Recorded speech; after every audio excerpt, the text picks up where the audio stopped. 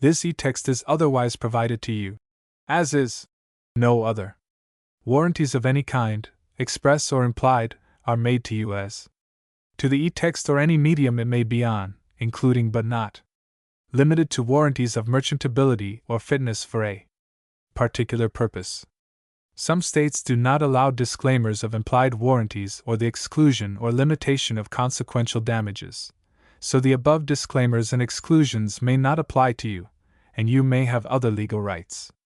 Indemnity: you will indemnify and hold Michael Hart, the Foundation, and its trustees and agents, and any volunteers associated with the production and distribution of Project Gutenberg TM texts harmless from all liability, cost, and expense, including legal fees, that arise directly or indirectly from any of the following that you do or cause: 1. Distribution of this e-text; 2. Alteration, modification, or addition to the e-text, or 3. Any defect.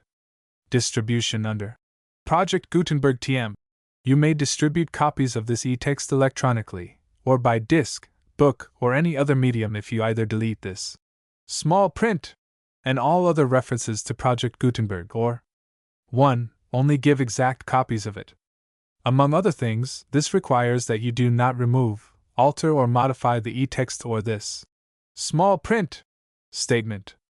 You may, however, if you wish, distribute this e-text in machine-readable binary, compressed, markup, or proprietary form, including any form resulting from conversion by word processing or hypertext software, but only so long as either *, the e-text, when displayed, is clearly readable, and does not contain characters other than those intended by the author of the work, although tilde, asterisk, and underline, underscore, characters may be used to convey punctuation intended by the author, and additional characters may be used to indicate hypertext links, or asterisk. The e-text may be readily converted by the reader at no expense into plain ASCII, EBCDIC, or equivalent form by the program that displays the e-text, as is the case, for instance, with most word processors, or asterisk. You provide, or agree to also provide on request at no additional cost, fee, or expense, a copy of the e-text in its original plain ASCII form,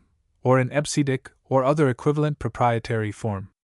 2. Honor the e-text refund and replacement provisions of this small print statement. 3. Pay a trademark license fee to the Foundation of 20% of the gross profits you derive, calculated using the method you already used to calculate your applicable taxes. If you don't derive profits, no royalty is due. Royalties are payable to Project Gutenberg Literary Archive Foundation. The 60 days following each date you prepare, or were legally required to prepare, your annual, or equivalent periodic, tax return. Please contact us beforehand to let us know your plans and to work out the details. What if you want to send money even if you don't have to? Project Gutenberg is dedicated to increasing the number of public domain and licensed works that can be freely distributed in machine-readable form. The project gratefully accepts contributions of money, time, public domain materials, or royalty-free copyright licenses. Money should be paid to the Project Gutenberg Literary Archive Foundation. If you are interested in contributing scanning equipment or software or other items, please contact Michael Hart at hart@pobox.com. Portions of this header are copyright C. 2001 by Michael S. Hart and may be reprinted only when these e-texts are free of all fees. Project Gutenberg is a trademark and may not be used in any sales of Project Gutenberg e-texts or other materials, be they hardware or software or any other related product, without express permission. N. The small print. For public domain e-texts ver. .10/04/01 end. Produced by Robert Rowe, Charles Franks, and the online distributed proofreading team. A History of Greek Art, with an introductory chapter on art in Egypt and Mesopotamia. By F. B. Tarbell, Professor of Classical Archaeology in the University of Chicago. Preface. The art of any artistically gifted people may be studied with various purposes and in various ways. One man, being himself an artist, may seek inspiration or guidance for his own practice. Another, being a student of the history of civilization, may strive to comprehend the products of art as one manifestation of a people's spiritual life. Another may be interested chiefly in tracing the development of artistic processes, forms, and subjects, and so on. But this book has been written in the conviction that the greatest of all motives for studying art, the motive which is and ought to be strongest in most people, is the desire to become acquainted with beautiful and noble things, the things that soothe the cares and lift the thoughts of man. The historical method of treatment has been adopted as a matter of course, but the emphasis is not laid upon the historical aspects of the subject. The chief aim has been to present characteristic specimens of the finest Greek work that has been preserved to us, and to suggest how they may be intelligently enjoyed. Fortunate they who can carry their studies farther, with the help of less elementary handbooks, of photographs, of casts, or, best of all, of the original monuments. Most of the illustrations in this book have been made from photographs, of which all but a few belong to the collection of Greek photographs owned by the University of Chicago. A number of other illustrations have been derived from books or serial publications, as may be seen from the accompanying legends. In several cases where cuts were actually taken from secondary sources, such as Baumeister's Denkmäler der klassischen Altertums, they have been credited to their original sources. A few architectural drawings were made expressly for this work, being adapted from trustworthy authorities, viz., figures 6 and 51 and 61 and 64. There remain 2 or 3 additional illustrations, which have so long formed a part of the ordinary stock in trade of handbooks that it seemed unnecessary to assign their origin. The introductory chapter has been kindly looked over by Dr. J. H. Breasted, who has relieved it of a number of errors, without in any way making himself responsible for it. The remaining chapters have unfortunately not had the benefit of any such revision. In the present reissue of this book, a number of slight changes and corrections have been introduced. Chicago, January 1905. I. Art in Egypt and Mesopotamia 2. Prehistoric Art in Greece 3. Greek Architecture 4. Greek Sculpture, General Considerations v. The Archaic Period of Greek Sculpture, First Half, 625. -550 BC 6. The Archaic Period of Greek Sculpture. Second Half, 550 to 480 B.C. 7. The Transitional Period of Greek Sculpture. 480-4506 c. 8. The Great Age of Greek Sculpture. First Period, 450 to 400 B.C. 9. The Great Age of Greek Sculpture. Second Period, 400 to 323 B.C. X. The Hellenistic Period of Greek Sculpture. 323 to 146 B.C. 11. Greek Painting, A History of Greek Art. Chapter 1. Art in Egypt and Mesopotamia. The history of Egypt, from the time of the earliest extant monuments to the absorption of the country in the Roman Empire, covers a space of some thousands of years. This long period was not one of stagnation. It is only in proportion to our ignorance that life in ancient Egypt seems to have been on one dull, dead level. Dynasties rose and fell. Foreign invaders occupied the land and were expelled again. Customs, beliefs, institutions underwent changes. Of course, then, art did not remain stationary. On the contrary, it had marked vicissitudes, now displaying great freshness and vigor, now uninspired and monotonous, now seemingly dead, and now reviving to new activity. In Babylonia we deal with perhaps even remoter periods of time, but the artistic remains at present known from that quarter are comparatively scanty. From Assyria, however, the daughter of Babylonia, materials abound, and the history of that country can be written in detail for a period of several centuries. Naturally, then, even a mere sketch of Egyptian, Babylonian, and Assyrian art would require much more space than is here at disposal. All that can be attempted is to present a few examples and suggest a few general notions. The main purpose will be to make clearer by comparison and contrast the essential qualities of Greek art, to which this volume is devoted. I begin with Egypt, and offer at the outset a table of the most important periods of Egyptian history. The dates are taken from the sketch prefixed to the Catalogue of Egyptian Antiquities in the Berlin Museum. In using them, the reader must bear in mind that the earlier Egyptian chronology is highly uncertain. Thus the date here suggested for the Old Empire, while it cannot be too early, may be 1,000 years too late. As we come down, the margin of possible error grows less and less. The figures assigned to the new empire are regarded as trustworthy within a century or two. But only when we reach the Sate dynasty do we get a really precise chronology.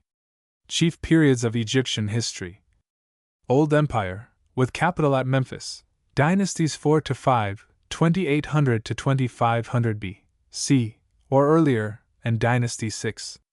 Middle Empire, with capital at Thebes, dynasties 11 to 13, 2200 to 1800 B.C., or earlier. New Empire, with capital at Thebes, dynasties 17 to 20, ca. 1600 to 1100 B.C. Sate period, dynasty 26, 663 to 525 B.C. One of the earliest Egyptian sculptures now existing, though certainly not earlier than the 4th dynasty, is the Great Sphinx of Gizeh, Figure 1.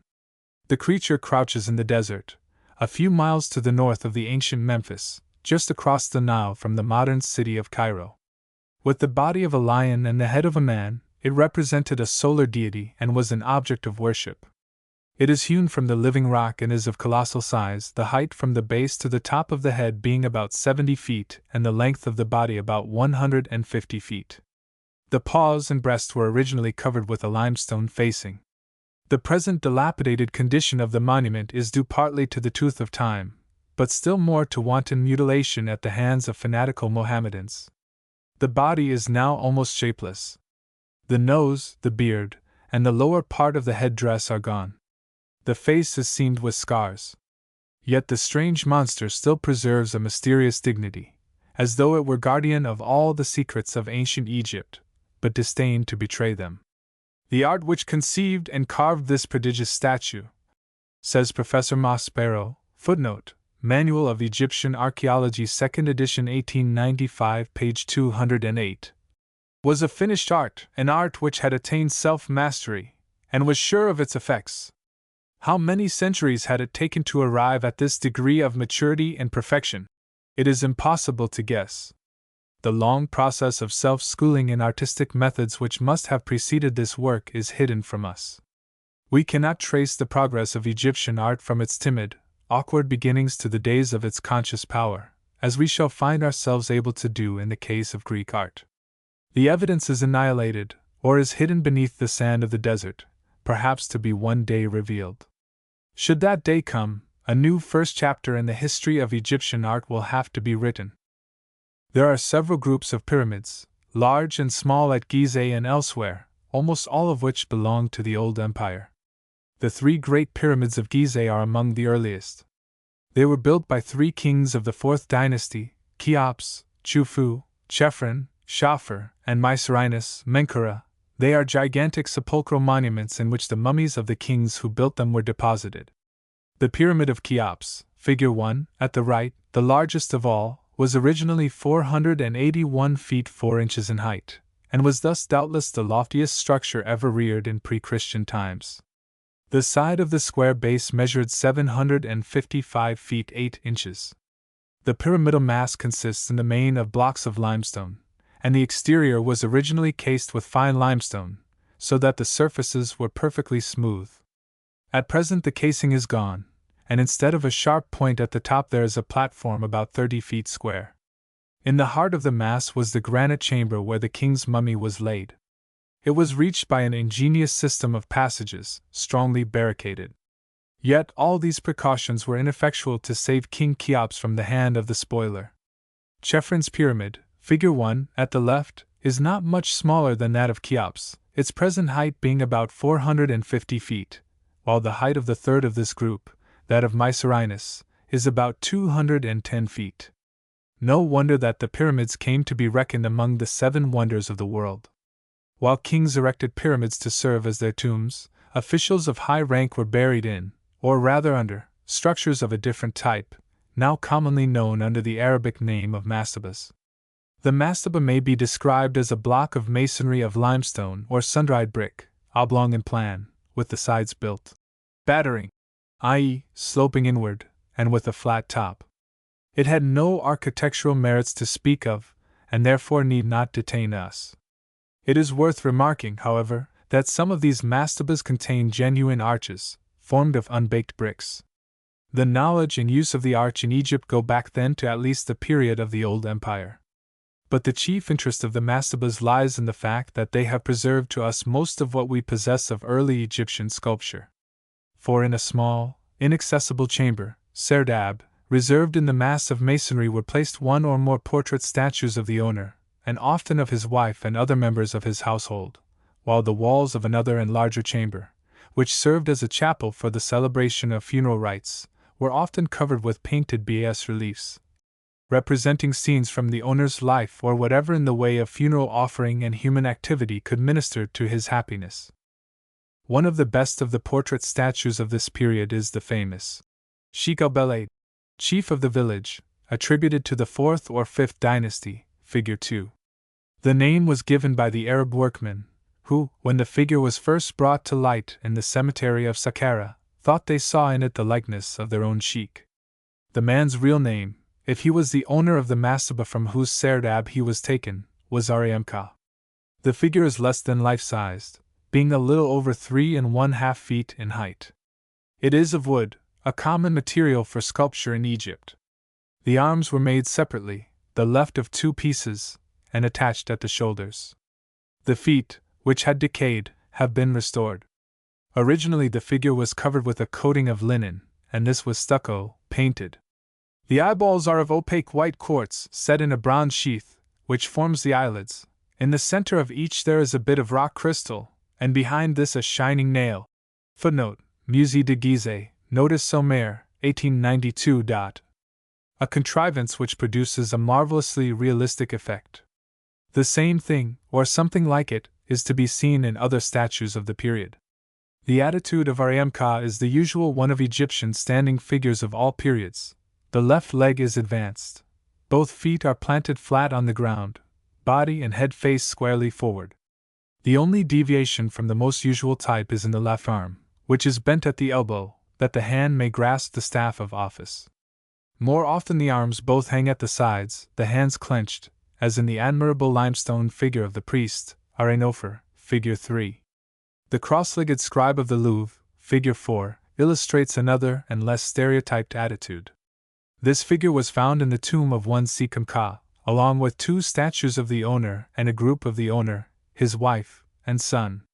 The scribe was presumably in the employ of Sekum Ka. The figure is of limestone, the commonest material for these sepulchral statues, and according to the unvarying practice, was completely covered with color, still in good preservation. The flesh is of a reddish-brown, the regular color for men. The eyes are similar to those of the Sheikh el-Beled. The man is seated with his legs crossed under him. A strip of papyrus, held by his left hand, rests upon his lap. His right hand held a pen. The head shown in figure 5 belongs to a group, if we may give that name to 2 figures carved from separate blocks of limestone, and seated stiffly side by side. Egyptian sculpture in the round never created a genuine, integral group, in which 2 or more figures are so combined that no one is intelligible without the rest. That achievement was reserved for the Greeks.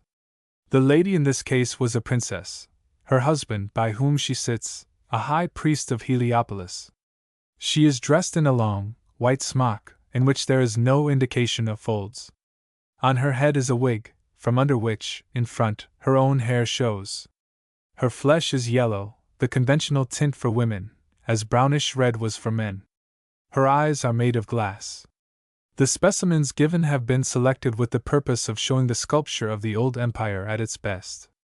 The all-important fact to notice is the realism of these portraits. We shall see that Greek sculpture throughout its great period tends toward the typical and the ideal in the human face and figure. Not so in Egypt. Here the task of the artist was to make a counterfeit presentment of his subject, and he has achieved his task at times with marvelous skill. Especially the heads of the best statues have an individuality and lifelikeness which have hardly been surpassed in any age. But let not our admiration blind us to the limitations of Egyptian art.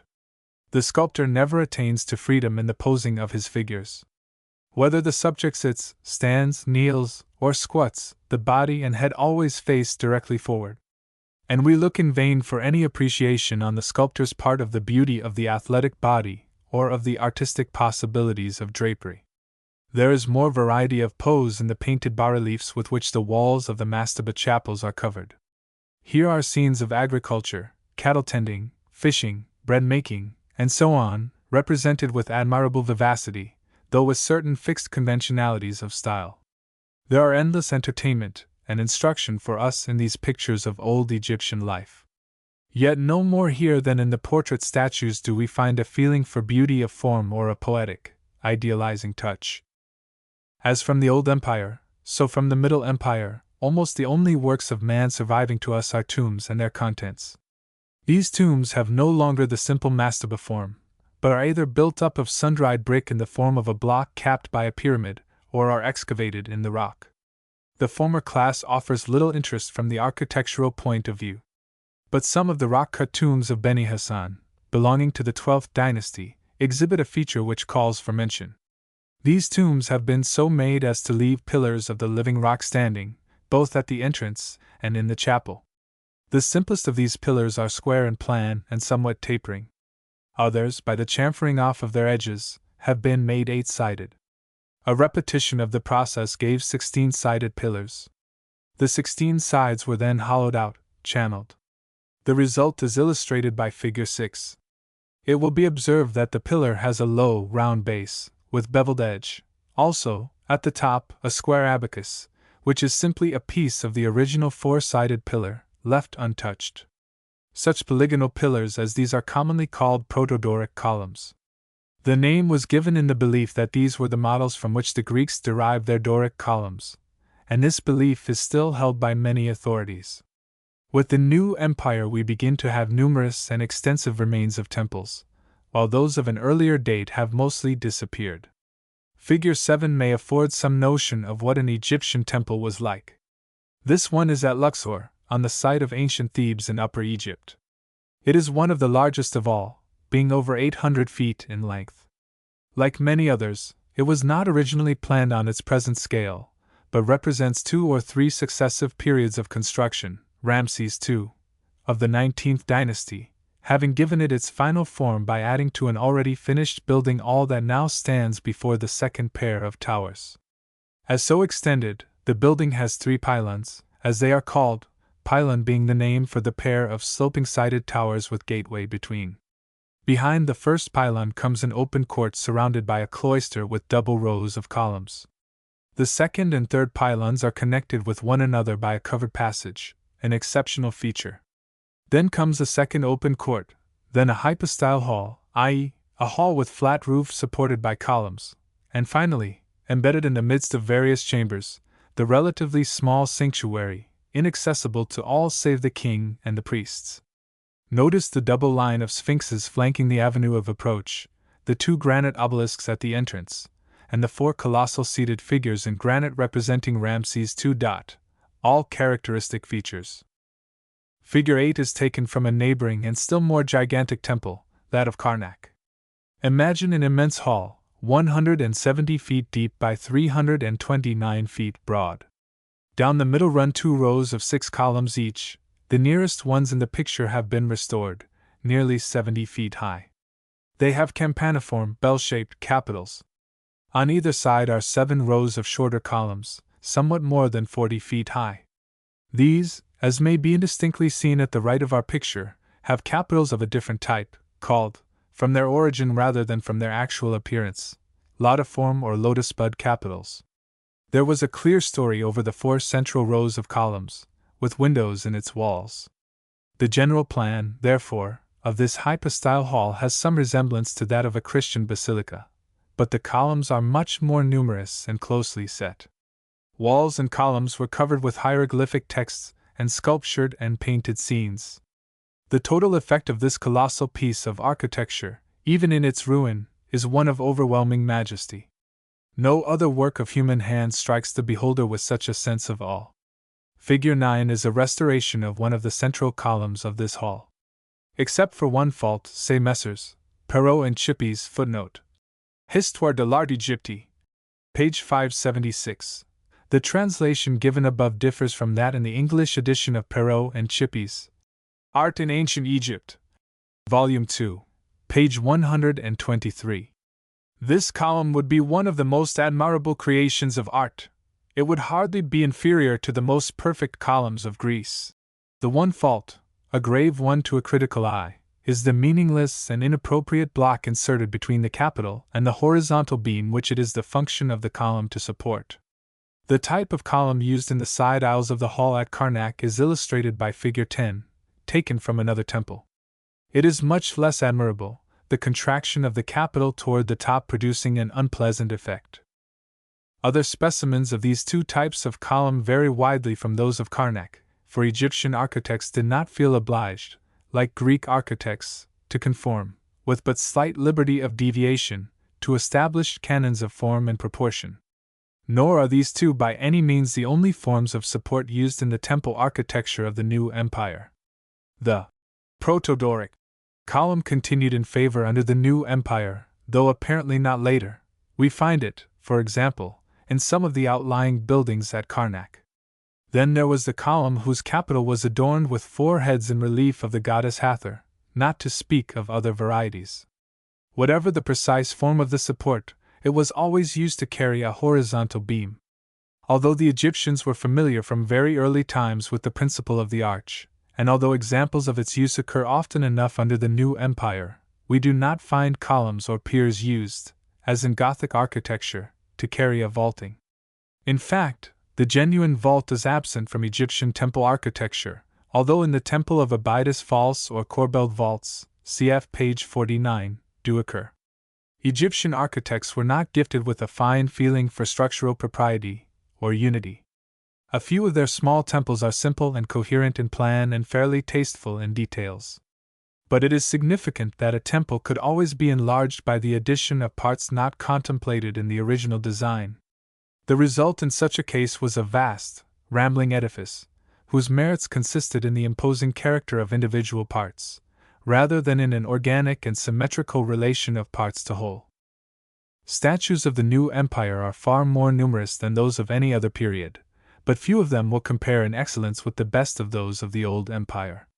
Colossal figures of kings abound, chiseled with infinite patience from granite and other obdurate rocks. All these and others may be passed over in order to make room for a statue in the Louvre, Figure 11, which is chosen, not because of its artistic merits, but because of its material and its subject. It is of bronze, somewhat over 3 feet in height, thus being the largest Egyptian bronze statue known.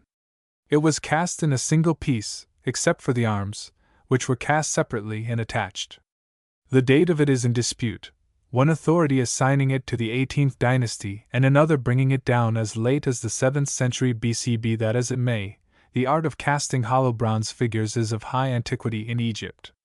The figure represents a hawk-headed god, Horus, who once held up some object, probably a vase for libations.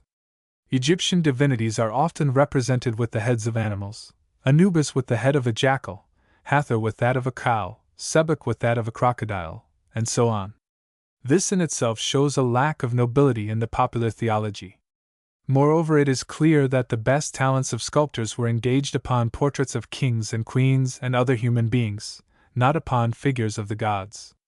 The latter exist by the thousand, to be sure, but they are generally small statuettes, a few inches high, in bronze, wood, or faience.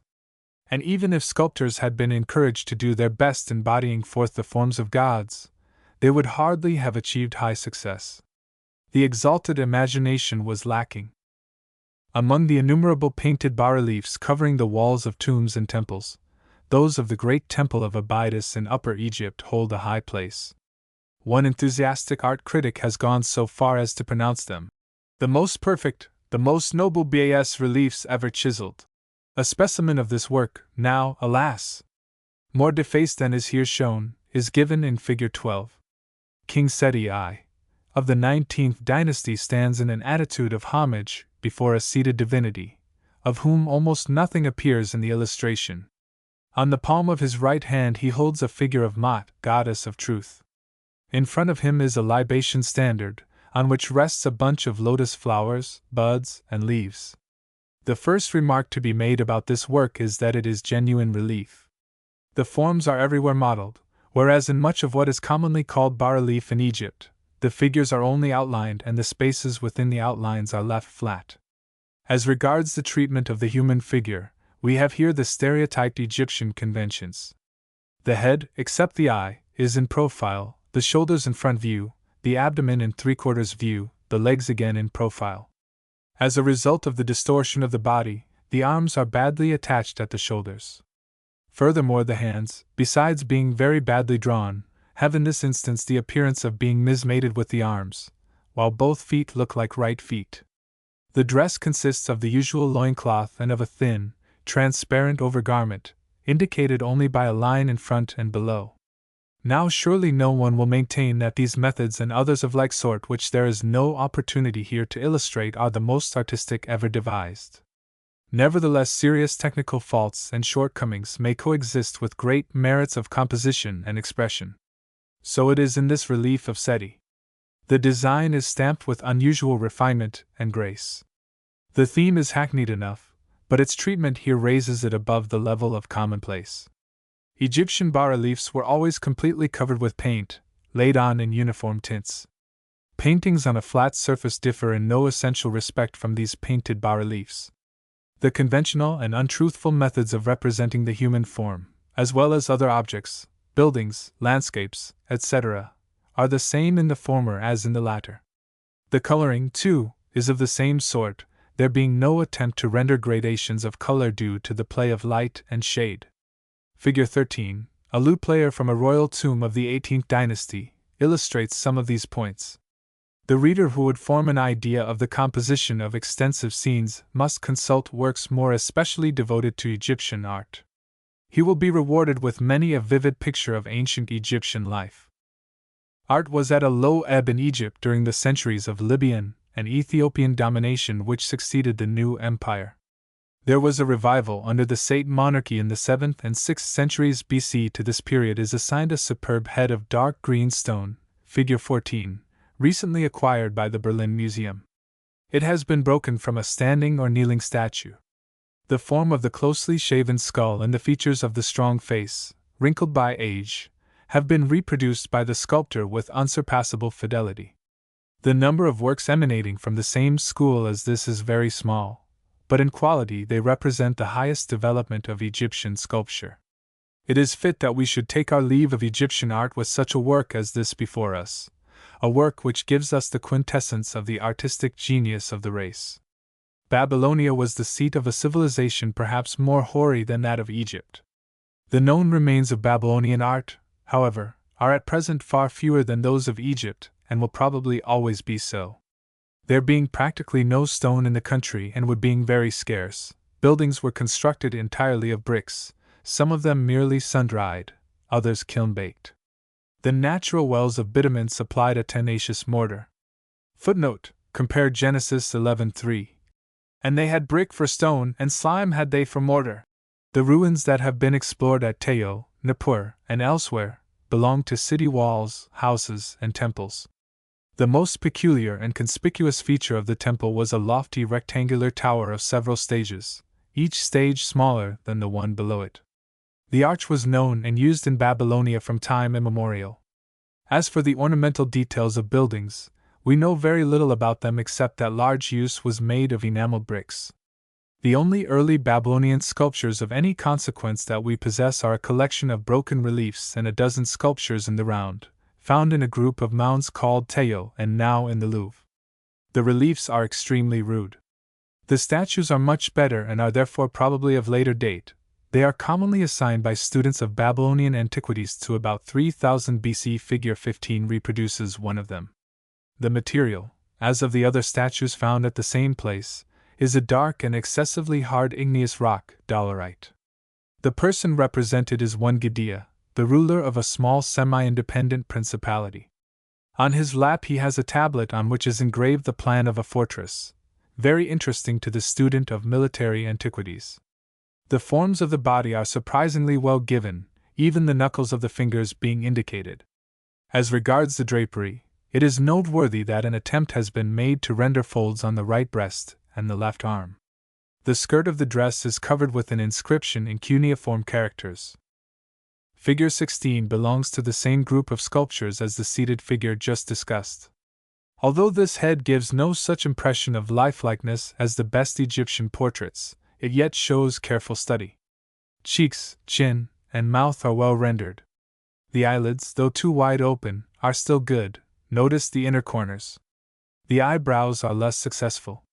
Their general form is that of the half of a figure 8 bisected vertically, and the hairs are indicated by slanting lines arranged in herringbone fashion. Altogether, the reader will probably feel more respect than enthusiasm for this early Babylonian art, and will have no keen regret that the specimens of it are so few. The Assyrians were by origin one people with the Chaldeans and were therefore a branch of the great Semitic family. It is not until the 9th century BC that the great period of Assyrian history begins. Then for 2.5 centuries Assyria was the great conquering power of the world. Near the end of the 7th century it was completely annihilated by a coalition of Babylonia and Media. With an insignificant exception or two, the remains of Assyrian buildings and sculptures all belong to the period of Assyrian greatness. The principal sites where explorations have been carried on are Koyunjik, Nineveh, Nimrud, and Khorsabad, and the ruins uncovered are chiefly those of royal palaces. These buildings were of enormous extent.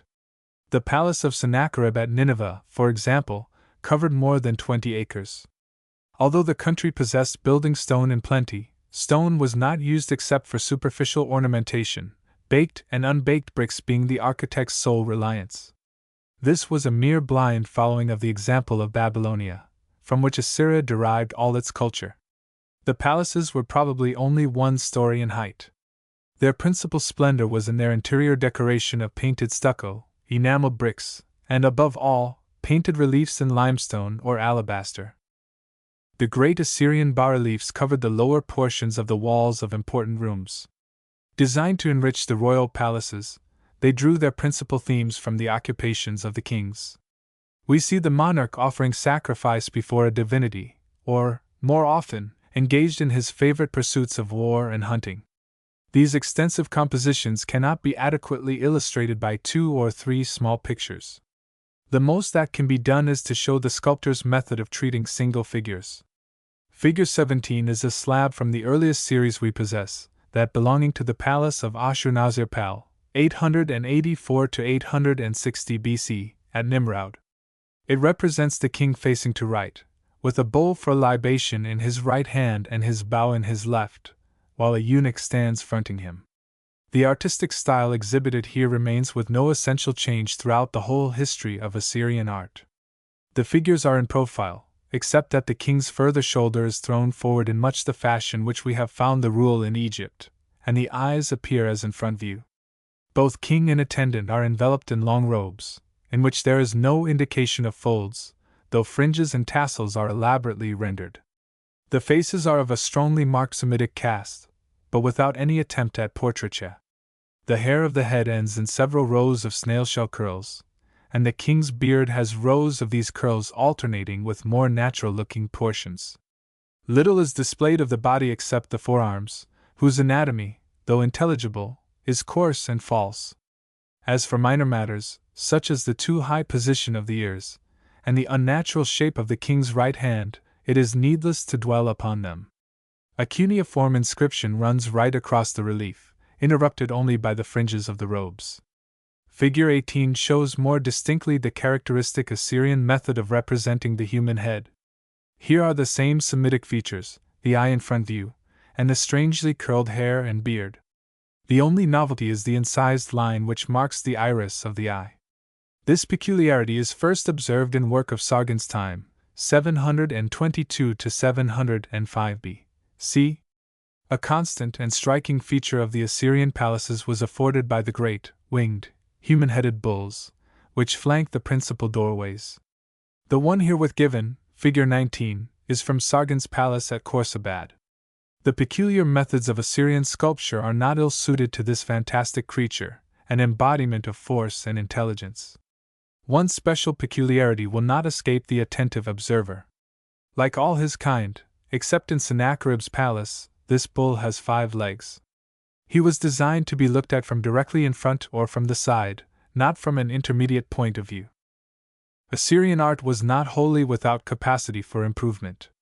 Under Ashurbanipal, 668 to 626, the Sardanapalus of the Greeks, it reached a distinctly higher level than ever before. It is from his palace at Nineveh that the slab partially shown in Figure 20 was obtained. Two demons, with human bodies, arms, and legs, but with lions' heads, asses' ears, and eagles' talons, confront one another angrily, brandishing daggers in their right hands. Mesopotamian art was fond of such creatures, but we do not know precisely what meaning was attached to the present scene.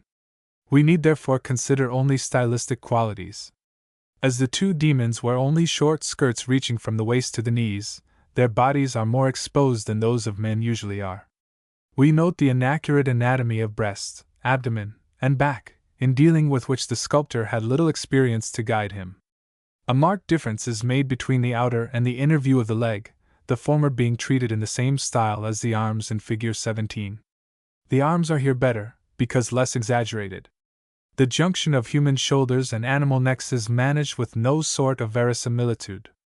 But the heads, conventionalized though they are full of vigor.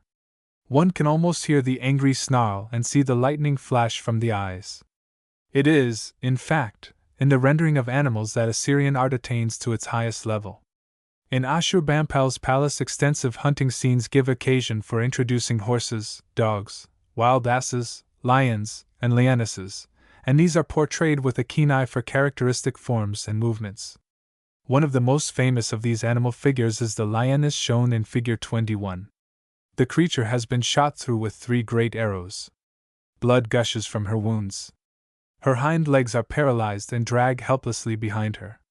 Yet she still moves forward on her 4 feet and howls with rage and agony. Praise of this admirable figure can hardly be too strong. This and others, of equal merit, redeem Assyrian art. As has been already intimated, these bas-reliefs were always colored, though, it would seem, only partially, whereas Egyptian bas-reliefs were completely covered with color. Of Assyrian stone sculpture in the round nothing has yet been said. A few pieces exist, but their style is so essentially like that of the bas-reliefs that they call for no separate discussion. More interesting is the Assyrian work in bronze. The most important specimens of this are some hammered reliefs, now in the British Museum, which originally adorned a pair of wooden doors in the palace of Shalmaneser III. At Balawat. The art of casting statuettes and statues in bronze was also known and practiced, as it had been much earlier in Babylonia, but the examples preserved to us are few. For the decorative use which the Assyrians made of color, our principal witnesses are then enamel bricks. These are ornamented with various designs, men, genii, animals, and floral patterns, in a few rich colors, chiefly blue and yellow. Of painting, except in the sense of mural decoration, there is no trace. Egypt and Mesopotamia are, of all the countries around the Mediterranean, the only seats of an important, indigenous art, antedating that of Greece. Other countries of Western Asia, Syria, Phrygia, Phoenicia, Persia, and so on, seem to have been rather recipients and transmitters than originators of artistic influences. For Egypt, Assyria, and the regions just named did not remain isolated from one another. On the contrary, intercourse both friendly and hostile was active, and artistic products, at least of the small and portable kind, were exchanged. The paths of communication were many, but there is reason for thinking that the Phoenicians, the great trading nation of early times, were especially instrumental in disseminating artistic ideas. To these influences Greece was exposed before she had any great art of her own. Among the remains of prehistoric Greece we find, besides some objects of foreign manufacture, others, which, though presumably of native origin, are yet more or less directly inspired by Egyptian or Oriental models. But when the true history of Greek art begins, say about 600 B.C., the influences from Egypt and Asia sink into insignificance. It may be that the impulse to represent gods and men in wood or stone was awakened in Greece by the example of older communities. It may be that 1 or 2 types of figures were suggested by foreign models. It may be that a hint was taken from Egypt for the form of the Doric column and that the Ionic capital derives from an Assyrian prototype. It is almost certain that the art of casting hollow bronze statues was borrowed from Egypt. And it is indisputable that some ornamental patterns used in architecture and on pottery were rather appropriated than invented by Greece. There is no occasion for disguising or underrating this indebtedness of Greece to her elder neighbors. But, on the other hand, it is important not to exaggerate the debt. Greek art is essentially self-originated, the product of a unique, incommunicable genius. As well might one say that Greek literature is of Asiatic origin, because, forsooth, the Greek alphabet came from Phoenicia, as call Greek art the offspring of Egyptian or Oriental art because of the impulses received in the days of its beginning. Footnote: this comparison is perhaps not original with the present writer. Chapter 2. Prehistoric Art in Greece. 30 years ago it would have been impossible to write with any considerable knowledge of prehistoric art in Greece. The Iliad and Odyssey, to be sure, tell of numerous artistic objects, but no definite pictures of these were called up by the poet's words. Of actual remains only a few were known. Some implements of stone, the mighty walls of Tiryns, Mycenae, and many another ancient citadel, for treasuries, as they were often called, at Mycenae and one at the Boeotian Orchomenus. These made up pretty nearly the total of the visible relics of that early time. Today the case is far different. Thanks to the faith, the liberality, and the energy of Heinrich Schliemann, an immense impetus has been given to the study of prehistoric Greek archaeology. His excavations at Troy, Mycenae, Tiryns, and elsewhere aroused the world. He labored, and other men, better trained than he, have entered into his labors. The material for study is constantly accumulating, and constant progress is being made in classifying and interpreting this material. A civilization antedating the Homeric poems stands now dimly revealed to us. Mycenae, the city, rich in gold, the residence of Agamemnon, whence he ruled over many islands in all Argos. Footnote: Iliad 2, 108, is seen to have had no merely legendary preeminence. So conspicuous, in fact, does Mycenae appear in the light as well of archaeology as of epic, that it has become common, somewhat misleading though it is, to call a whole epoch and a whole civilization Mycenaean.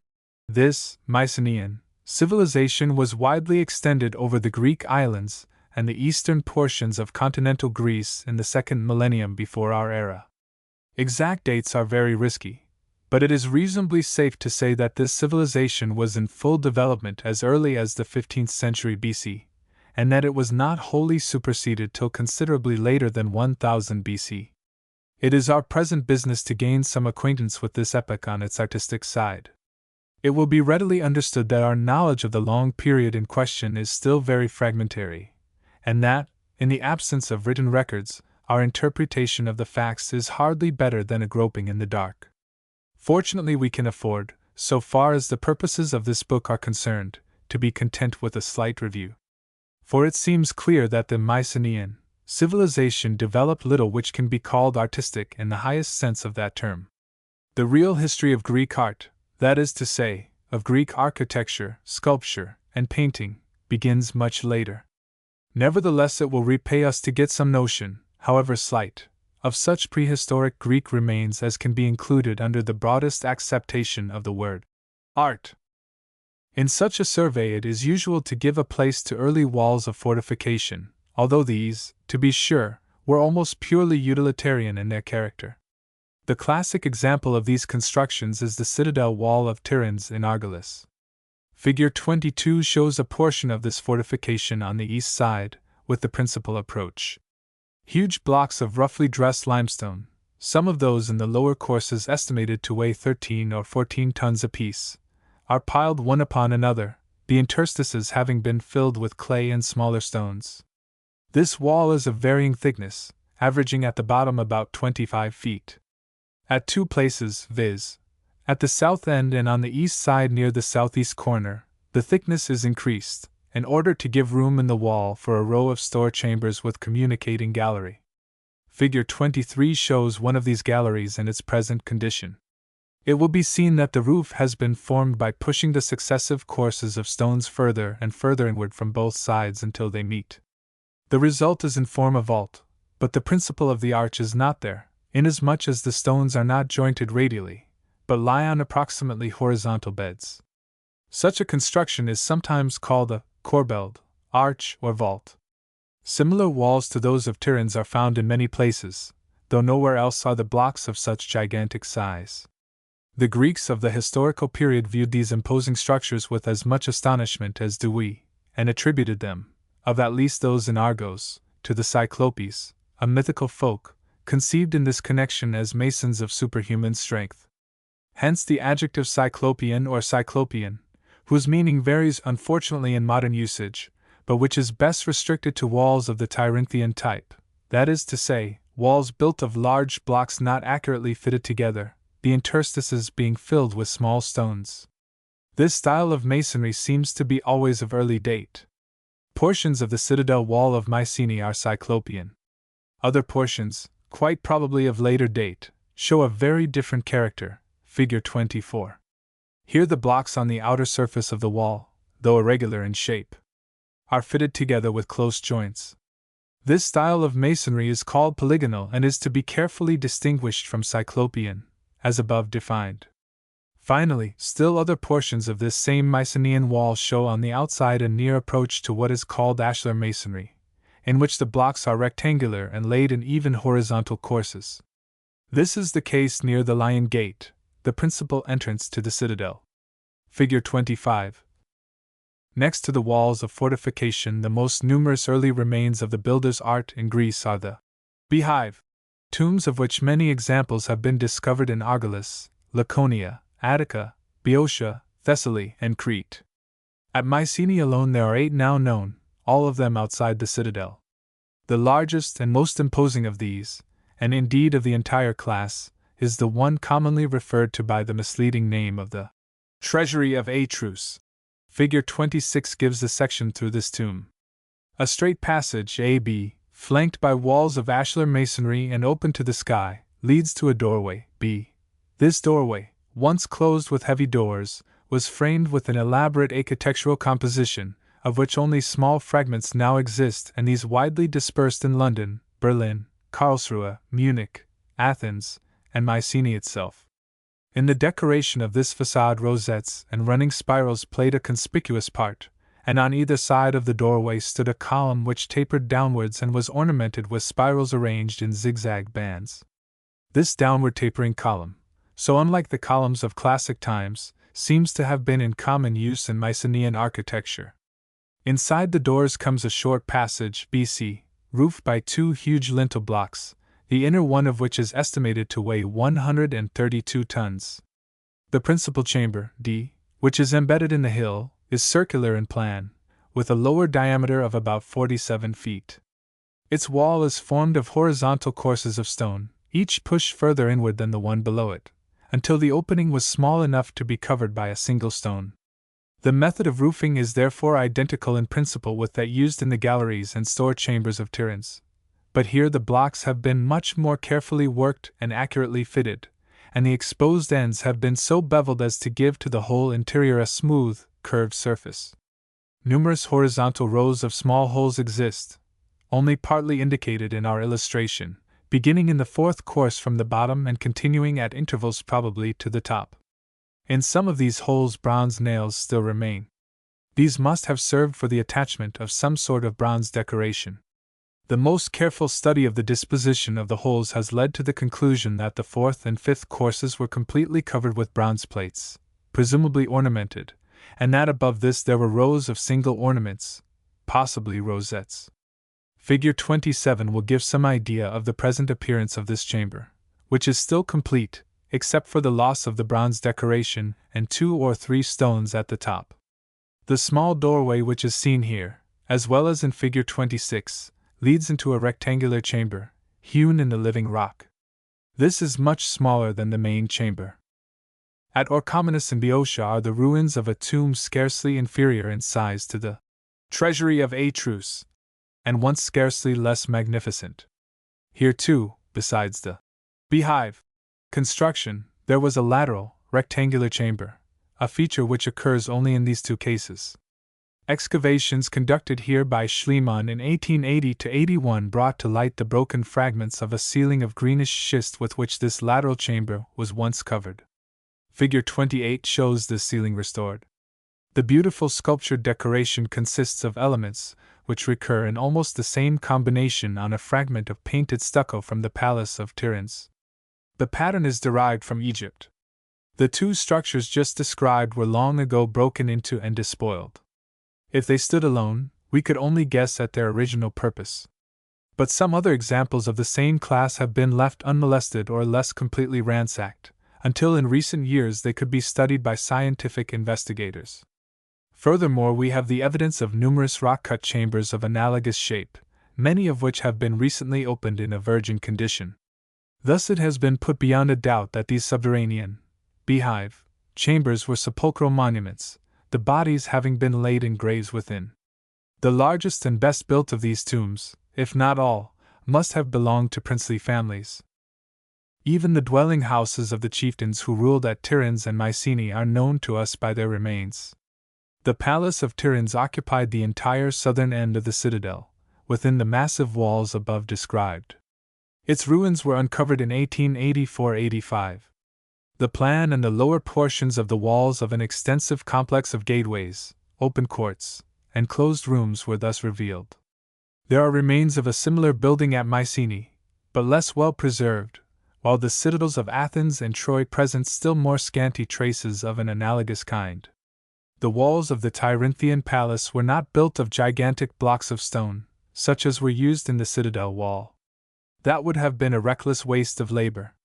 On the contrary, they were built partly of small irregular pieces of stone, partly of sun-dried bricks.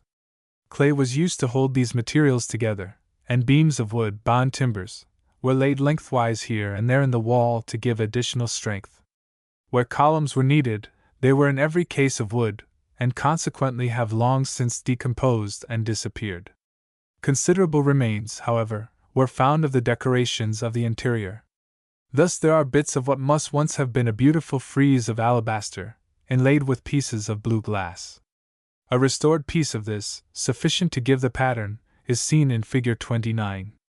Essentially the same design, somewhat simplified, occurs on objects of stone, ivory, and glass found at Mycenae, and in a beehive tomb of Attica. Again, there are fragments of painted stucco which decorated the walls of rooms in the Palace of Tiryns.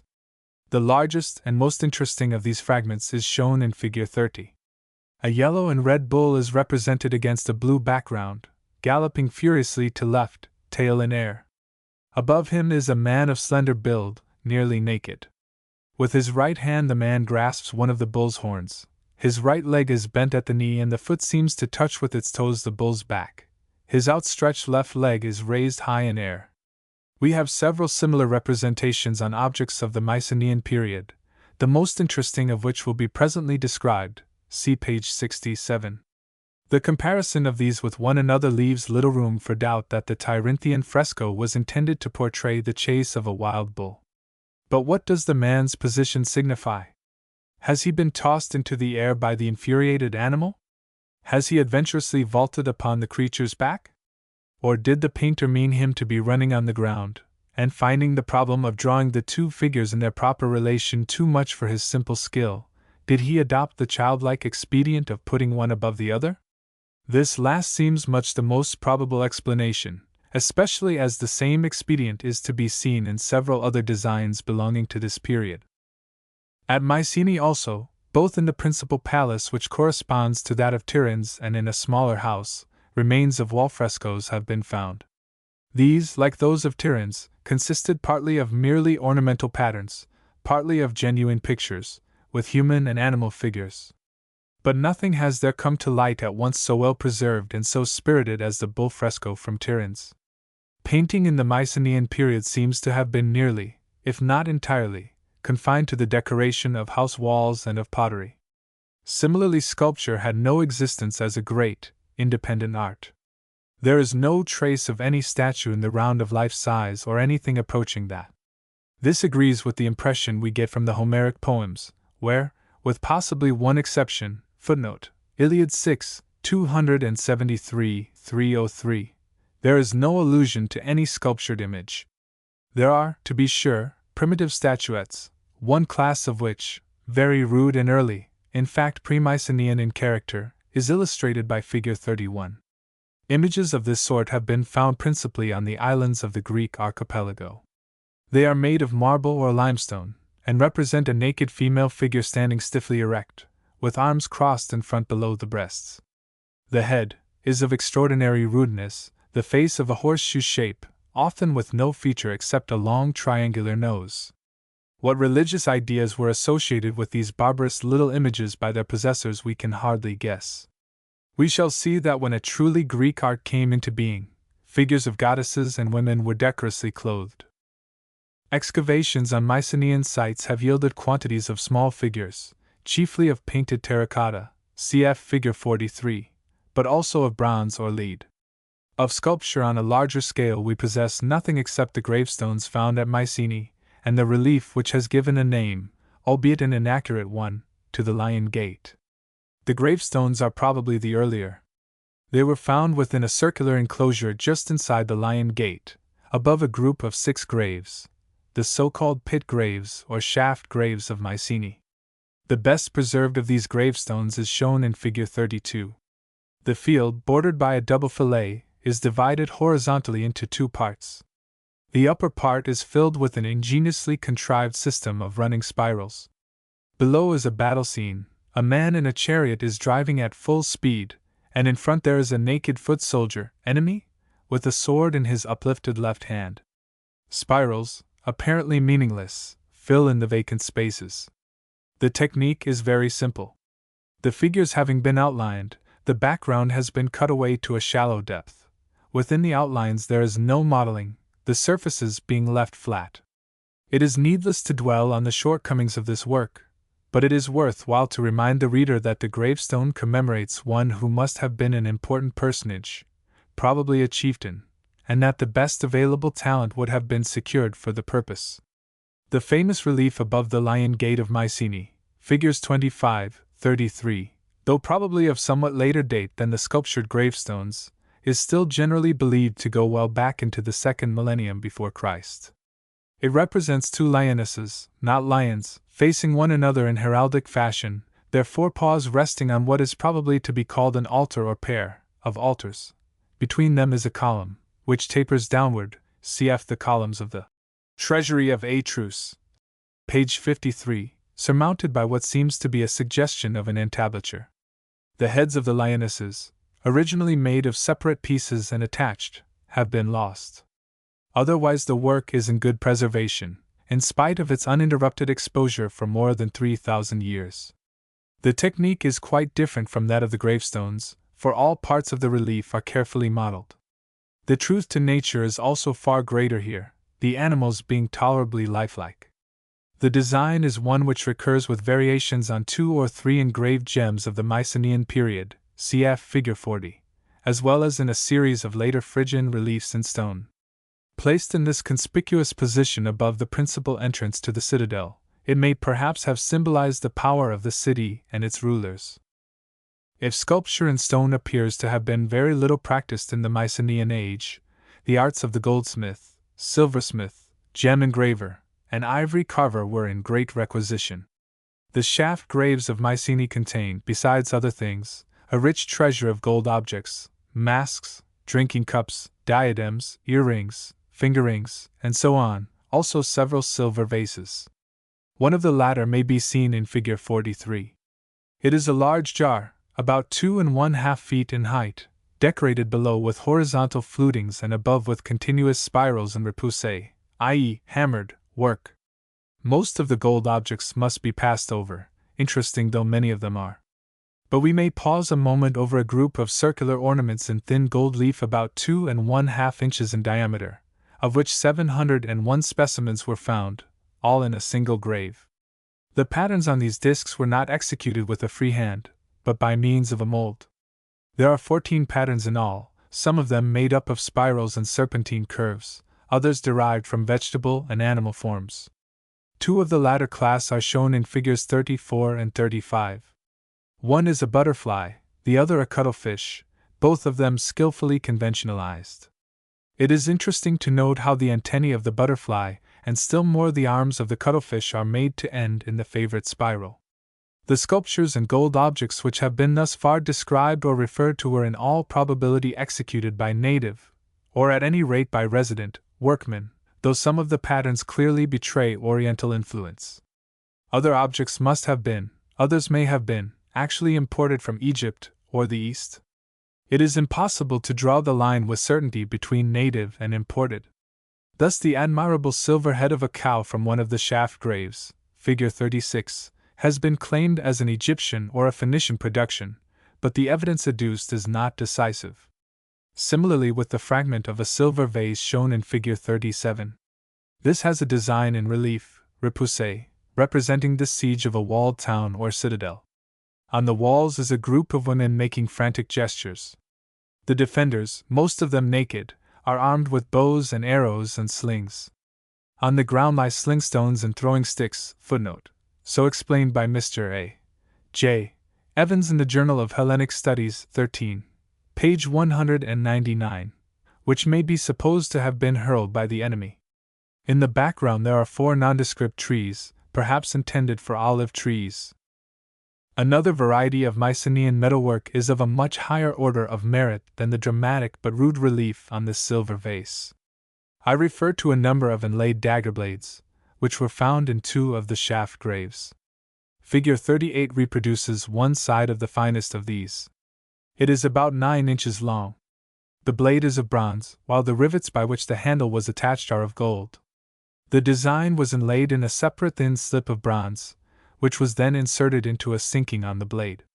The materials used are various.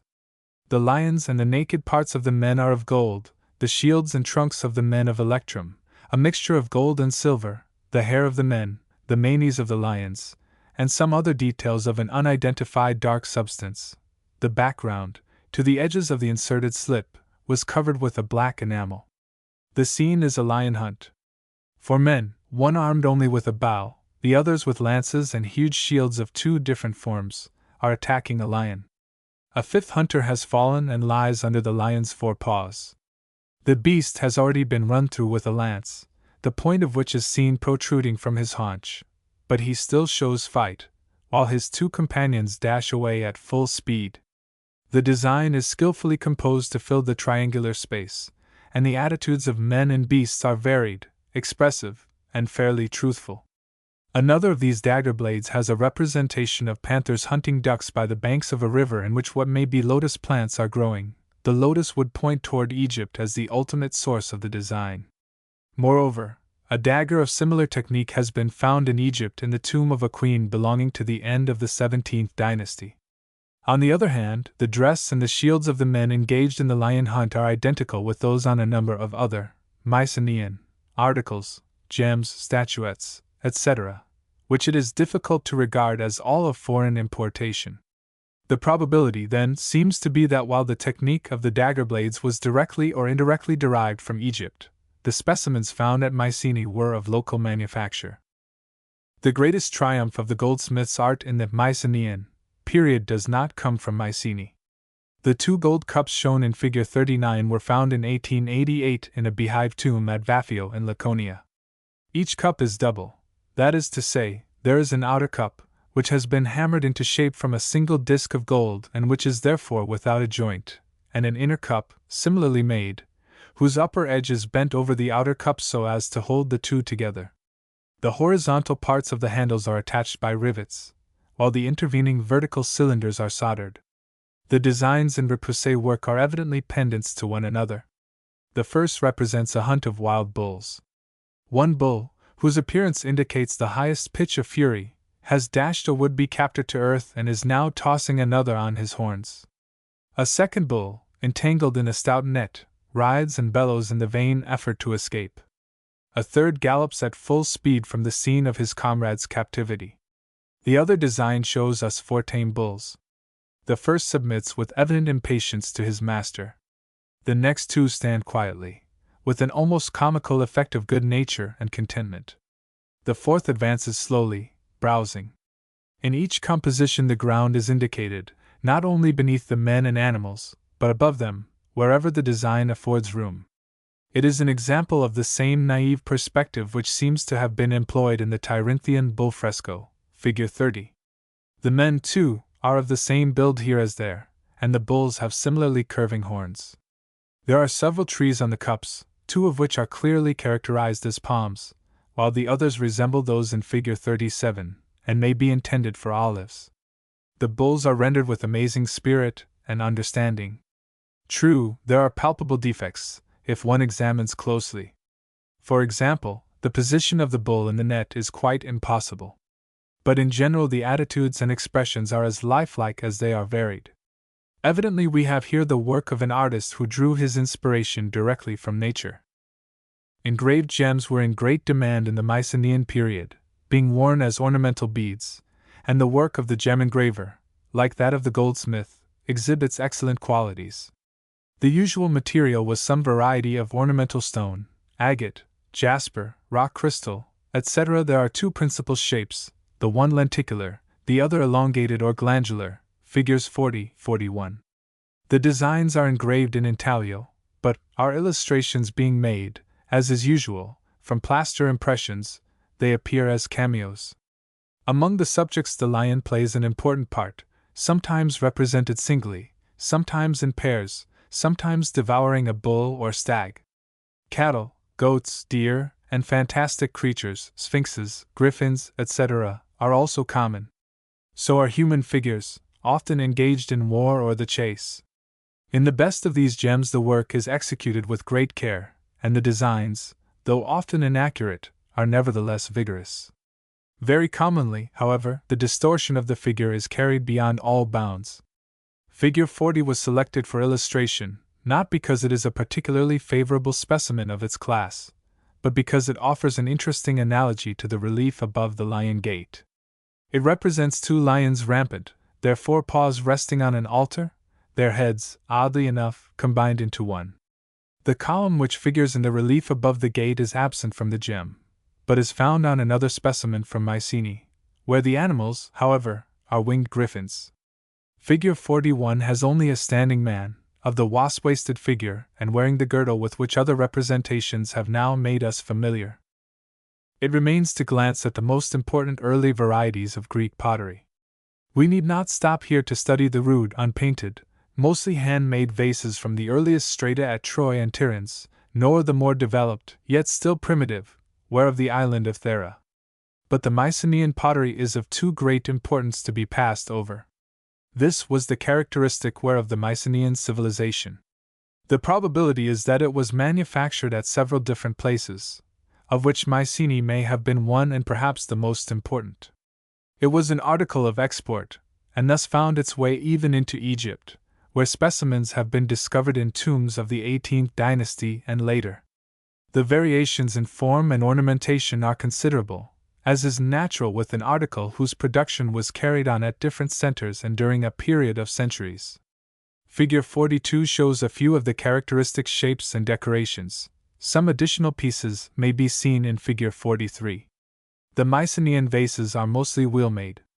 The decoration, in the great majority of examples, is applied in a lustrous color, generally red, shading to brown or black.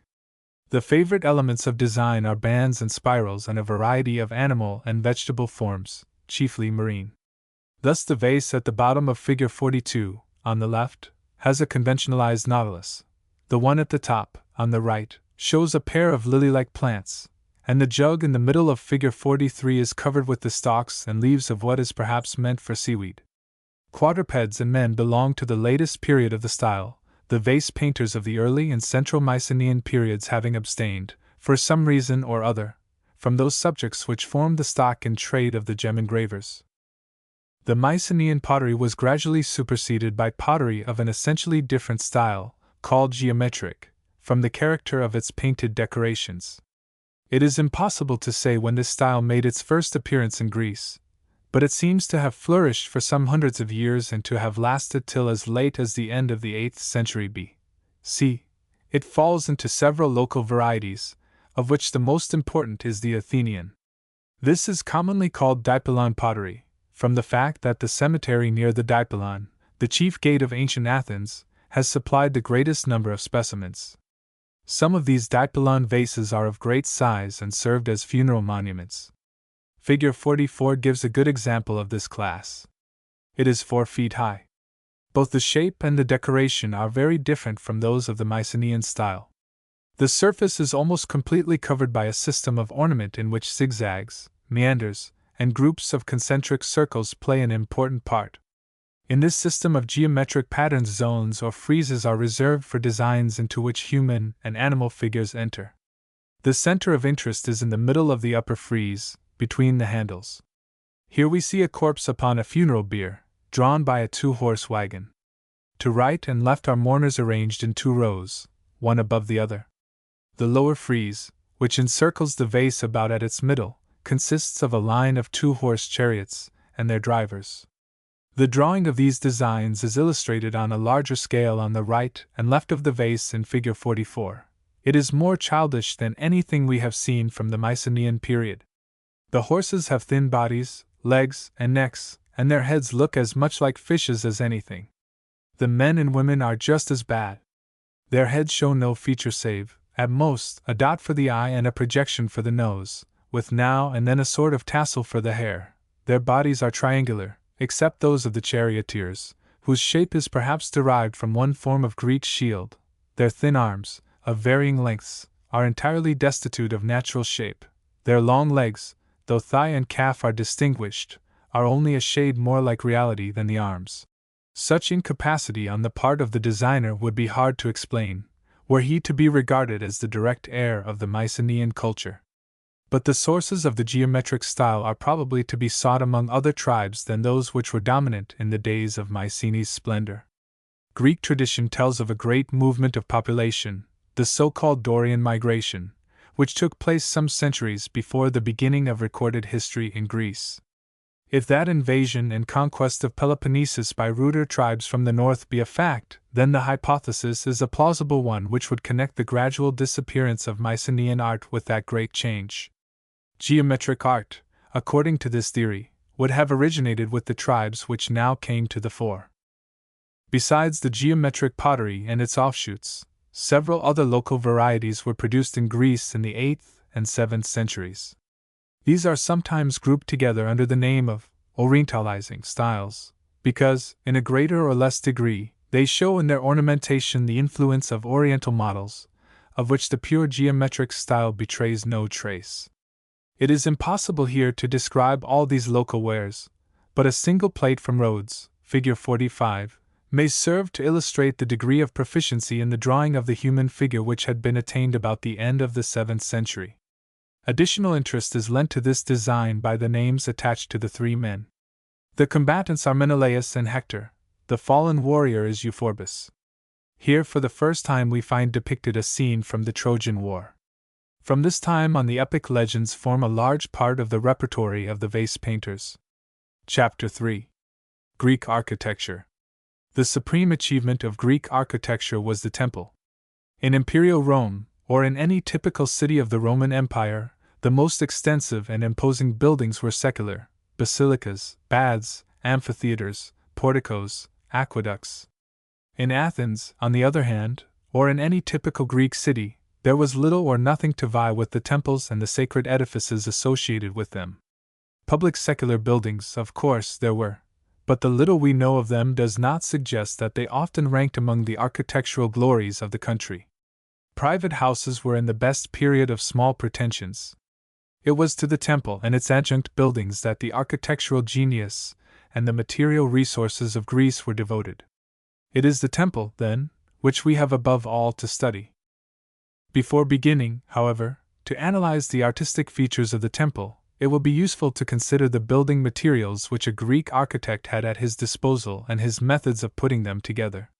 Greece is richly provided with good building stone. At many points there are inexhaustible stores of white marble. The island of Paros, one of the Cyclades, and Mount Pentelicus in Attica, to name only the 2 best and most famous quarries, are simply masses of white marble, suitable as well for the builder as the sculptor. There are besides various beautiful colored marbles, but it was left to the Romans to bring these into use. Then there are many commoner sorts of stone ready to the builder's hand, especially the rather soft, brown limestones which the Greeks called by the general name of poros. Footnote: the word has no connection with porous. This material was not disdained, even for important buildings. Thus the Temple of Zeus at Olympia, one of the two most important religious centers in the Greek world, was built of local poros. The same was the case with the numerous temples of Acragas, Girgenti, and Selinus in Sicily. An even meaner material, sun-dried brick, was sometimes, perhaps often, employed for cella walls. Where poros or crude brick was used, it was coated over with a very fine, hard stucco, which gave a surface like that of marble. It is remarkable that no use was made in Greece of baked bricks before the period of Roman domination.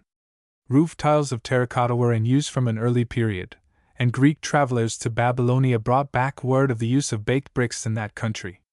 Nevertheless, Greek builders showed no disposition to adopt baked bricks for their masonry. This probably hangs together with another important fact: the absence of lime mortar from Greek architecture. Lime stucco was in use from time immemorial. But lime mortar, i.e., lime mixed with sand and used as a bond for masonry, is all but unknown in Greek work. Footnote: the solitary exception at present known is an Attic tomb built of crude bricks laid in lime mortar. Consequently, in the walls of temples and other carefully constructed buildings an elaborate system of bonding by means of clamps and dowels was resorted to. Figure 46 illustrates this and some other points. The blocks of marble are seen to be perfectly rectangular and of uniform length and height. Each end of every block is worked with a slightly raised and well-smoothed border, for the purpose of securing without unnecessary labor a perfectly accurate joint. The shallow holes, 3 in the upper surfaces are pry holes, which were of use in prying the blocks into position. The adjustment having been made, contiguous blocks in the same course were bonded to one another by clamps, embedded horizontally, while the sliding of one course upon another was prevented by upright dowels, 2. Greek clamps and dowels were usually of iron, and they were fixed in their sockets by means of molten lead run-in. The form of the clamp differs at different periods. The double T shape shown in the illustration is characteristic of the best age, cf. also figure 48. Another important fact to be noted at the outset is the absence of the arch from Greek architecture. It is reported by the Roman philosopher Seneca that the principle of the arch was discovered by the Greek philosopher Democritus, who lived in the latter half of the 5th century B.C. That he independently discovered the arch as a practical possibility is most unlikely, seeing that it had been used for ages in Egypt and Mesopotamia, but it may be that he discussed, however imperfectly, the mathematical theory of the subject. If so, it would seem likely that he had practical illustrations about him, and this view receives some support from the existence of a few subterranean vaults, which perhaps go back to the good Greek period. Be that as it may, the arch plays absolutely no part in the columnar architecture of Greece. In a Greek temple or similar building only the flat ceiling was known. Above the exterior portico and the vestibules of a temple the ceiling was sometimes of stone or marble, sometimes of wood. In the interior it was always of wood. It follows that no very wide space could be sealed over without extra supports. At Priene in Asia Minor we find a temple, figure 49, whose cella, slightly over 30 feet in breadth, has no interior columns. The architect of the Temple of Athena on the island of Aegina, figure 52, was less venturesome. Although the cella there is only 21¼ feet in breadth, we find, as in large temples, a double row of columns to help support the ceiling. And when a really large room was built, like the Hall of Initiation at Eleusis or the Assembly Hall of the Arcadians at Megalopolis, such a forest of pillars was required as must have seriously interfered with the convenience of congregations. We are now ready to study the plan of a Greek temple. The essential feature is an enclosed chamber, commonly called by the Latin name cella, in which stood, as a rule, the image of the god or goddess to whom the temple was dedicated. Figure 47 shows a very simple plan.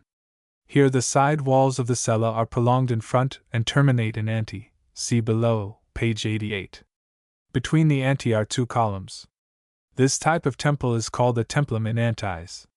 Were the vestibule, pronaos, repeated at the other end of the building, it would be called an opostotemus, and the whole building would be a double templum in antis. In Figure 48, the vestibules are formed by rows of columns extending across the whole width of the cella, whose side walls are not prolonged. Did a vestibule exist at the front only, the temple would be called prostyle. As it is amphiprostyle. Only small Greek temples have as simple a plan as those just described. Larger temples are peripteral, i.e., are surrounded by a colonnade or peristyle, figures 49, 50.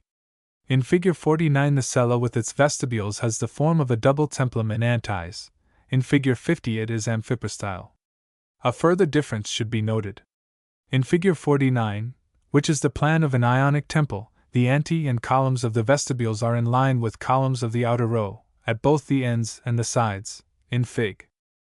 50, which is the plan of a Doric temple, the exterior columns are set without regard to the cella wall, and the columns of the vestibules.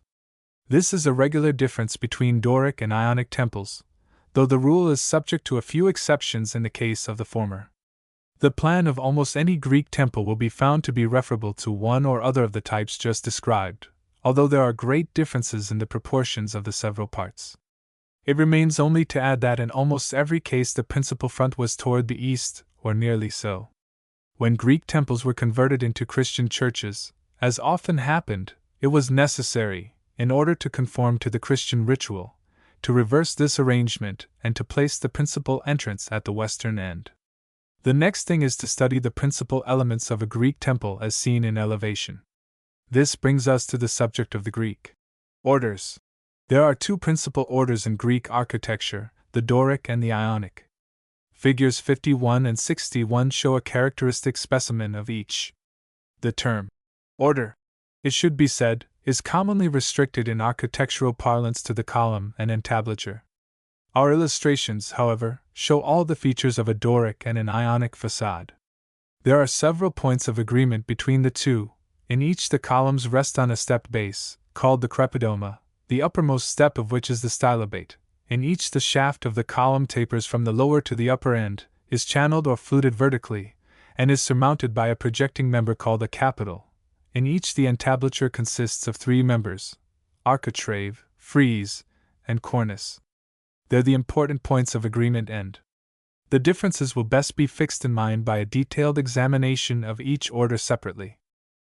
Our typical example of the Doric order, Figure 51, is taken from the Temple of Aphaea on the island of Aegina, a temple probably erected about 480 BC, cf. Figure 52. The column consists of two parts, shaft and capital. It is of sturdy proportions, its height being about 5 1/2 times the lower diameter of the shaft.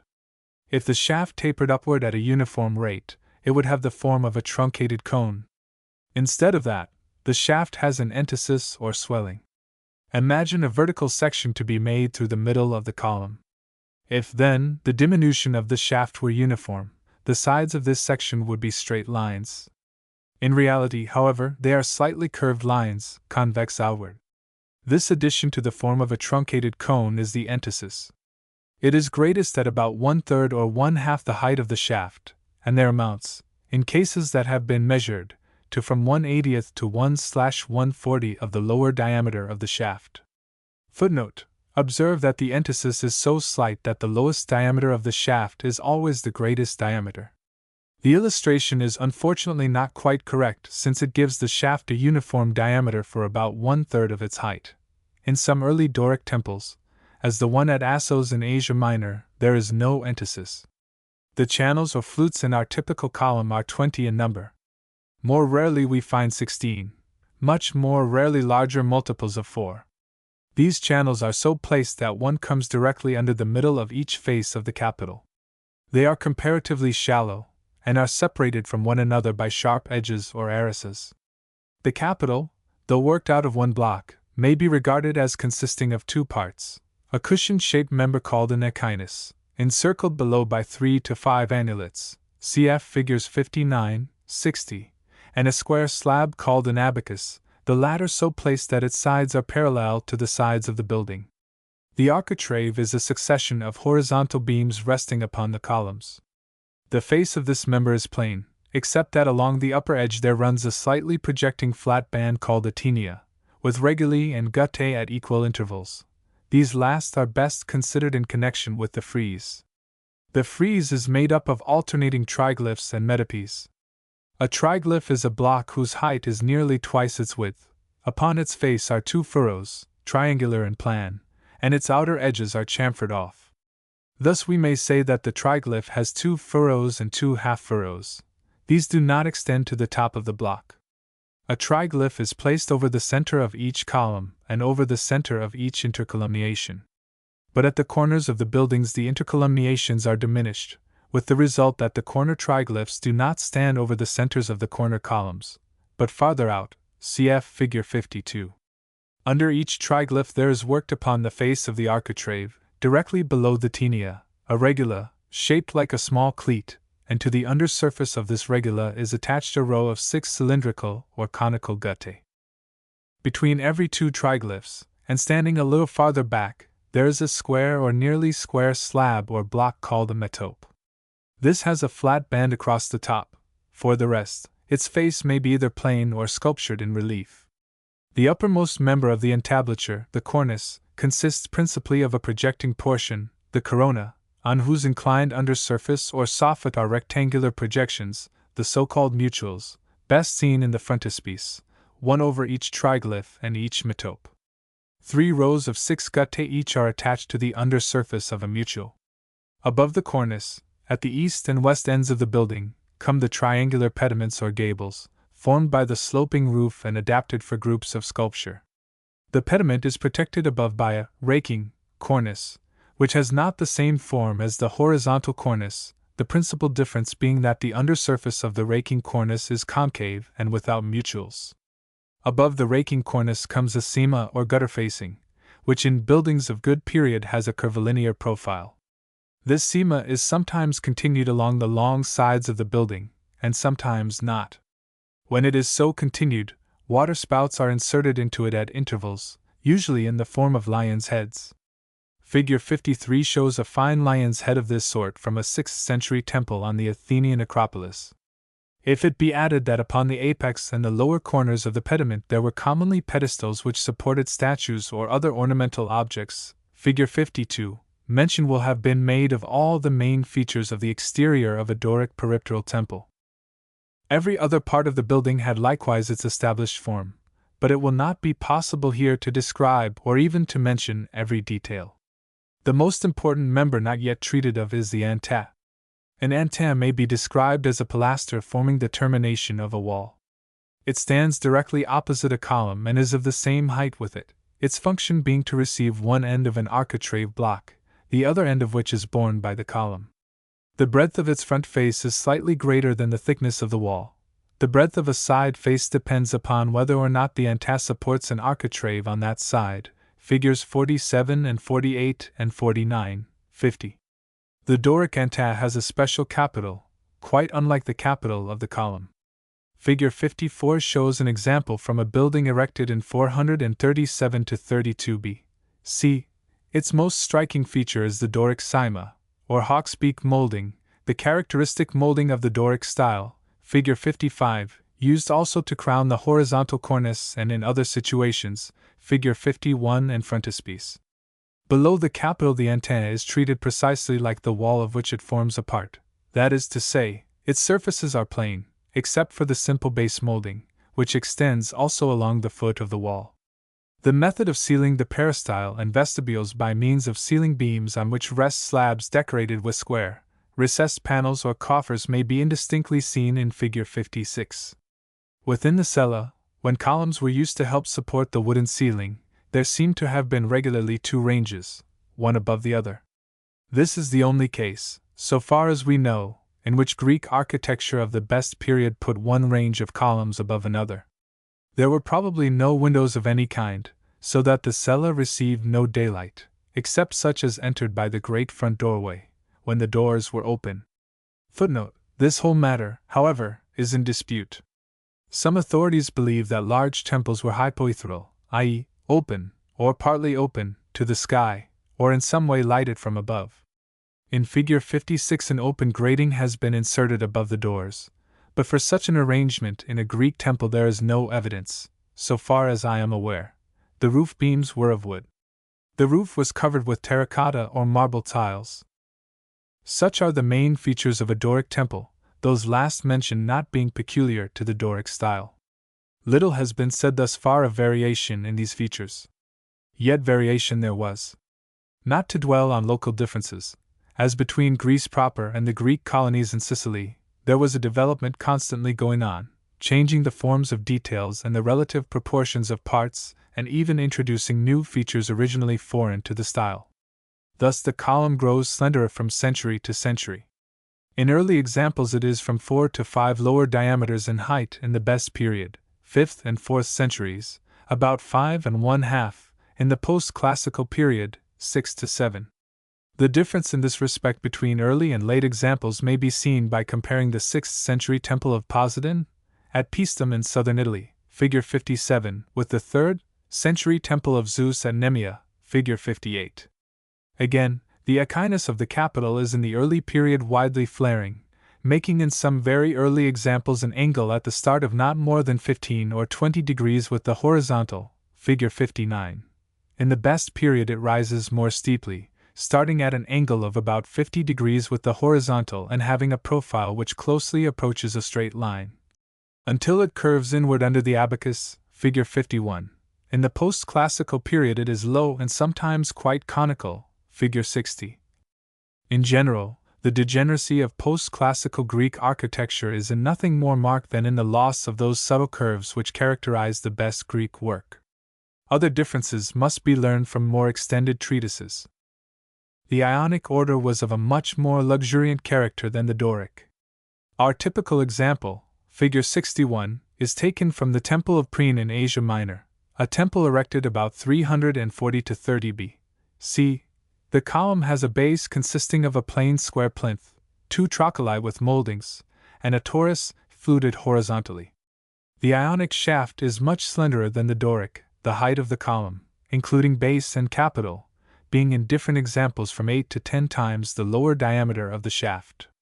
The diminution of the shaft is naturally less than in the Doric, and the entasis, where any has been detected, is exceedingly slight. The flutes, 24 in number, are deeper than in the Doric shaft, being in fact nearly or quite semicircular, and they are separated from one another by flat bands or fillets. For the form of the capital it will be better to refer to figure 62, taken from an Attic building of the latter half of the 5th century. The principal parts are an ovolo and a spiral roll, the latter name not in general use. The ovolo has a convex profile, and is sometimes called a quarter round. It is enriched with an egg-and-art ornament. The spiral roll may be conceived as a long cushion, whose ends are rolled under to form the volutes. The part connecting the volutes is slightly hollowed, and the channel thus formed is continued into the volutes. As seen from the side, figure 63, the end of the spiral roll is called a bolster. It has the appearance of being drawn together by a number of encircling bands. On the front, the angles formed by the spiral roll are filled by a conventionalized floral ornament, the so-called palmette. Above the spiral roll is a low abacus, oblong or square in plan. In figure 62 the profile of the abacus is an ovolo on which the egg-and-art ornament was painted, cf. figure 66, where the ornament is sculptured. In figure 61, as in figure 71, the profile is a complex curve called a cyma reversa, convex above and concave below, enriched with a sculptured leaf-and-art ornament. Footnote: the egg-and-art is found only on the ovolo, the leaf-and-art only on the cyma reversa or the cyma recta, concave above and convex below. Both ornaments are in origin leaf patterns, one row of leaves showing their points behind another row. Finally, attention may be called to the astragal or pearl beading just under the ovolo in figures 61 and 71. This might be described as a string of beads and buttons, 2 buttons alternating with a single bead. In the normal Ionic capital the opposite faces are of identical appearance. If this were the case with the capital at the corner of a building, the result would be that on the side of the building all the capitals would present their bolsters instead of their volutes to the spectator. The only way to prevent this was to distort the corner capital into the form shown by figure 64. Cf. also figures 61 and 70. The Ionic architrave is divided horizontally into 3, or sometimes 2, bands, each of the upper ones projecting slightly over the one below it. It is crowned by a sort of cornice enriched with moldings. The frieze is not divided like the Doric frieze, but presents an uninterrupted surface. It may be either plain or covered with relief sculpture. It is finished off with moldings along the upper edge. The cornice, cf. Figure 65, consists of two principal parts. First comes a projecting block, into whose face rectangular cuttings have been made at short intervals, thus leaving a succession of cogs or dentelles. Above these are moldings. Secondly, there is a much more widely projecting block, the corona, whose under surface is hollowed to lighten the weight, and whose face is capped with moldings. The raking cornice is like the horizontal cornice except that it has no dentelles. The cyma or gutter facing, whose profile is here a cyma recta, concave above and convex below, is enriched with sculptured floral ornament. In the Ionic buildings of Attica, the base of the column consists of two tori separated by a trochelus. The proportions of these parts vary considerably. The base in Figure 66, from a building finished about 408 BC, is worthy of attentive examination by reason of its harmonious proportions. In the Roman form of this base, too often imitated nowadays, the trochelus has too small a diameter. The Attic Ionic cornice never has dentelles, unless the cornice of the caryatid portico of the Erechtheum ought to be reckoned as an instance, Figure 67. The capital shown in Figure 66 is a special variety of the Ionic capital, of rather rare occurrence. Its distinguishing features are the insertion between ovalo and spiral roll of a torus ornamented with a braided pattern, called a galoche, the absence of the palmettes from the corners formed by the spiral roll, and the fact that the channel of the roll is double instead of single, which gives a more elaborate character to that member. Finally, in the Erechtheum, the upper part, or necking of the shaft, is enriched with an exquisitely wrought band of floral ornament, the so-called honeysuckle pattern. This feature is met with in some other examples. As in the Doric style, so in the Ionic, the antacapital is quite unlike the column capital. Figure 68 shows an antacapital from the Erechtheum, with an adjacent portion of the wall band. Cf. also Figure 69. Perhaps it is inaccurate in this case to speak of an antacapital at all, seeing that the antas simply shares the moldings which crown the wall. The floral frieze under the moldings is, however, somewhat more elaborate on the anta than on the adjacent wall. The Ionic method of sealing a peristyle or portico may be partly seen in Figure 69. The principal ceiling beams here rest upon the architrave, instead of upon the frieze, as in a Doric building, cf. Figure 56. Above were the usual coffered slabs. The same illustration shows a well-preserved and finely proportioned doorway, but unfortunately leaves the details of its ornamentation indistinct. The Ionic order was much used in the Greek cities of Asia Minor for peripteral temples. The most considerable remains of such buildings, at Ephesus, Priene, etc., belong to the 4th century or later. In Greece proper there is no known instance of a peripteral Ionic temple, but the order was sometimes used for small prostyle and amphiprostyle buildings, such as the Temple of Windless Victory in Athens, Figure 70. Furthermore, Ionic columns were sometimes employed in the interior of Doric temples, as at Bassae in Arcadia and probably in the temple built by Scopas at Tegea. In the propylaea or gateway of the Athenian Acropolis we even find the Doric and Ionic orders juxtaposed, the exterior architecture being Doric and the interior Ionic, with no wall to separate them. One more interesting occurrence of the Ionic order in Greece proper may be mentioned, viz., in the Philippium at Olympia, about 336 BC. This is a circular building, surrounded by an Ionic colonnade. Still other types of building afforded opportunity enough for the employment of this style. After what has been said of the gradual changes in the Doric order, it will be understood that the Ionic order was not the same in the 6th century as in the 5th, nor in the 5th the same as in the 3rd. The most striking change concerns the spiral roll of the capital. In the good period the portion of this member which connects the volutes is bounded below by a depressed curve, graceful and vigorous. With the gradual degradation of taste this curve tended to become a straight line, the result being the unlovely, mechanical form shown in Figure 71, from a building of Ptolemy Philadelphus, who reigned from 283 to 246 BC. Better formed capitals than this continued for some time to be made in Greek lands, but the type just shown, or rather something resembling it in the disagreeable feature noted, became canonical with Roman architects. The Corinthian order, as it is commonly called, hardly deserves to be called a distinct order.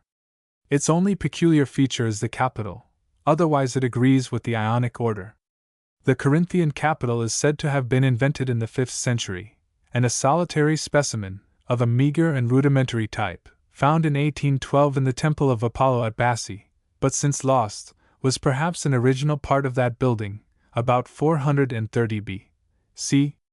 At present the earliest extant specimens are from the interior of a round building of the 4th century near Epidaurus in Argolis, figure 72. Footnote: for some reason or other the particular capital shown in our illustration was not used in the building, but it is of the same model as those actually used, except that the edge of the abacus is not finished. It was from such a form as this that the luxuriant type of Corinthian capital so much in favor with Roman architects and their public was derived. On the other hand, the form shown in figure 73, from a little building erected in 334 BC or soon after, is a variant which seems to have left no lineal successors.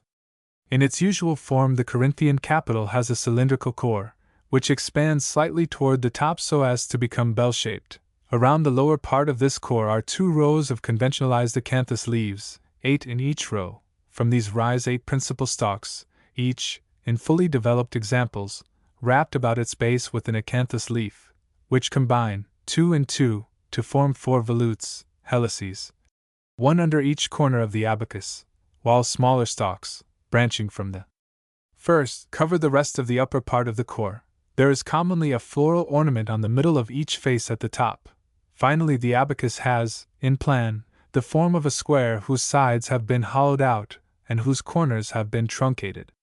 In the form shown in figure 73 we find, first, a row of 16 simple leaves, like those of a reed, with the points of a second row showing between them, then a single row of 8 acanthus leaves, then the scrollwork, supporting a palmette on each side, and finally an abacus whose profile is made up of a trochilus and an ovolo. This capital, though extremely elegant, is open to the charge of appearing weak at its middle. There is a much less ornate variety, also reckoned as Corinthian, which has no scroll work, but only a row of acanthus leaves with a row of reed leaves above them around a bell-shaped core, the whole surmounted by a square abacus. In the choragic monument of Lysicrates the cornice has dentelles, and this was always the case, so far as we know, where the Corinthian capital was used. In Corinthian buildings the enta, where met with, has a capital like that of the column. But there is very little material to generalize from until we descend to Roman times. Some allusion has been made in the foregoing to other types of columnar buildings besides the temple. The principal ones of which remains exist are propylaea and stoas. Propylaea is the Greek name for a form of gateway, consisting essentially of a cross wall between side walls, with a portico on each front. Such gateways occur in many places as entrances to sacred precincts. The finest example, and one of the noblest monuments of Greek architecture, is that at the west end of the Athenian Acropolis. The stoa may be defined as a building having an open range of columns on at least one side. Usually its length was much greater than its depth. Stoas were often built in sacred precincts, as at Olympia, and also for secular purposes along public streets, as in Athens. These and other buildings into which the column entered as an integral feature involved no new architectural elements or principles. One highly important fact about Greek architecture has thus far been only touched upon, that is, the liberal use it made of color.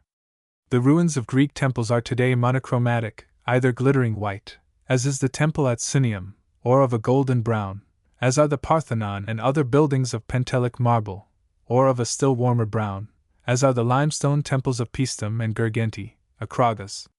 But this uniformity of tint is due only to time. A white city, such as made the pride of Chicago in 1893, would have been unimaginable to an ancient Greek. Even today the attentive observer may sometimes see upon old Greek buildings, as, for example, upon ceiling beams of the Parthenon, traces left by patterns from which the color has vanished. In other instances, remains of actual color exist. So specks of blue paint may still be seen, or might a few years ago, on blocks belonging to the Athenian Propylaea. But our most abundant evidence for the original use of color comes from architectural fragments recently unearthed. During the excavation of Olympia, 1875–81, this matter of the coloring of architecture was constantly in mind, and a large body of facts relating to it was accumulated. Every new and important excavation adds to the store. At present, our information is much fuller in regard to the polychromy of Doric than of Ionic buildings. It appears that, just as the forms and proportions of a building and of all its details were determined by precedent, yet not so absolutely as to leave no scope for the exercise of individual genius, so there was an established system in the coloring of a building, yet a system which varied somewhat according to time and place and the taste of the architect. The frontispiece attempts to suggest what the coloring of the Parthenon was like, and thus to illustrate the general scheme of Doric polychromy. The colors used were chiefly dark blue, sometimes almost black, and red, green, and yellow also occur, and some details were gilded.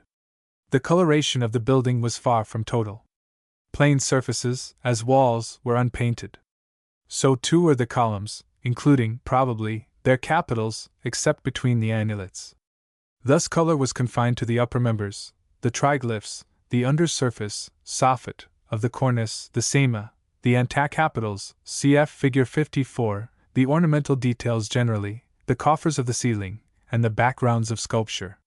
Footnote: our frontispiece gives the backgrounds of the metopes as plain, but this is probably an error. The triglyphs, reguli, and mutules were blue, the tinea of the architrave and the soffit of the cornice between the mutules with the adjacent narrow bands were red, the backgrounds of sculpture, either blue or red, the hawk's beak molding, alternating blue and red, and so on. The principal uncertainty regards the treatment of the unpainted members. Were these left of a glittering white, or were they toned down, in the case of marble buildings, by some application or other, so as to contrast less glaringly with the painted portions? The latter supposition receives some confirmation from Vitruvius, a Roman writer on architecture of the age of Augustus, and seems to some modern writers to be demanded by aesthetic considerations. On the other hand, the evidence of the Olympia buildings points the other way. Perhaps the actual practice varied. As for the coloring of Ionic architecture, we know that the capital of the column was painted, but otherwise our information is very scanty. If it be asked what led the Greeks to a use of color so strange to us and, on first acquaintance, so little to our taste, it may be answered that possibly the example of their neighbors had something to do with it. The architecture of Egypt, of Mesopotamia, of Persia, was polychromatic. But probably the practice of the Greeks was in the main an inheritance from the early days of their own civilization. According to a well-supported theory, the Doric temple of the historical period is a translation into stone or marble of a primitive edifice whose walls were of sun-dried bricks and whose columns and entablature were of wood. Now it is natural and appropriate to paint wood, and we may suppose that the taste for a partially colored architecture was thus formed. This theory does not indeed explain everything. It does not, for example, explain why the columns or the architrave should be uncolored. In short, the Greek system of polychromy presents itself to us as a largely arbitrary system. More interesting than the question of origin is the question of aesthetic effect. Was the Greek use of color in good taste? It is not easy to answer with a simple yes or no. Many of the attempts to represent the facts by restorations on paper have been crude and vulgar enough. On the other hand, some experiments in decorating modern buildings with color, in a fashion, to be sure, much less liberal than that of ancient Greece, have produced pleasing results. At present the question is rather one of faith than of sight, and most students of the subject have faith to believe that the appearance of a Greek temple in all its pomp of color was not only sumptuous, but harmonious and appropriate. When we compare the architecture of Greece with that of other countries, we must be struck with the remarkable degree in which the former adhered to established usage, both in the general plan of a building and in the forms and proportions of each feature. Some measure of adherence to precedent is indeed implied in the very existence of an architectural style. What is meant is that the Greek measure was unusual, perhaps unparalleled. Yet the following of established canons was not pushed to a slavish extreme. A fine Greek temple could not be built according to a hard and fast rule. While the architect refrained from bold and lawless innovations, he yet had scope to exercise his genius. The differences between the Parthenon and any other contemporary Doric temple would seem slight, when regarded singly, but the preeminent perfection of the Parthenon lay in just those skillfully calculated differences. A Greek columnar building is extremely simple in form. Footnote: the substance of this paragraph and the following is borrowed from Boutmy. Philosophie de l'architecture en Greece. Paris, 1870. The outlines of an ordinary temple are those of an oblong rectangular block surmounted by a triangular roof. With a qualification to be explained presently, all the lines of the building, except those of the roof, are either horizontal or perpendicular. The most complicated Greek columnar buildings known, the Erechtheum and the Propylaea of the Athenian Acropolis, are simplicity itself when compared to a Gothic cathedral, with its irregular plan, its towers, its wheel windows, its multitudinous diagonal lines. The extreme simplicity which characterizes the general form of a Greek building extends also to its sculptured and painted ornaments. In the Doric style these are very sparingly used, and even the Ionic style, though more luxuriant, seems reserved in comparison with the wealth of ornamental detail in a Gothic cathedral. Moreover, the Greek ornaments are simple in character. Examine again the hawk's beak, the egg and dart, the leaf and dart, the astragal, the galoche, the honeysuckle, the meander or fret. These are almost the only continuous patterns in use in Greek architecture. Each consists of a small number of elements recurring in unvarying order. A short section is enough to give the entire pattern.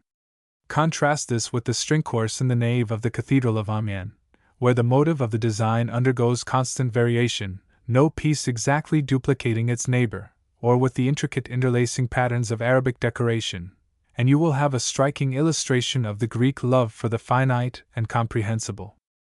When it was said just now that the main lines of a Greek temple are either horizontal or perpendicular, the statement called for qualification. The elevations of the most perfect of Doric buildings, the Parthenon, could not be drawn with a ruler. Some of the apparently straight lines are really curved. The stylobate is not level, but convex, the rise of the curve amounting to 1/450 of the length of the building. The architrave has also a rising curve, but slighter than that of the stylobate. Then again, many of the lines that would commonly be taken for vertical are in reality slightly inclined. The columns slope inward, and so do the principal surfaces of the building, while the antecapitals slope forward. These refinements, or some of them, have been observed in several other buildings. They are commonly regarded as designed to obviate certain optical illusions supposed to arise in their absence. But perhaps, as one writer has suggested, their principal office was to save the building from an appearance of mathematical rigidity, to give it something of the semblance of a living thing. Be that as it may, these manifold subtle curves and sloping lines testified to the extraordinary nicety of Greek workmanship. A column of the Parthenon, with its inclination, its tapering, its entasis, and its fluting, could not have been constructed without the most conscientious skill. In fact, the capabilities of the workmen kept pace with the demands of the architects. No matter how delicate the adjustment to be made, the task was perfectly achieved. And when it came to the execution of ornamental details, these were wrought with a free hand and, in the best period, with fine artistic feeling. The wall band of the Erechtheum is one of the most exquisite things which Greece has left us. Simplicity in general form, harmony of proportion, refinement of line, these are the great features of Greek columnar architecture. One other type of Greek building, into which the column does not enter, or enters only in a very subordinate way, remains to be mentioned, the theater. Theaters abounded in Greece. Every considerable city and many a smaller place had at least one, and the ruins of these structures rank with temples and walls of fortification among the commonest classes of ruins in Greek lands. But in a sketch of Greek art they may be rapidly dismissed. That part of the theater which was occupied by spectators, the auditorium, as we may call it, was commonly built into a natural slope, helped out by means of artificial embankments and supporting walls. There was no roof. The building, therefore, had no exterior, or none to speak of. Such beauty as it possessed was due mainly to its proportions. The theatre at the sanctuary of Asclepius near Epidaurus, the work of the same architect who built the round building with the Corinthian columns referred to on page 103, was distinguished in ancient times for harmony and beauty. As the Greek traveler, Pausanias, about 165 A.D., puts it, it is fortunately one of the best preserved. Figure 74, a view taken from a considerable distance will give some idea of that quality which Pausanias justly admired. Fronting the auditorium was the stage building, of which little but foundations remains anywhere. So far as can be ascertained, this stage building had but small architectural pretensions until the post-classical period, i.e., after Alexander, but there was opportunity for elegance as well as convenience in the form given to the stone or marble seats with which the auditorium was provided. Chapter 4. Greek Sculpture. General Considerations. In the Mycenaean period, as we have seen, the art of sculpture had little existence, except for the making of small images and the decoration of small objects. We have now to take up the story of the rise of this art to an independent and commanding position, of its perfection and its subsequent decline. The beginner must not expect to find this story told with as much fullness and certainty as is possible in dealing with the art of the Renaissance or any more modern period.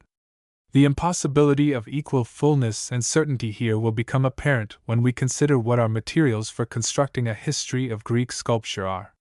First, we have a quantity of notices, more or less relevant, in ancient Greek and Roman authors, chiefly of the time of the Roman Empire. These notices are of the most miscellaneous description. They come from writers of the most unlike tastes, and the most unequal degrees of trustworthiness. They are generally very vague, leaving most that we want to know unsaid. And they have such a haphazard character that, when taken all together, they do not begin to cover the field. Nothing like all the works of the greater sculptors, let alone the lesser ones, are so much as mentioned by name in extant ancient literature. Secondly, we have several hundreds of original inscriptions belonging to Greek works of sculpture and containing the names of the artists who made them. It was a common practice, in the case especially of independent statues in the round, for the sculptor to attach his signature, generally to the pedestal. Unfortunately, while great numbers of these inscribed pedestals have been preserved for us, it is very rarely that we have the statues which once belonged on them. Moreover, the artists' names which we meet on the pedestals are in a large proportion of cases names not even mentioned by our literary sources. In fact, there is only one indisputable case where we possess both a statue and the pedestal belonging to it, the latter inscribed with the name of an artist known to us from literary tradition. See pages 212-3. Thirdly, we have the actual remains of Greek sculpture, a constantly accumulating store, yet only an insignificant remnant of what once existed. These works have suffered sad disfigurement. Not one life-size figure has reached us absolutely intact, but few have escaped serious mutilation. Most of those found before the beginning of this century, and some of those found since, have been subjected to a process known as restoration. Missing parts have been supplied, often in the most arbitrary and tasteless manner, and injured surfaces, e.g., of faces, have been polished, with irreparable damage as the result. Again, it is important to recognize that the creations of Greek sculpture which have been preserved to us are partly original Greek works, partly copies executed in Roman times from Greek originals. Originals, and especially important originals, are scarce. The statues of gold and ivory have left not a vestige behind. Those of bronze, once numbered by thousands, went long ago, with few exceptions, into the melting pot. Even sculptures in marble, though the material was less valuable, have been thrown into the lime kiln or used as building stone or wantonly mutilated or ruined by neglect. There does not exist today a single certified original work by any one of the 6 greatest sculptors of Greece, except the Hermes of Praxiteles, see page 221. Copies are more plentiful. As nowadays many museums and private houses have on their walls copies of paintings by the old masters, so, and far more usually, the public and private buildings of Imperial Rome and of many of the cities under her sway were adorned with copies of famous works by the sculptors of ancient Greece. Any piece of sculpture might thus be multiplied indefinitely, and so it happens that we often possess several copies, or even some dozens of copies, of one and the same original. Most of the masterpieces of Greek sculpture which are known to us at all are known only in this way. The question therefore arises, how far are these copies to be trusted? It is impossible to answer in general terms. The instances are very few where we possess at once the original and a copy. The best case of the kind is afforded by Figure 75, compared with Figure 132. Here the head, forearms, and feet of the copy are modern and consequently do not enter into consideration. Limiting one's attention to the antique parts of the figure, one sees that it is a tolerably close, and yet a hard and lifeless, imitation of the original. This gives us some measure of the degree of fidelity we may expect in favorable cases. Generally speaking, we have to form our estimate of the faithfulness of a copy by the quality of its workmanship, and by a comparison of it with other copies, where such exist. Often we find two or more copies agreeing with one another as closely as possible. This shows, and the conclusion is confirmed by other evidence, that means existed in Roman times of reproducing statues with the help of measurements mechanically taken. At the same time, a comparison of copies makes it apparent that copyists, even when aiming to be exact in the main, often treated details and accessories with a good deal of freedom. Of course, too, the skill and conscientiousness of the copyists varied enormously. Finally, besides copies, we have to reckon with variations and modernizations in every degree of earlier works. Under these circumstances, it will easily be seen that the task of reconstructing a lost original from extant imitations is a very delicate and perilous one. Who could adequately appreciate the Sistine Madonna, if the inimitable touch of Raphael were known to us only at second hand? Any history of Greek sculpture attempts to piece together the several classes of evidence above described. It classifies the actual remains, seeking to assign to each piece its place and date of production and to infer from direct examination and comparison the progress of artistic methods and ideas. And this it does with constant reference to what literature and inscriptions have to tell us. But in the fragmentary state of our materials, it is evident that the whole subject must be beset with doubt. Great and steady progress has indeed been made since Winckelmann, the founder of the science of classical archaeology, produced the first History of Ancient Art, published in 1763, but twilight still reigns over many an important question. This general warning should be borne in mind in reading this or any other handbook of the subject. We may next take up the materials and the technical processes of Greek sculpture. These may be classified as follows. 1. Wood. Wood was often, if not exclusively, used for the earliest Greek temple images, those rude zoana, of which many survived into the historical period, to be regarded with peculiar veneration. We even hear of wooden statues made in the developed period of Greek art. But this was certainly exceptional. Wood plays no part worth mentioning in the fully developed sculpture of Greece, except as it entered into the making of gold and ivory statues or of the cheaper substitutes for these. 2. Stone and marble.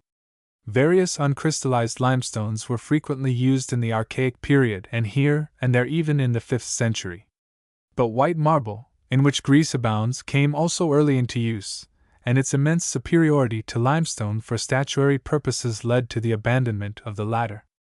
The choicest varieties of marble were the Parian and Pentelic, cf. page 77. Both of these were exported to every part of the Greek world. A Greek marble statue or group is often not made of a single piece.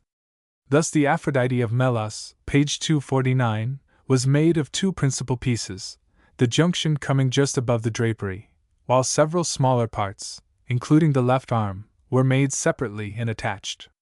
The Laocoon group, page 265, which Pliny expressly alleges to have been made of a single block, is in reality made of 6. Often the head was made separately from the body, sometimes of a finer quality of marble, and then inserted into a socket prepared for it in the neck of the figure. And very often, when the statue was mainly of a single block, small pieces were attached, sometimes in considerable numbers. Of course, the joining was done with extreme nicety, and would have escaped ordinary observation. In the production of a modern piece of marble sculpture, the artist first makes a clay model and then a mere workman produces from this a marble copy.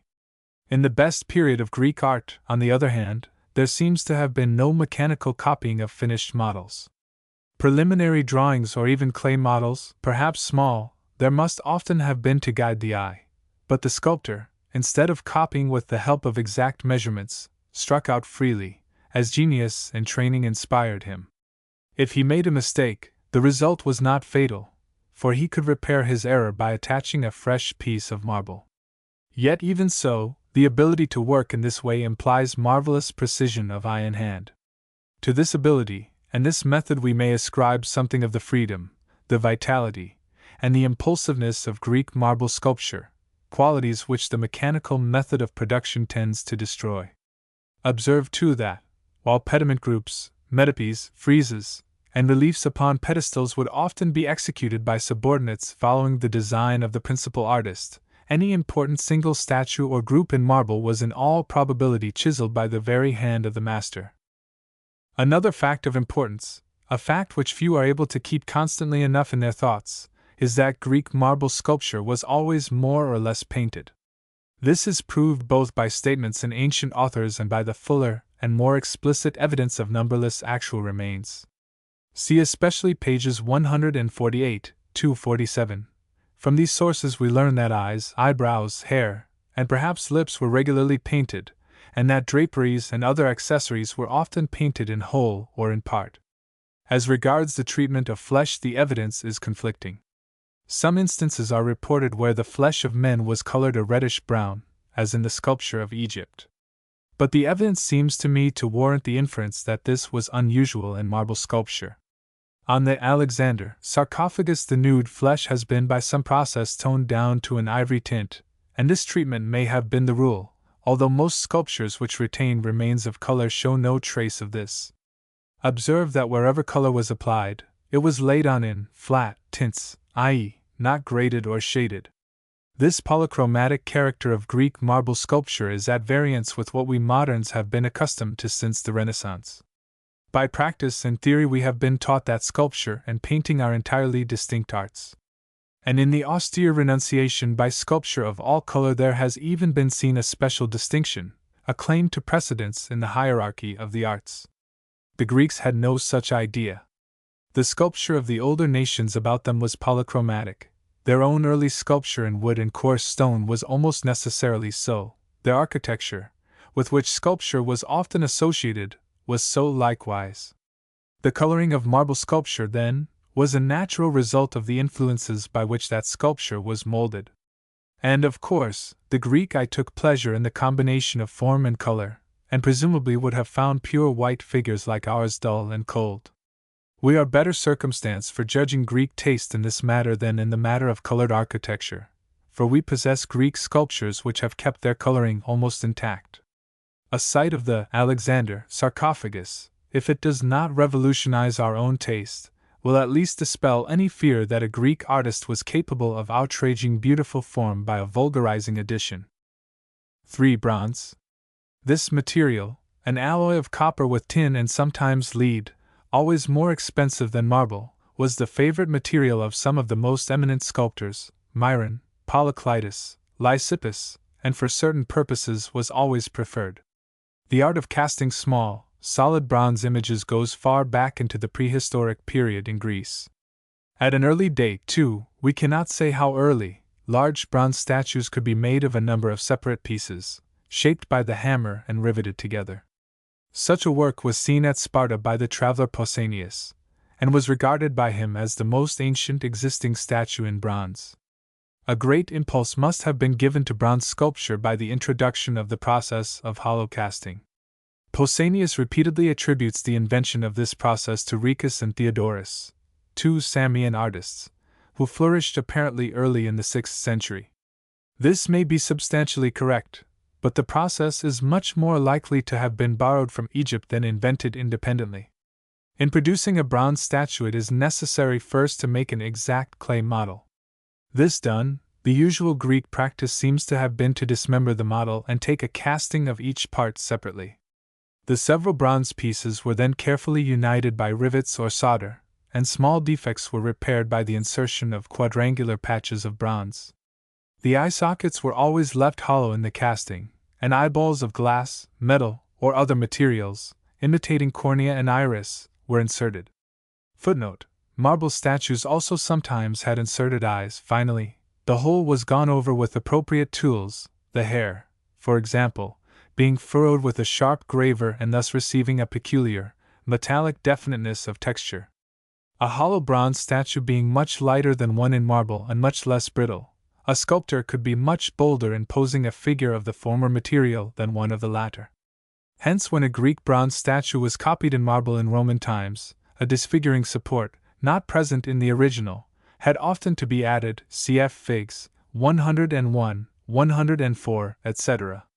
The existence of such a support in a marble work is, then, one reason among others for assuming a bronze original.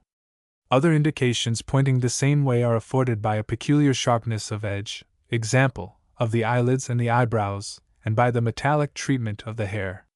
These points are well illustrated by Figure 76. Notice especially the curls, which in the original would have been made of separate strips of bronze, twisted and attached after the casting of the figure. Bronze reliefs were not cast, but produced by hammering. This is what is called repoussé work. These bronze reliefs were of small size, and were used for ornamenting helmets, cuirasses, mirrors, and so on. 4. Gold and ivory. Chryselephantine statues, i.e., statues of gold and ivory, must, from the costliness of the materials, have been always comparatively rare. Most of them, though not all, were temple images, and the most famous ones were of colossal size. We are very imperfectly informed as to how these figures were made.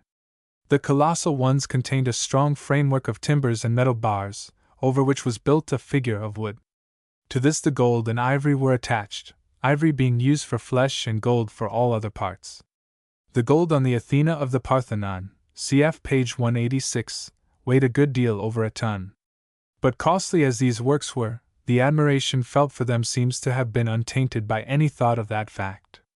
5. Terracotta. This was used at all periods for small figures, a few inches high, immense numbers of which have been preserved to us. But large terracotta figures, such as were common in Etruria, were probably quite exceptional in Greece. Greek sculpture may be classified, according to the purposes which it served, under the following heads. 1. Architectural sculpture.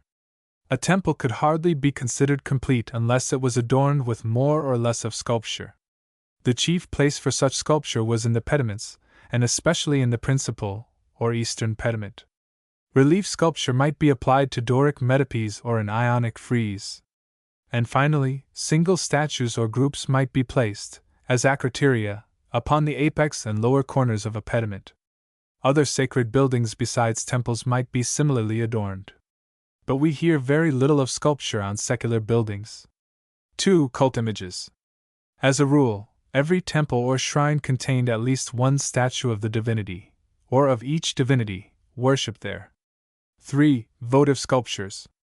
It was the habit of the Greeks to present to their divinities all sorts of objects in recognition of past favors or in hope of favors to come. Among these votive objects or anathemata works of sculpture occupied a large and important place. The subjects of such sculptures were various. Statues of the god or goddess to whom the dedication was made were common, but perhaps still commoner were figures representing human persons, either the dedicators themselves or others in whom they were nearly interested. Under this latter head fall most of the many statues of victors in the athletic games. These were set up in temple precincts, like that of Zeus at Olympia, that of Apollo at Delphi, or that of Athena on the Acropolis of Athens, and were, in theory at least, intended rather as thank offerings than as means of glorifying the victors themselves. 4. Sepulchral sculpture. Sculptured grave monuments were common in Greece at least as early as the 6th century. The most usual monument was a slab of marble, the form varying according to place and time, sculptured with an idealized representation in relief of the deceased person, often with members of his family. 5. Honorary statues. Statues representing distinguished men, contemporary or otherwise, could be set up by state authority in secular places or in sanctuaries. The earliest known case of this kind is that of Harmodius and Aristogiton, shortly after 510 BC, cf. pages 160-4. The practice gradually became common, reaching an extravagant development in the period after Alexander. 6. Sculpture used merely as ornament, and having no sacred or public character. This class belongs mainly, if not wholly, to the latest period of Greek art. It would be going beyond our evidence to say that never, in the great age of Greek sculpture, was a statue or a relief produced merely as an ornament for a private house or the interior of a secular building. But certain it is that the demand for such things before the time of Alexander, if it existed at all, was inconsiderable. It may be neglected in a broad survey of the conditions of artistic production in the Great Age. The foregoing list, while not quite exhaustive, is sufficiently so for present purposes. It will be seen how inspiring and elevating was the role assigned to the sculptor in Greece. His work, destined to be seen by intelligent and sympathetic multitudes, appealed, not to the coarser elements of their nature, but to the most serious and exalted. Hence, Greek sculpture of the best period is always pure and noble. The grosser aspects of Greek life, which flaunt themselves shamelessly in Attic comedy, as in some of the designs upon Attic vases, do not invade the province of this art. It may be proper here to say a word in explanation of that frank and innocent nudity which is so characteristic a trait of the best Greek art. The Greek admiration for the masculine body and the willingness to display it were closely bound up with the extraordinary importance in Greece of gymnastic exercises and contests, and with the habits which these engendered. As early as the 7th century, if not earlier, the competitors in the foot race at Olympia dispensed with the loincloth, which had previously been the sole covering worn. In other Olympic contests the example thus set was not followed till some time later, but in the gymnastic exercises of everyday life the same custom must have early prevailed.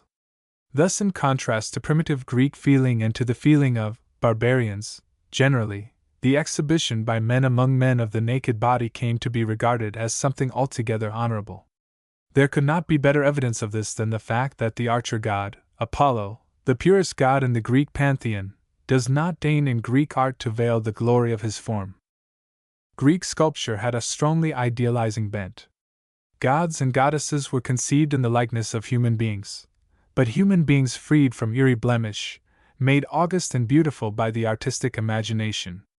The subjects of architectural sculpture were mainly mythological, historical scenes being very rare in purely Greek work, and these legendary themes offered little temptation to a literal copying of everyday life.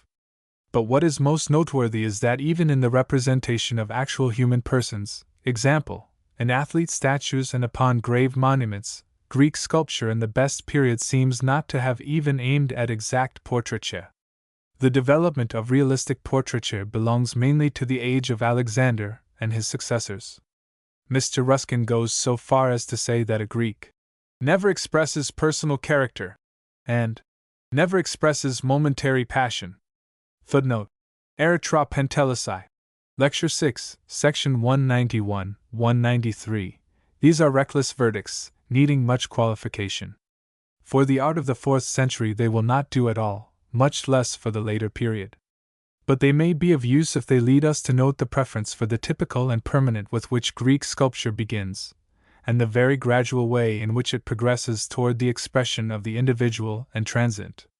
However, even in the best period the most that we have any right to speak of is a prevailing tendency. Greek art was at all times very much alive, and the student must be prepared to find exceptions to any formula that can be laid down. Chapter 5. The Archaic Period of Greek Sculpture.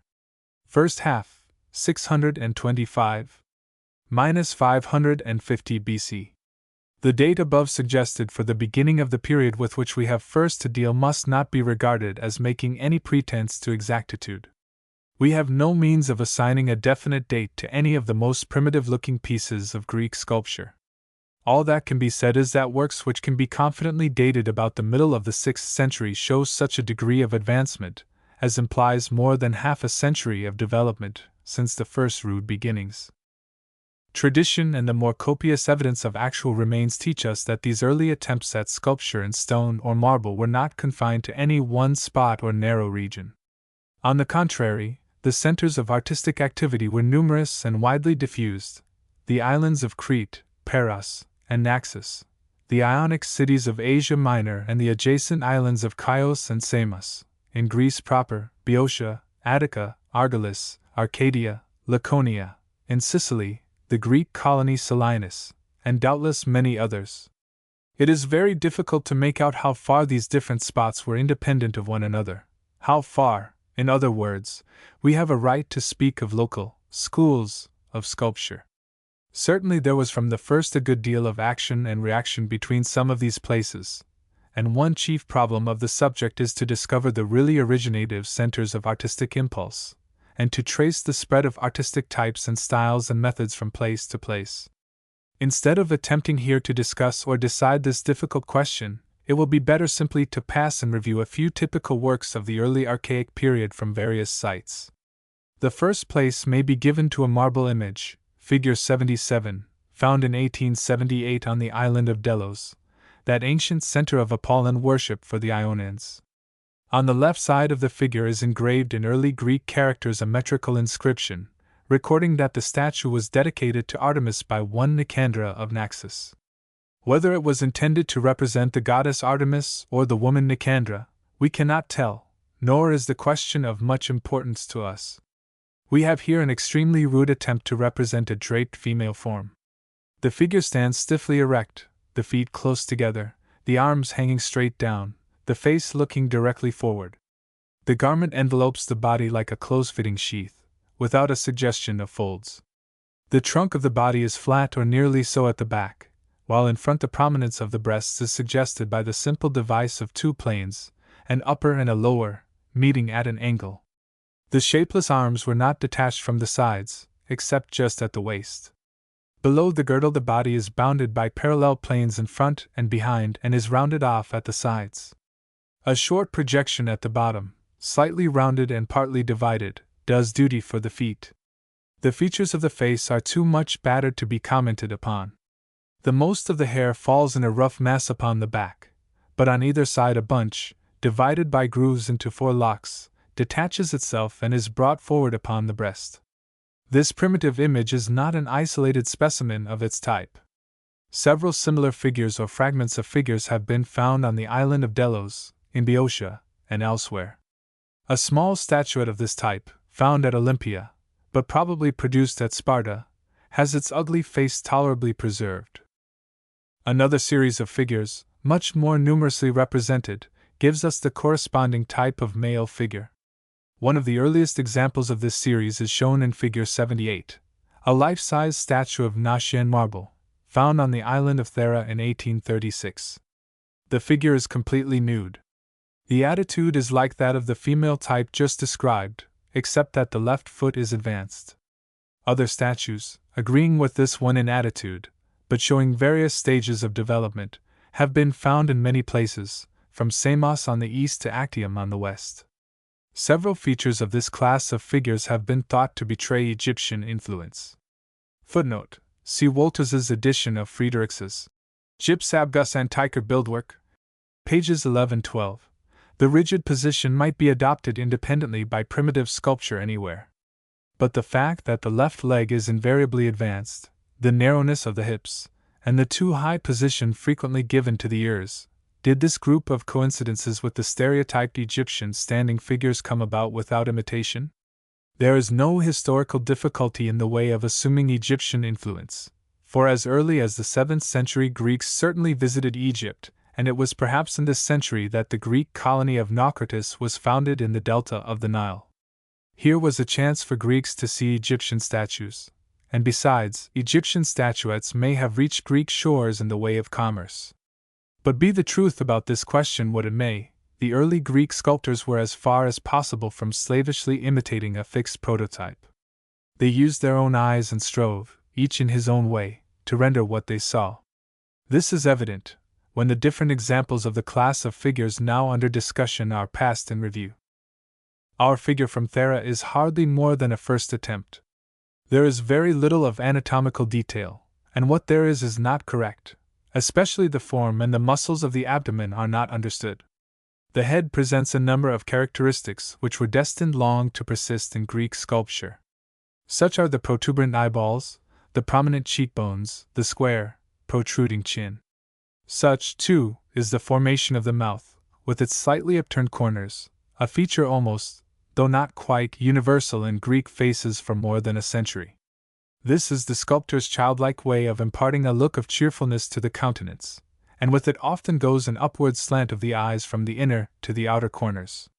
In representing this youth as wearing long hair, the sculptor followed the actual fashion of the times, a fashion not abandoned till the 5th century and in Sparta not till later. The appearance of the hair over the forehead and temples should be noticed.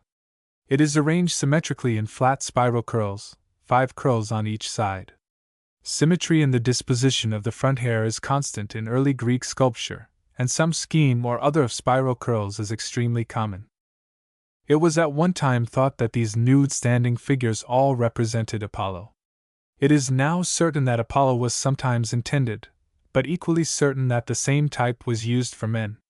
Greek sculpture had not yet learned to differentiate divine from human beings. The so-called Apollo of Ptenia, figure 79, probably in reality a grave statue representing the deceased, was found on the site of the ancient Ptenia, a village in the territory of Corinth. It is unusually well preserved, there being nothing missing except the middle portion of the right arm, which has been restored. This figure shows great improvement over his fellow from Thera. The rigid attitude, to be sure, is preserved unchanged, save for a slight bending of the arms at the elbows, and we meet again the prominent eyes, cheekbones, and chin, and the smiling mouth. But the arms are much more detached from the sides, and the modeling of the figure generally is much more detailed. There are still faults in plenty, but some parts are rendered very well, particularly the lower legs and feet, and the figure seems alive. The position of the feet, flat upon the ground and parallel to one another, shows us how to complete in imagination the Apollo of Thera and other mutilated members of the series. Greek sculpture, even in its earliest period, could not limit itself to single standing figures. The desire to adorn the pediments of temples and temple-like buildings gave use to more complex compositions. The earliest pediment sculptures known were found on the Acropolis of Athens in the excavations of 1885–90. See page 147. The most primitive of these is a low relief of soft poros, see page 78, representing Heracles slaying the many-headed Hydra. Somewhat later, but still very rude, is the group shown in figure 80, which once occupied the right-hand half of a pediment. The material here is a harder sort of poros, and the figures are practically in the round, though on account of the connection with the background the work has to be classed as high relief. We see a triple monster, or rather 3 monsters, with human heads and trunks and arms, the human bodies passing into long snaky bodies coiled together. A single pair of wings was divided between the 2 outermost of the 3 beings, while snakes' heads, growing out of the human bodies, rendered the aspect of the group still more portentous. The center of the pediment was probably occupied by a figure of Zeus, hurling his thunderbolt at this strange enemy. We have therefore here a scene from one of the favorite subjects of Greek art at all periods, the Gigantomachy, or Battle of Gods and Giants. Figure 81 gives a better idea of the nearest of the 3 heads. Footnote: it is doubtful whether this head belongs where it is placed in figure 80, or in another pediment group, of which fragments have been found. It was completely covered with a crust of paint, still pretty well preserved. The flesh was red, the hair, mustache, and beard blue, the irises of the eyes green, the eyebrows, edges of the eyelids, and pupils black. A considerable quantity of early poros sculptures was found on the Athenian Acropolis. These were all liberally painted. The poor quality of the material was thus largely or wholly concealed. Figure 82 shows another Athenian work, found on the Acropolis in 1864–65. It is of marble and is obviously of later date than the poros sculptures. In 1887 the pedestal of this statue was found, with a part of the right foot. An inscription on the pedestal shows that the statue was dedicated to some divinity, doubtless Athena, whose precinct the Acropolis was. The figure then probably represents the dedicator, bringing a calf for sacrifice.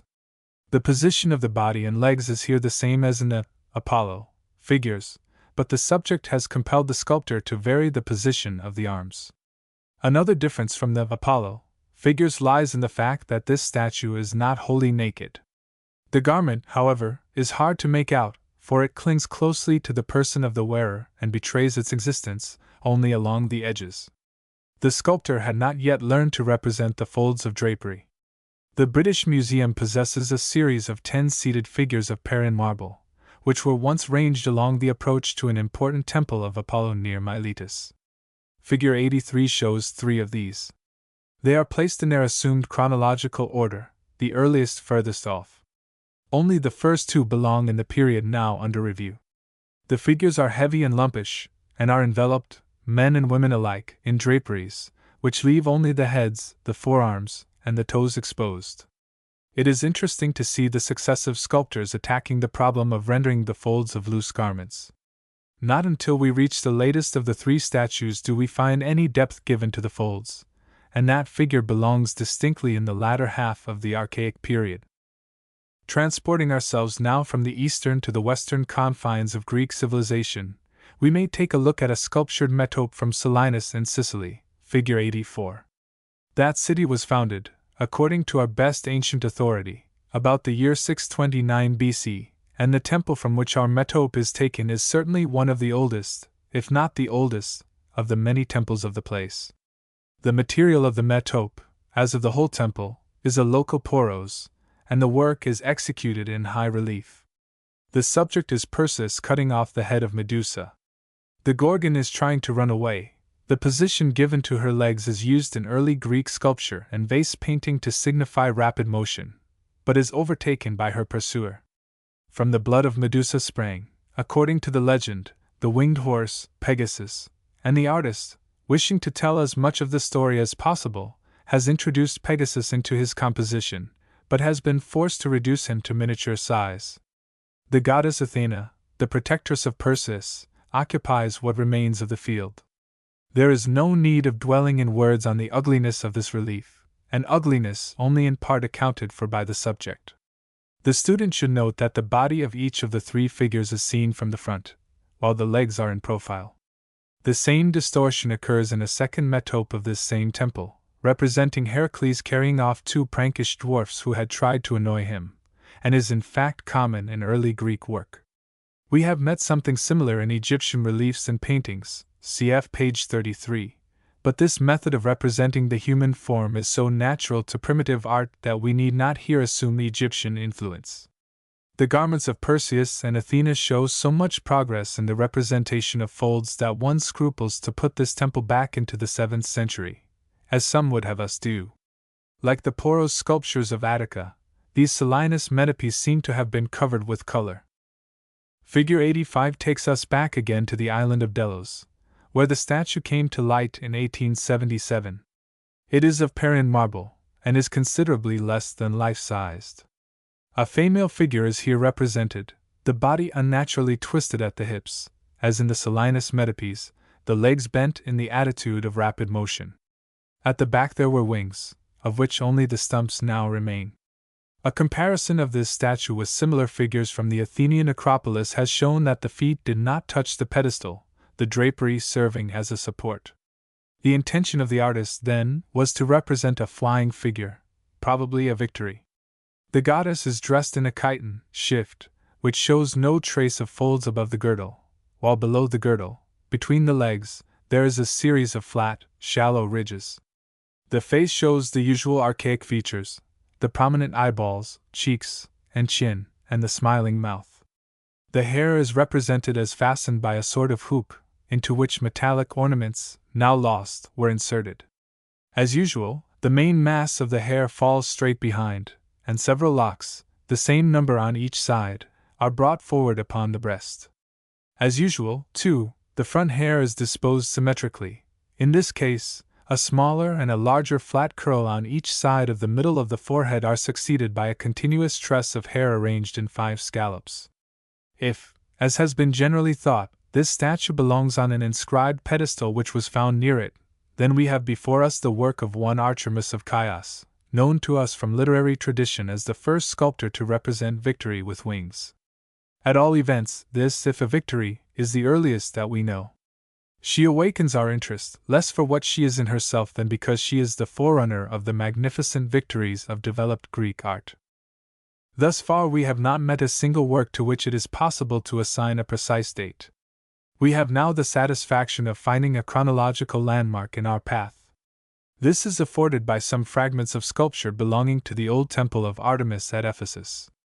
The date of this temple is approximately fixed by the statement of Herodotus, I. 92, that most of its columns were pixented by Croesus, king of Lydia, whose reign lasted from 560 to 546 B.C. In the course of the excavations carried on for the British Museum upon the site of Ephesus, there were brought to light, in 1872 and 1874, a few fragments of this 6th century edifice. Even some letters of Croesus's dedicatory inscription have been found on the bases of the Ionic columns, affording a welcome confirmation to the testimony of Herodotus. It appears that the columns, or some of them, were treated in a very exceptional fashion, the lowest drums being adorned with relief sculpture. The British Museum authorities have partially restored one such drum, figure 86, though without guaranteeing that the pieces of sculpture here combined actually belong to the same column. The male figure is not very prepossessing, but that is partly due to the battered condition of the face. Much more attractive is the female head, of which unfortunately only the back is seen in our illustration. It bears a strong family likeness to the head of the Victory of Delos, but shows marked improvement over that. Some bits of a sculptured cornice belonging to the same temple are also refined in style. In this group of reliefs, fragmentary though they are, we have an indication of the development attained by Ionic sculptors about the middle of the 6th century. For, of course, though Croesus paid for the columns, the work was executed by Greek artists upon the spot, and presumably by the best artists that could be secured. We may therefore use these sculptures as a standard by which to date other works, whose date is not fixed for us by external evidence. Chapter 6. The Archaic Period of Greek Sculpture, second half 550 to 480 BC. Greek sculpture now enters upon a stage of development which possesses for the modern student a singular and potent charm. True, many traces still remain of the sculptor's imperfect mastery. He cannot pose his figures in perfectly easy attitudes, not even in reliefs, where the problem is easier than in sculpture in the round. His knowledge of human anatomy, that is to say, of the outward appearance of the human body, which is all the artistic anatomy that any one attempted to know during the rise and the great age of Greek sculpture, is still defective, and his means of expression are still imperfect. For example, in the nude male figure the hips continue to be too narrow for the shoulders, and the abdomen too flat. The facial peculiarities mentioned in the preceding chapter, prominent eyeballs, cheeks, and chin, and smiling mouth, are only very gradually modified. As from the first, the upper eyelid does not overlap the lower eyelid at the outer corner, as truth, or rather appearance, requires, and in relief sculpture the eye of a face in profile is rendered as in front view. The texture and arrangement of hair are expressed in various ways, but always with a marked love of symmetry and formalism. In the difficult art of representing drapery there is much experimentation and great progress. It seems to have been among the Eastern Ionians, perhaps at Chios, that the deep cutting of folds was first practiced, and from Ionia this method of treatment spread to Athens and elsewhere. When drapery is used, there is a manifest desire on the sculptor's part to reveal what he can, more, in fact, than in reality could appear, of the form underneath. The garments fall in formal folds, sometimes of great elaboration. They look as if they were intended to represent garments of irregular cut, carefully starched and ironed. But one must be cautious about drawing inferences from an imperfect artistic manner as to the actual fashions of the day. But whatever shortcomings in technical perfection may be laid to their charge, the works of this period are full of the indefinable fascination of promise. They are marked, moreover, by a simplicity and sincerity of purpose, an absence of all ostentation, a conscientious and loving devotion on the part of those who made them. And in many of them we are touched by great refinement and tenderness of feeling, and a peculiarly Greek grace of line. To illustrate these remarks we may turn first to Lycia, in southwestern Asia Minor. The so-called Harpy tomb was a huge, four-sided pillar of stone, in the upper part of which a square burial chamber was hollowed out. Marble bas-reliefs adorned the exterior of this chamber. The best of the four slabs is seen in Figure 87. Footnote: our illustration is not quite complete on the right. At the right is a seated female figure, divinity or deceased woman, who holds in her right hand a pomegranate flower and in her left a pomegranate fruit. To her approach three women, the first raising the lower part of her chiton with her right hand and drawing forward her outer garment with her left, the second bringing a fruit and a flower, the third holding an egg in her right hand and raising her chiton with her left. Then comes the opening into the burial chamber, surmounted by a diminutive cow suckling her calf. At the left is another seated female figure, holding a bowl for libation. The exact significance of this scene is unknown, and we may limit our attention to its artistic qualities.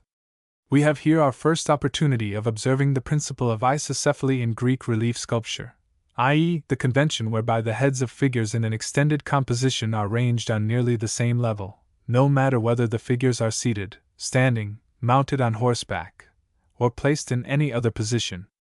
The main purpose of this convention doubtless was to avoid the unpleasing blank spaces which would result if the figures were all of the same proportions. In the present instance, there may be the further desire to suggest by the greater size of the seated figures their greater dignity, as goddesses or divinized human beings. Note, again, how, in the case of each standing woman, the garments adhere to the body behind.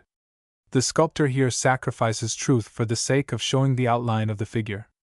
Finally, remark the daintiness with which the hands are used, particularly in the case of the seated figure on the right.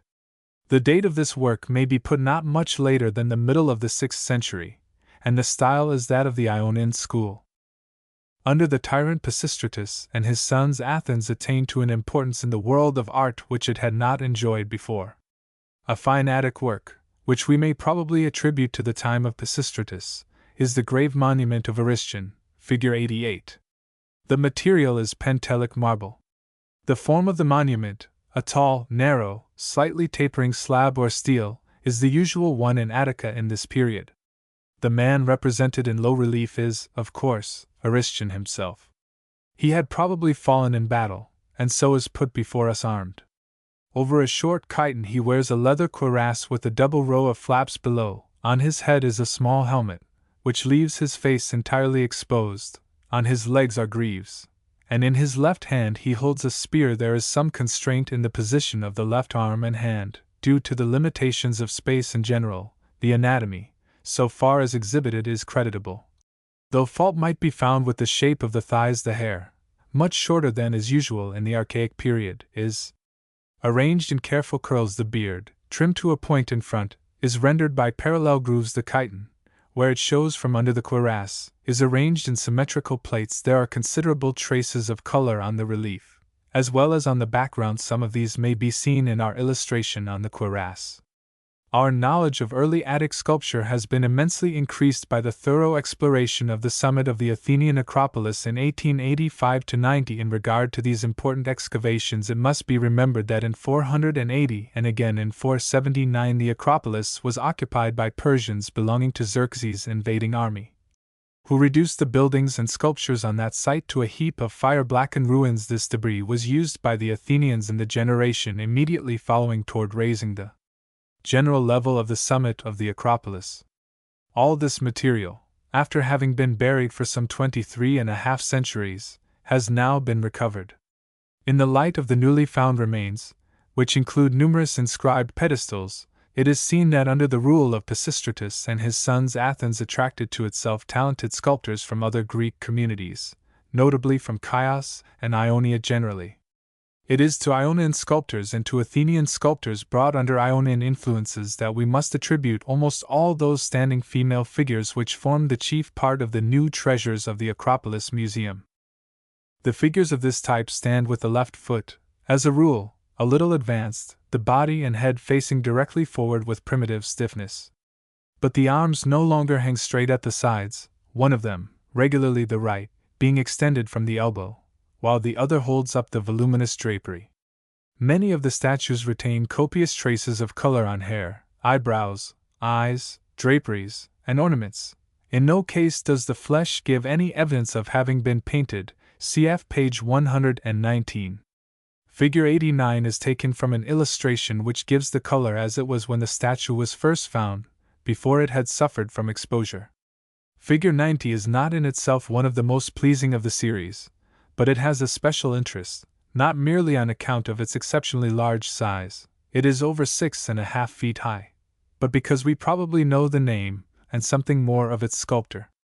If, as seems altogether likely, the statue belongs upon the inscribed pedestal upon which it is placed in the illustration, then we have before us an original work of that Antenor who was commissioned by the Athenian people, soon after the expulsion of the tyrant Hippias and his family in 510, to make a group in bronze of Harmodius and Aristogiton, cf. pages 160-4. This statue might, of course, be one of his earlier productions.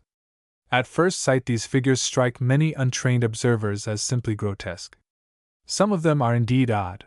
Figure 91 reproduces one which is especially so. But they soon become absorbingly interesting and then delightful.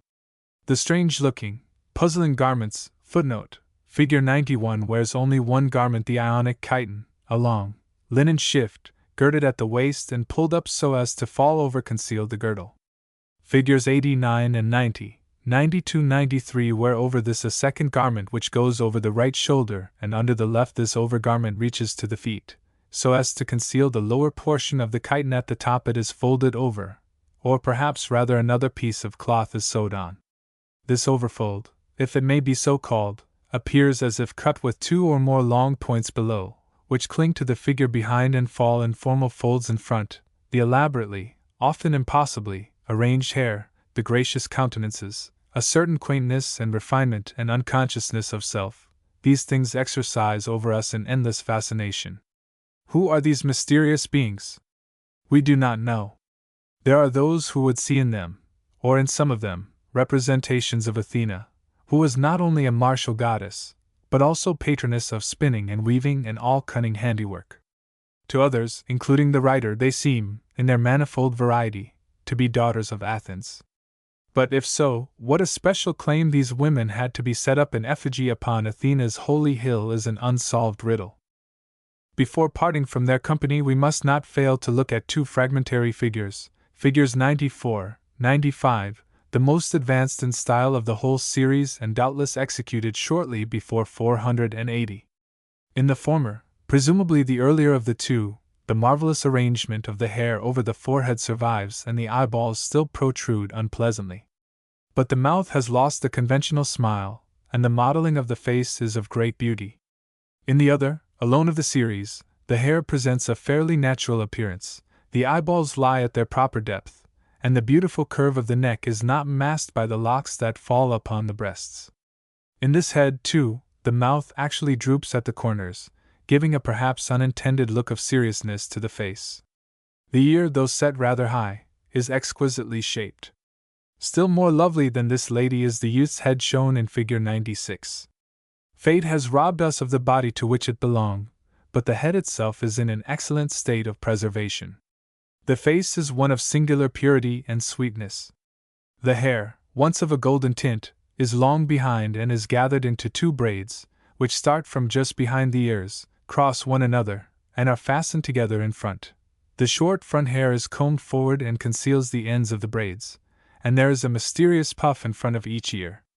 In the whole work, so far at least as appears in a profile view, there is nothing to mar our pleasure. The sculptor's hand has responded cunningly to his beautiful thought.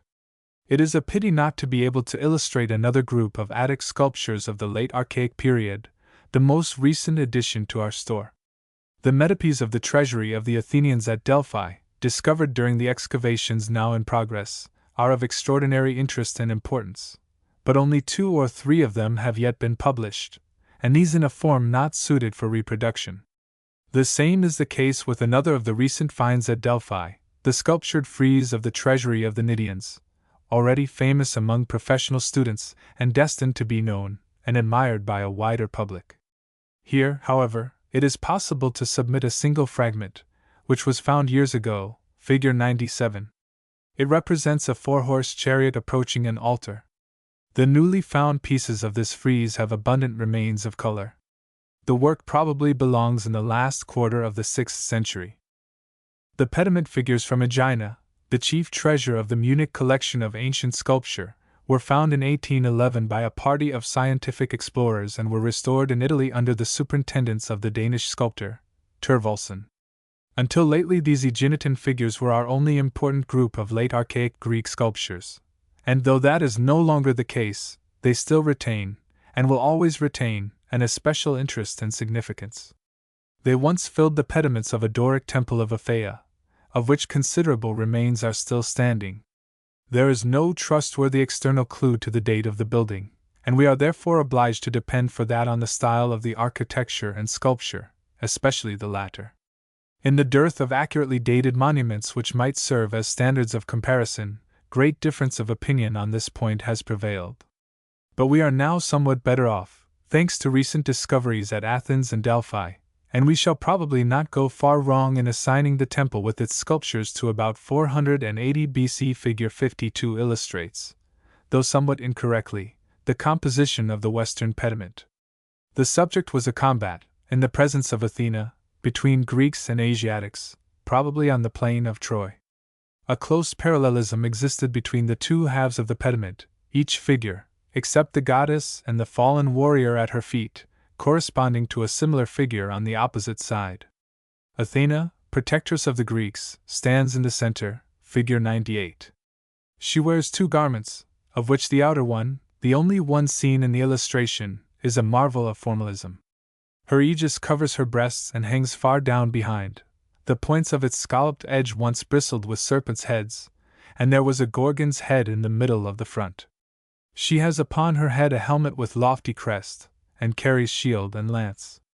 The men, with the exception of the two archers, are naked, and their helmets, which are of a form intended to cover the face, are pushed back. Of course, men did not actually go into battle in this fashion, but the sculptor did not care for realism, and he did care for the exhibition of the body. He belonged to a school which had made an especially careful study of anatomy, and his work shows a great improvement in this respect over anything we have yet had the opportunity to consider. Still, the men are decidedly lean in appearance, and their angular attitudes are a little suggestive of prepared skeletons. They have oblique and prominent eyes, and whether fighting or dying, they wear upon their faces the same conventional smile. The group in the eastern pediment corresponds closely in subject and composition to that in the western, but is of a distinctly more advanced style. Only 5 figures of this group were sufficiently preserved to be restored. Of these, perhaps the most admirable is the dying warrior from the southern corner of the pediment, figure 99, in which the only considerable modern part is the right leg, from the middle of the thigh. The superiority of this and its companion figures to those of the western pediment lies, as the Munich catalogue points out, in the juster proportions of body, arms, and legs, the greater fullness of the muscles, the more careful attention to the veins and to the qualities of the skin, the more natural position of eyes and mouth. This dying man does not smile meaninglessly. His lips are parted, and there is a suggestion of death agony on his countenance. In both pediments the figures are carefully finished all round. There is no neglect, or none worth mentioning, of those parts which were destined to be invisible so long as the figures were in position.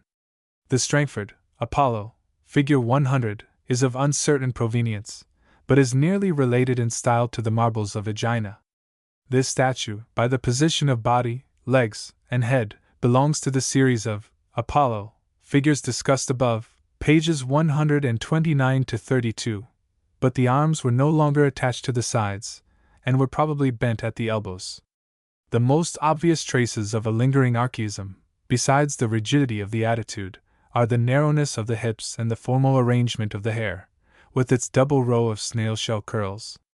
The statue has been spoken of by a high authority, footnote, Newton, Essays on Art and Archaeology, page 81, as showing only a meager and painful rendering of nature. That is one way of looking at it. But there is another way, which has been finely expressed by Pater in an essay on the marbles of Aegina, as art which has passed its prime has sometimes the charm of an absolute refinement in taste and workmanship, so immature art also, as we now see, has its own attractiveness in the naivete, the freshness of spirit, which finds power and interest in simple motives of feeling, and in the freshness of hand, which has a sense of enjoyment in mechanical processes still performed. Unmechanically, in the spending of care and intelligence on every touch.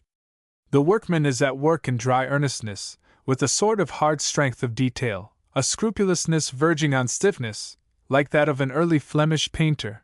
He communicates to us his still youthful sense of pleasure in the experience of the first rudimentary difficulties of his art overcome. Footnote: Pater, Greek Studies, page 285. Chapter 7. The Transitional Period of Greek Sculpture. 480 to 450 B.C. The term, transitional period, is rather meaningless in itself, but has acquired considerable currency as denoting that stage in the history of Greek art in which the last steps were taken toward perfect freedom of style. It is convenient to reckon this period as extending from the year of the Persian invasion of Greece under Xerxes to the middle of the century. In the artistic as in the political history of this generation, Athens held a position of commanding importance, while Sparta, the political rival of Athens, was as barren of art as of literature. The other principal artistic center was Argos, whose school of sculpture had been and was destined long to be widely influential.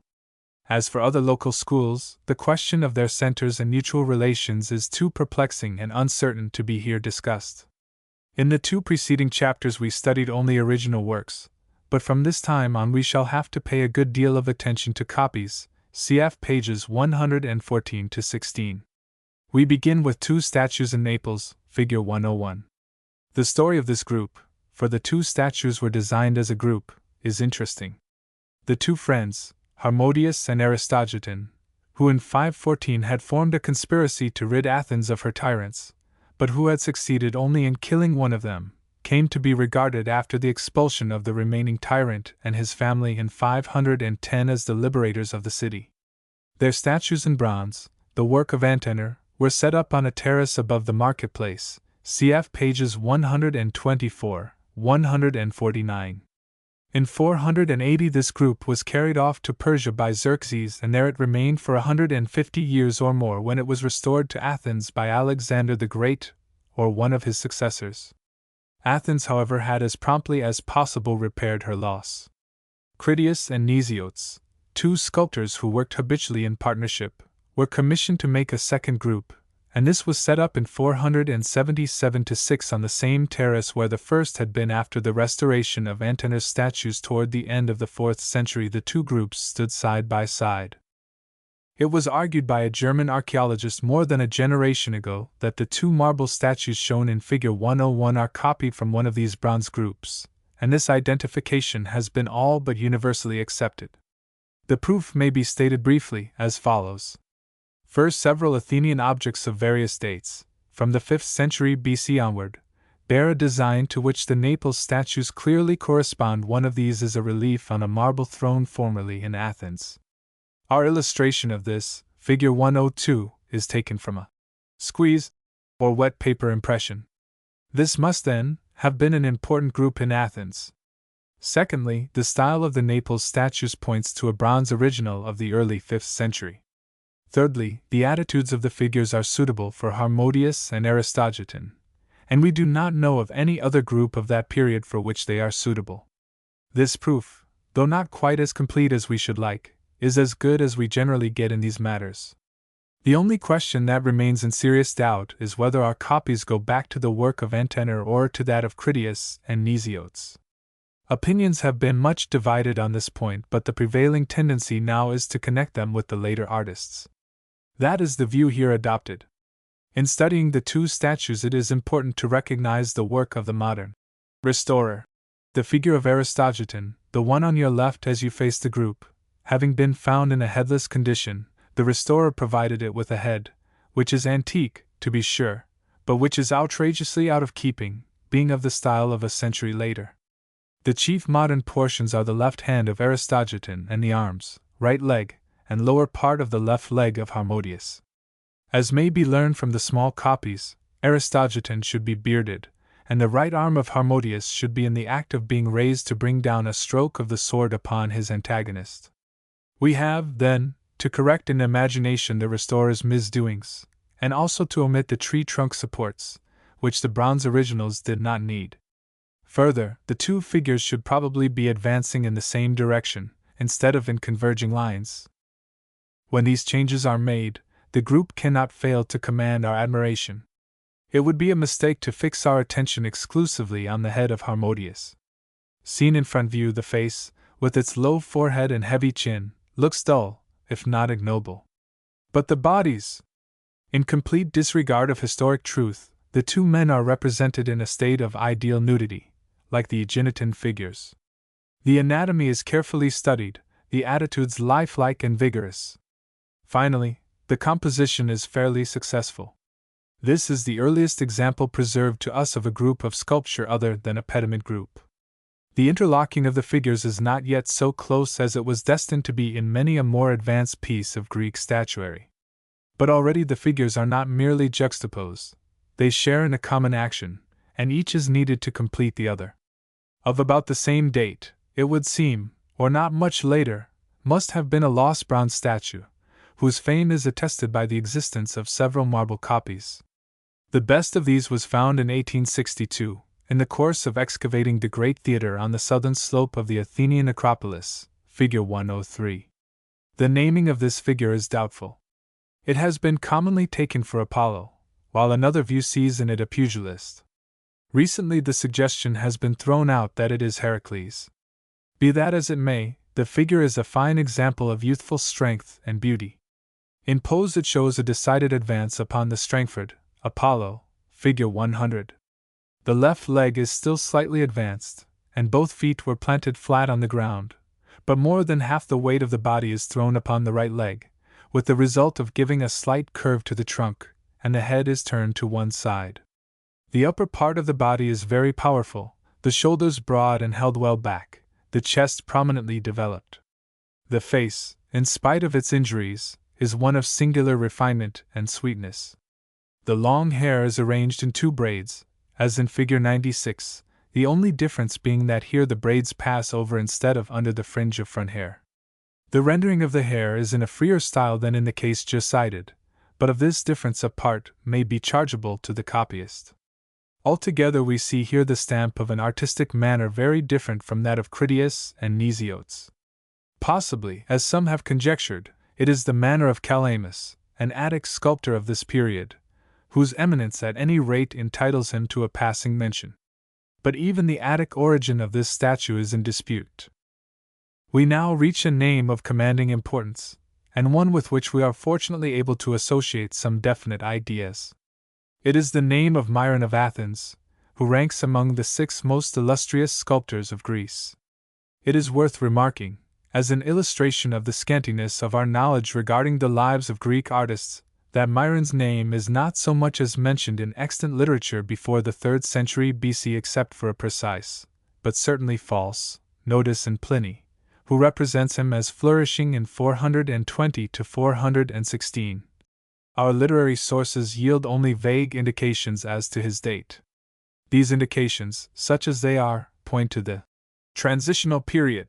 This inference is strengthened by the recent discovery on the Athenian Acropolis of a pair of pedestals inscribed with the name of Myron's son, and probably datable about 446.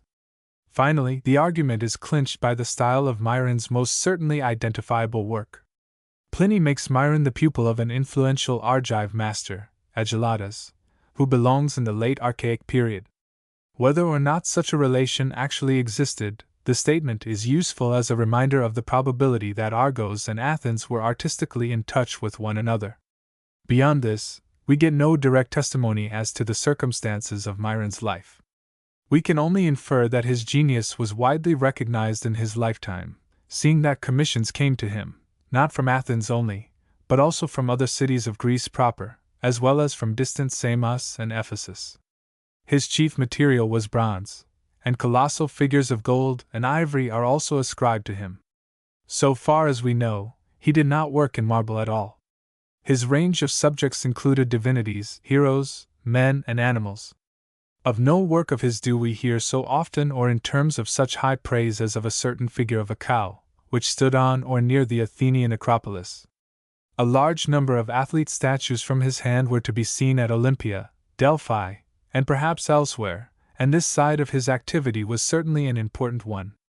Perhaps it is a mere accident that we hear less of his statues of divinities and heroes. The starting point in any study of Myron must be his Discobolus, discus thrower. Figure 104 reproduces the best copy. This statue was found in Rome in 1781, and is in an unusually good state of preservation. The head has never been broken from the body. The right arm has been broken off, but is substantially antique, and the only considerable restoration is the right leg from the knee to the ankle. The two other most important copies were found together in 1791 on the site of Hadrian's villa at Tibur, Tivoli. One of these is now in the British Museum, the other in the Vatican. Either has its original head. A fourth copy of the body, a good deal disguised by restoration, exists in the Museum of the Capitol in Rome. There are also other copies of the head besides the one on the Lancelotti statue. The proof that these statues and parts of statues were copied from Myron's Discobolus depends principally upon a passage in Lucian, about 160 A.D. Footnote: Philipsew's section 18. He gives a circumstantial description of the attitude of that work, or rather of a copy of it, and his description agrees point for point with the statues in question. This agreement is the more decisive because the attitude is a very remarkable one, no other known figure showing anything in the least resembling it. Moreover, the style of the Lancelotti statue points to a bronze original of the transitional period, to which on historical grounds Myron is assigned. Myron's statue represented a young Greek who had been victorious in the pentathlon, or group of 5 contests, running, leaping, wrestling, throwing the spear, and hurling the discus, but we have no clue as to where in the Greek world it was set up. The attitude of the figure seems a strange one at first sight, but other ancient representations, as well as modern experiments, leave little room for doubt that the sculptor has truthfully caught one of the rapidly changing positions which the exercise involved. Having passed the discus from his left hand to his right, the athlete has swung the missile as far back as possible. In the next instant he will hurl it forward, at the same time, of course, advancing his left foot and recovering his erect position. Thus Myron has preferred to the comparatively easy task of representing the athlete at rest, bearing some symbol of victory, the far more difficult problem of exhibiting him in action. It would seem that he delighted in the expression of movement. So his laudas, known to us only from 2 epigrams in the anthology, represented a runner panting toward the goal, and others of his athlete statues may have been similarly conceived. His temple images, on the other hand, must have been as composed an attitude as the Discobolus is energetic. The face of the Discobolus is rather typical than individual. If this is not immediately obvious to the reader, the comparison of a closely allied head may make it clear. Of the numerous works which have been brought into relation with Myron by reason of their likeness to the Discobolus, none is so unmistakable as a fine bust in Florence, figure 105. The general form of the head, the rendering of the hair, the anatomy of the forehead, the form of the nose and the angle it makes with the forehead, these and other features noted by Professor Furtwängler are alike in the Discobolus and the Riccardi head. These detailed resemblances cannot be verified without the help of casts or at least of good photographs taken from different points of view, but the general impression of likeness will be felt convincing, even without analysis.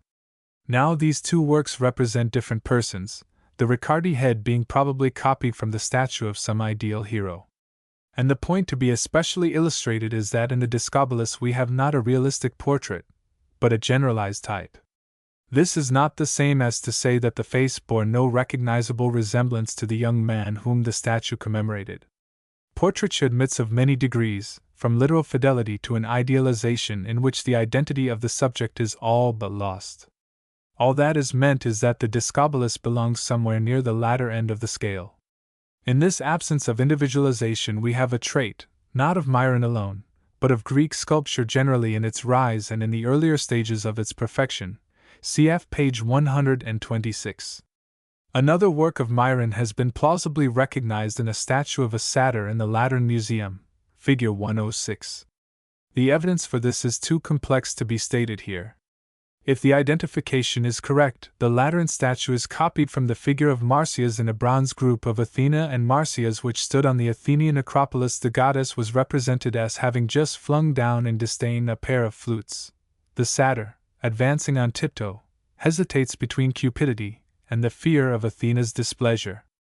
Marsyas has a lean and sinewy figure, coarse stiff hair and beard, a wrinkled forehead, a broad flat nose which makes a marked angle with the forehead, pointed ears, modern, but guaranteed by another copy of the head, and a short tail sprouting from the small of the back. The arms, which were missing, have been incorrectly restored with castanets. The right should be held up, the left down, in a gesture of astonishment. In this work we see again Myron's skill in suggesting movement. We get a lively impression of an advance suddenly checked and changed to a recall. Thus far in this chapter we have been dealing with copies. Our stock of original works of this period, however, is not small. It consists, as usual, largely of architectural sculpture. Figure 107 shows 4 metopes from a temple at Selinus. They represent, beginning at the left, Heracles in combat with an Amazon, Hera unveiling herself before Zeus, Actaeon torn by his dogs in the presence of Artemis, and Athena overcoming the giant Enceladus. These reliefs would repay the most careful study, but the sculptures of another temple have still stronger claims to attention. Olympia was one of the 2 most important religious centers of the Greek world, the other being Delphi. Olympia was sacred to Zeus, and the great Doric temple of Zeus was thus the chief among the group of religious buildings there assembled. The erection of this temple probably falls in the years just preceding and following 460 BC. A slight exploration carried on by the French in 1829, and the thorough excavation of the site by the Germans in 1875–81 brought to light extensive remains of its sculptured decoration. This consisted of 2 pediment groups and 12 sculptured metopes, besides the acroteria. In the eastern pediment the subject is the preparation for the chariot race of Pelops and Oenomaus. The legend ran that Oenomaus, king of Pisa and Elis, refused the hand of his daughter save to one who should beat him in a chariot race. Suitor after suitor tried and failed, till at last Pelops, a young prince from oversea, succeeded in the pediment group. Zeus, as arbiter of the impending contest, occupies the center. On one side of him stand Pelops and his destined bride, on the other Oenomaus and his wife, Sterope, figure 108. The chariots, with attendants and other more or less interested persons follow, figure 109. The moment chosen by the sculptor is one of expectancy rather than action, and the various figures are in consequence simply juxtaposed, not interlocked. Far different is the scene presented by the western pediment. The subject here is the combat between Lapiths and Centaurs, one of the favorite themes of Greek sculpture, as of Greek painting. The Centaurs, brutal creatures, partly human, partly equine, were fabled to have lived in Thessaly. There too was the home of the Lapiths, who were Greeks. At the wedding of Pirithous, king of the Lapiths, the Centaurs, who had been bidden as guests, became inflamed with wine and began to lay hands on the women. Hence a general meeting, in which the Greeks were victorious. The sculptor has placed the god Apollo in the center, figure 110, undisturbed amid the wild tumult. His presence alone assures us what the issue is to he. The struggling groups, figures 111, 112, extend nearly to the corners, which are occupied each by 2 reclining female figures, spectators of the scene. In each pediment the composition is symmetrical, every figure having its corresponding figure on the opposite side. Yet the law of symmetry is interpreted much more freely than in the Aegina pediments of a generation earlier. The corresponding figures often differ from one another a good deal in attitude, and in one instance even in sex. Our illustrations, which give a few representative specimens of these sculptures, suggest some comments. To begin with, the workmanship here displayed is rapid and far from faultless. Unlike the Aeginetan pediment figures and those of the Parthenon, these figures are left rough at the back. Moreover, even in the visible portions there are surprising evidences of carelessness, as in the portentously long left thigh of the Lapith in figure 112. It is, again, evidence of rapid, though not exactly of faulty execution, that the hair is in a good many cases only blocked out, the form of the mass being given, but its texture not indicated. Example, Figure 111.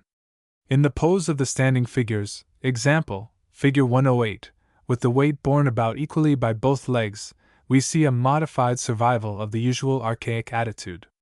A lingering archaism may be seen in other features too, very plainly, for example, in the arrangement of Apollo's hair, Figure 110. The garments represent a thick woolen stuff, whose folds show very little pliancy. The drapery of Sterope, Figure 108, should be especially noted, as it is a characteristic example for this period of a type which has a long history. She wears the Doric chiton, a sleeveless woolen garment girded and pulled over the girdle and doubled over from the top. The formal, starch-looking folds of the archaic period have disappeared. The cloth lies pretty flat over the chest and waist. There is a rather arbitrary little fold at the neck. Below the girdle the drapery is divided vertically into two parts. On the one side it falls in straight folds to the ankle, on the other it is drawn smooth over the bent knee. Another interesting fact about these sculptures is a certain tendency toward realism. The figures and faces and attitudes of the Greeks, not to speak of the centaurs, are not all entirely beautiful and noble. This is illustrated by Figure 109, a bald-headed man, rather fat. Here is realism of a very mild type, to be sure, in comparison with what we are accustomed to nowadays, but the old men of the Parthenon frieze bear no disfiguring marks of age. Again, in the face of the young Lapith whose arm is being bitten by a centaur, Figure 112, there is a marked attempt to express physical pain. The features are more distorted than in any other 5th century sculpture, except representations of centaurs or other inferior creatures. In the other heads of imperiled men and women in this pediment, example, in that of the bride, Figure 111, the ideal calm of the features is overspread with only a faint shadow of distress.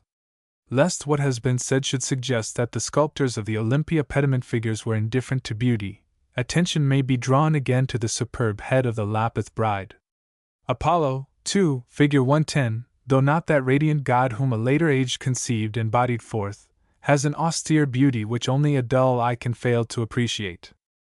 The 12 sculptured metopes of the temple do not belong to the exterior frieze, whose metopes were plain, but to a second frieze, placed above the columns and ante of Pronaos and Opisthotomus. Their subjects are the 12 labors of Heracles, beginning with the slaying of the Nemean lion and ending with the cleansing of the Augean stables. The one selected for illustration is one of the 2 or 3 best preserved members of the series, Figure 113. Its subject is the winning of the golden apples which grew in the garden of the Hesperides, near the spot where Atlas stood, evermore supporting on his shoulders the weight of the heavens. Heracles prevailed upon Atlas to go and fetch the coveted treasure, himself meanwhile assuming the burden. The moment chosen by the sculptor is that of the return of Atlas with the apples. In the middle stands Heracles, with a cushion, folded double, upon his shoulders, the sphere of the heavens being barely suggested at the top of the relief. Behind him is his companion and protectress, Athena, once recognizable by a lance in her right hand. Footnote: such at least seems to be the view adopted in the latest official publication on the subject. Olympia, die Bildwerk in Stein und Thon. PLLXV. With her left hand she seeks to ease a little the hero's heavy load. Before him stands Atlas, holding out the apples in both hands. The main lines of the composition are somewhat monotonous, but this is a consequence of the subject, not of any incapacity of the artist, as the other metopes testify. The figure of Athena should be compared with that of Sterope in the Eastern pediment. There is a substantial resemblance in the drapery, even to the arbitrary little fold in the neck, but the garment here is entirely open on the right side, after the fashion followed by Spartan maidens, whereas there it is sewed together from the waist down. There is here no girdle, and the broad, flat expanse of cloth in front observable there is here narrowed by 2 folds falling from the breasts.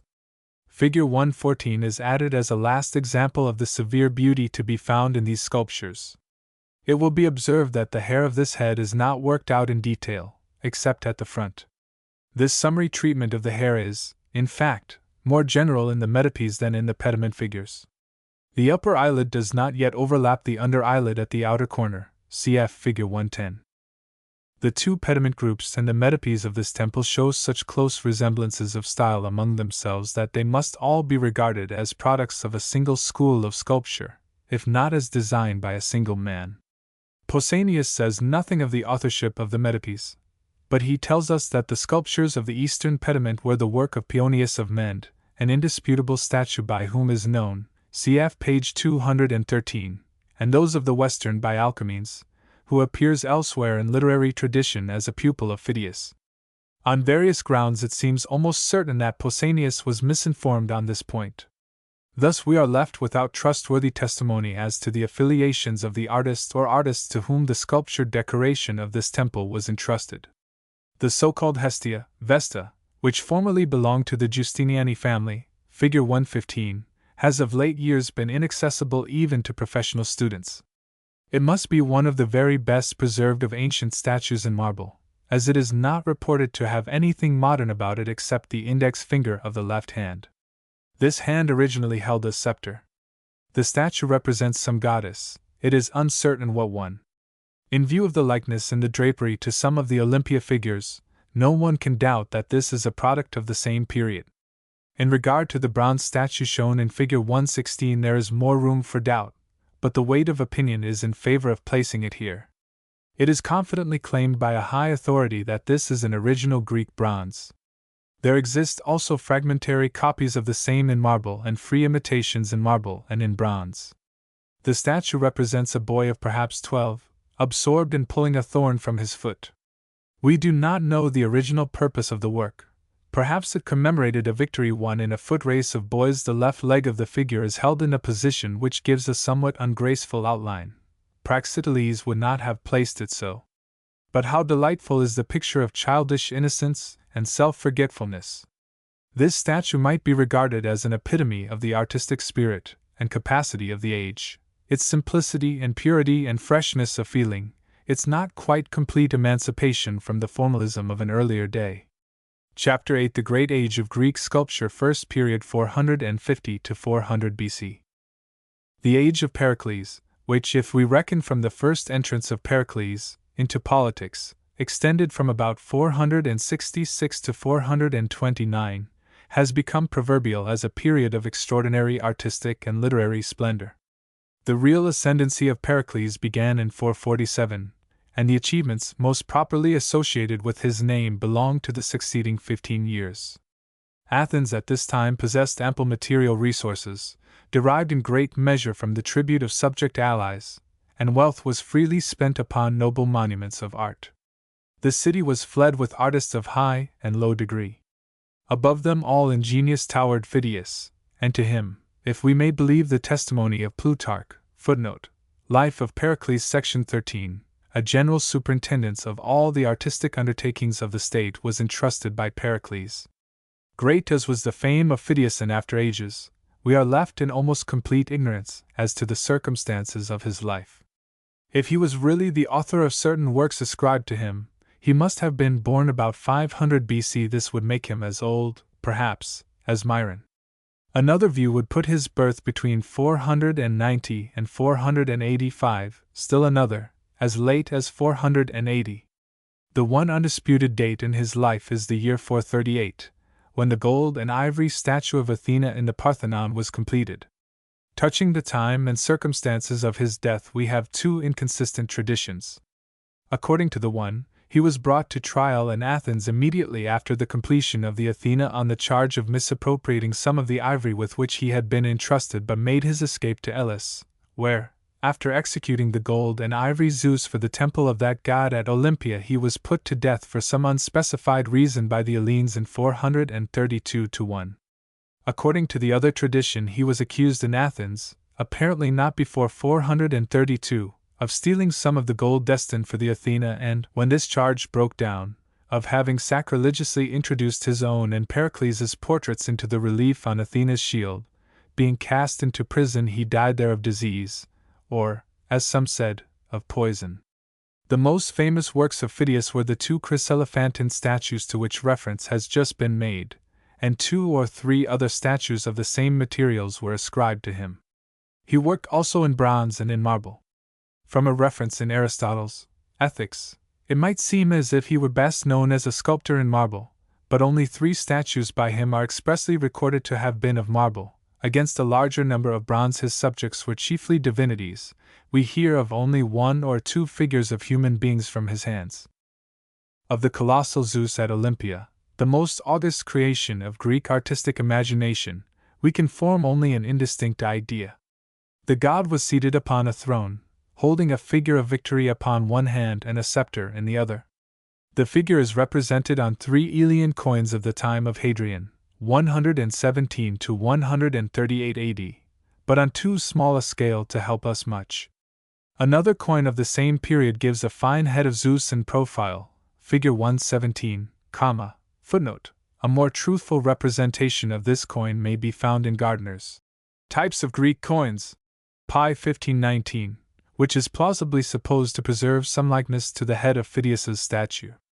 In regard to the Athena of the Parthenon, we are considerably better off, for we possess a number of marble statues which, with the aid of Pausanias's description and by comparison with one another, can be proved to be copies of that work. But a warning is necessary here. The Athena, like the Zeus, was of colossal size. Its height, with the pedestal, was about 38 feet. Now it is not likely that a really exact copy on a small scale could possibly have been made from such a statue, nor, if one had been made, would it have given the effect of the original. With this warning laid well to heart, the reader may venture to examine that one among our copies which makes the greatest attempt at exactitude, figure 118.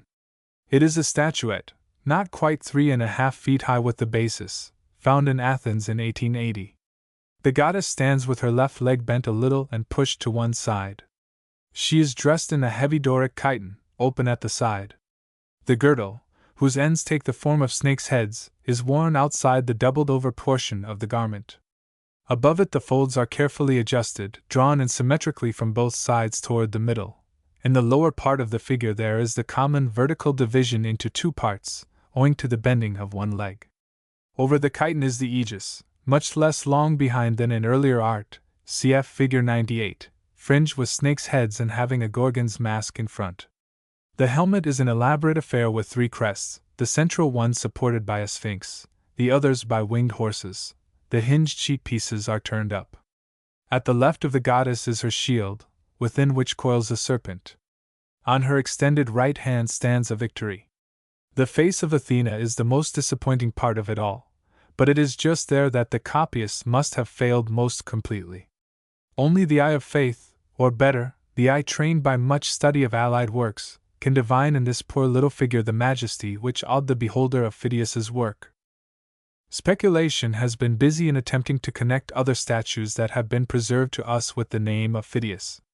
The most probable case that has yet been made out concerns 2 closely similar marble figures in Dresden, one of which is shown in figure 119.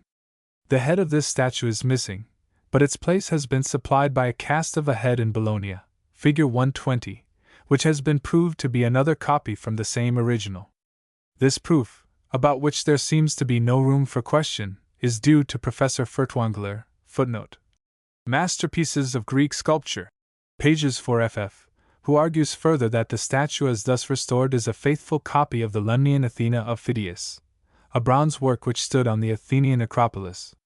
The proof of this depends upon 1. The resemblance in the standing position and in the drapery of this figure to the Athena of the Parthenon, and 2. The fact that Phidias is known to have made a statue of Athena, thought to be the Lemnian Athena, without a helmet on the head, an exceptional, though not wholly unique, representation in sculpture in the round. If this demonstration be thought insufficient, there cannot, at all events, be much doubt that we have here the copy of an original of about the middle of the 5th century. The style is severely simple, as we ought to expect of a religious work of that period. The virginal face, conceived and wrought with ineffable refinement, is as far removed from sensual charm as from the ecstasy of a Madonna. The goddess does not reveal herself as one who can be touched with a feeling of our infirmities, but by the power of her pure, passionless beauty she sways our minds and hearts.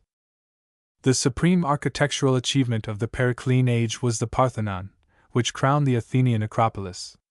It appears to have been begun in 447, and was roofed over and perhaps substantially finished by 438. Its sculptures were more extensive than those of any other Greek temple, comprising 2 pediment groups, the whole set of metopes of the exterior frieze, 92 in number, and a continuous frieze of bas-relief, 522 feet 10 inches in total length, surrounding the cella and its vestibules, cf. Figure 56. After serving its original purpose for nearly 1,000 years, the building was converted into a Christian church and then, in the 15th century, into a Mohammedan mosque. In 1687 Athens was besieged by the forces of Venice. The Parthenon was used by the Turks as a powder magazine, and was consequently made the target for the enemy's shells. The result was an explosion, which converted the building into a ruin. Of the sculptures which escaped from this catastrophe, many small pieces were carried off at the time or subsequently, while other pieces were used as building stone or thrown into the lime kiln. Most of those which remained down to the beginning of this century were acquired by Lord Elgin, acting under a permission from the Turkish government, 1801-3, and in 1816 were bought for the British Museum. The rest are in Athens, either in their original positions on the building, or in the Acropolis Museum. The best preserved metopes of the Parthenon belong to the south side and represent scenes from the contest between Lapiths and Centaurs, cf. page 174. These metopes differ markedly in style from one another, and must have been not only executed, but designed by different hands. 1 or 2 of them are spiritless and uninteresting.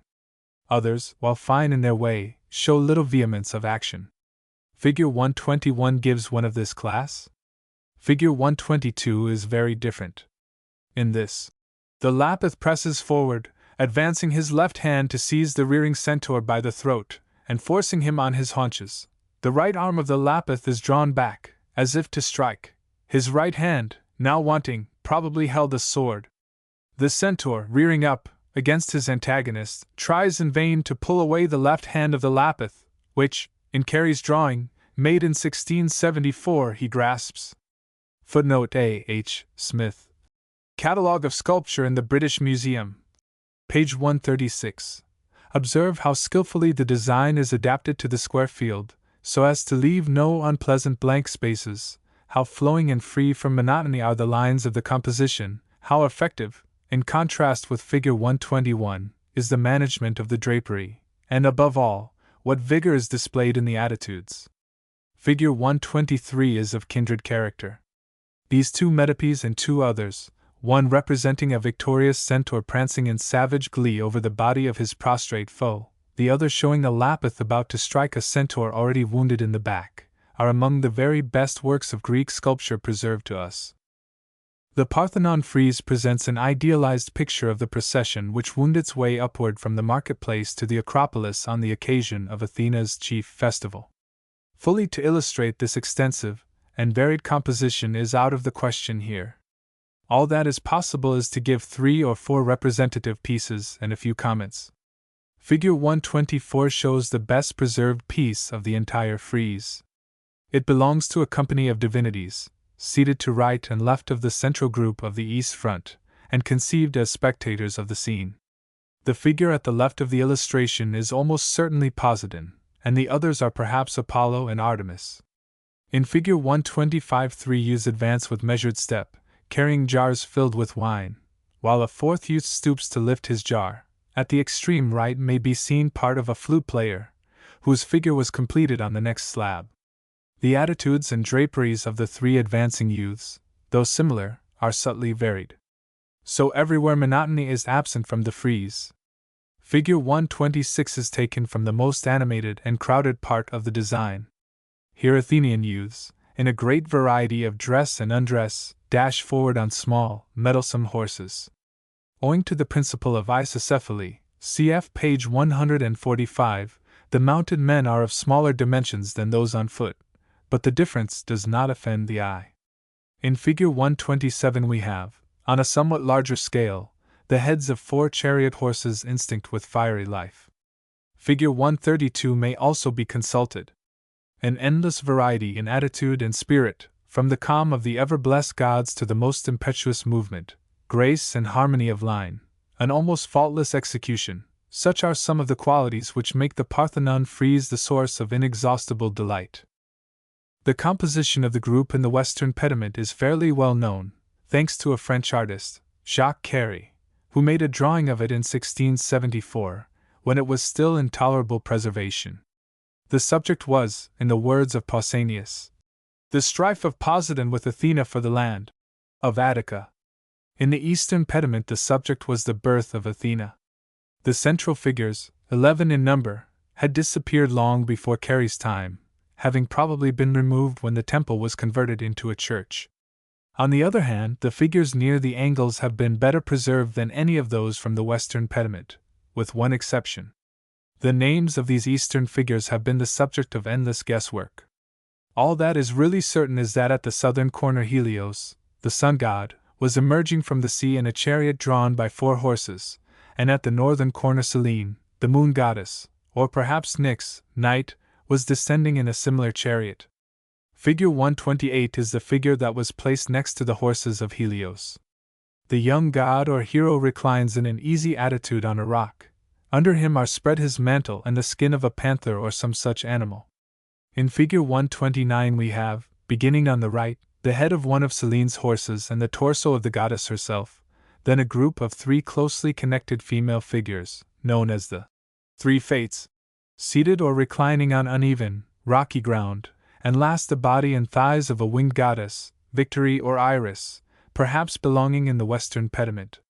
Figure 130, from the northern corner of the western pediment, is commonly taken for a river god. We possess but the broken remnants of these 2 pediment groups, and the key to the interpretation of much that we do possess is lost. We cannot then fully appreciate the intention of the great artist who conceived these works. Yet even in their ruin and their isolation the pediment figures of the Parthenon are the sublimest creations of Greek art that have escaped annihilation. We have no ancient testimony as to the authorship of the Parthenon sculptures, beyond the statement of Plutarch, quoted above, that Phidias was the general superintendent of all artistic works undertaken during Pericles' administration. If this statement be true, it still leaves open a wide range of conjecture as to the nature and extent of his responsibility in this particular case. Appealing to the sculptures themselves for information, we find among the metopes such differences of style as exclude the notion of single authorship. With the frieze and the pediment groups, however, the case is different. Each of these 3 compositions must, of course, have been designed by one master artist and executed by or with the help of subordinate artists or workmen. Now the pediment groups, so far as preserved, strongly suggest a single presiding genius for both, and there is no difficulty in ascribing the design of the frieze to the same artist. Was it Phidias? The question has been much agitated of late years, but the evidence at our disposal does not admit of a decisive answer. The great argument for Phidias lies in the incomparable merit of these works, and with the probability that his genius is here in some degree revealed to us we must needs be content. After all, it is of much less consequence to be assured of the master's name than to know and enjoy the masterpieces themselves. The great statesman under whose administration these immortal sculptures were produced was commemorated by a portrait statue or head, set up during his lifetime on the Athenian Acropolis. It was from the hand of Chrysilas, of Cydonia in Crete. It is perhaps this portrait of which copies have come down to us. The best of these is given in figure 131. The features are, we may believe, the authentic features of Pericles, somewhat idealized, according to the custom of portraiture in this age. The helmet characterizes the wearer as general. The artistic activity in Athens did not cease with the outbreak of the Peloponnesian War in 431. The city was full of sculptors, many of whom had come directly under the influence of Phidias, and they were not left idle. The demand from private individuals for votive sculptures and funeral reliefs must indeed have been abated, but was not extinguished, and in the intervals of the protracted war the state undertook important enterprises with an undaunted spirit. It is to this period that the Erechtheum probably belongs, for 20-408, though all that we certainly know is that the building was nearly finished some time before 409 and that the work was resumed in that year. The temple had a sculptured frieze of which fragments are extant, but these are far surpassed in interest by the caryatids of the southern porch, figure 67. The name Caryatids, by the way, meets us first in the pages of Vitruvius, a Roman architect of the time of Augustus, a contemporary Athenian inscription, to which we are indebted for many details concerning the building, calls them simply maidens.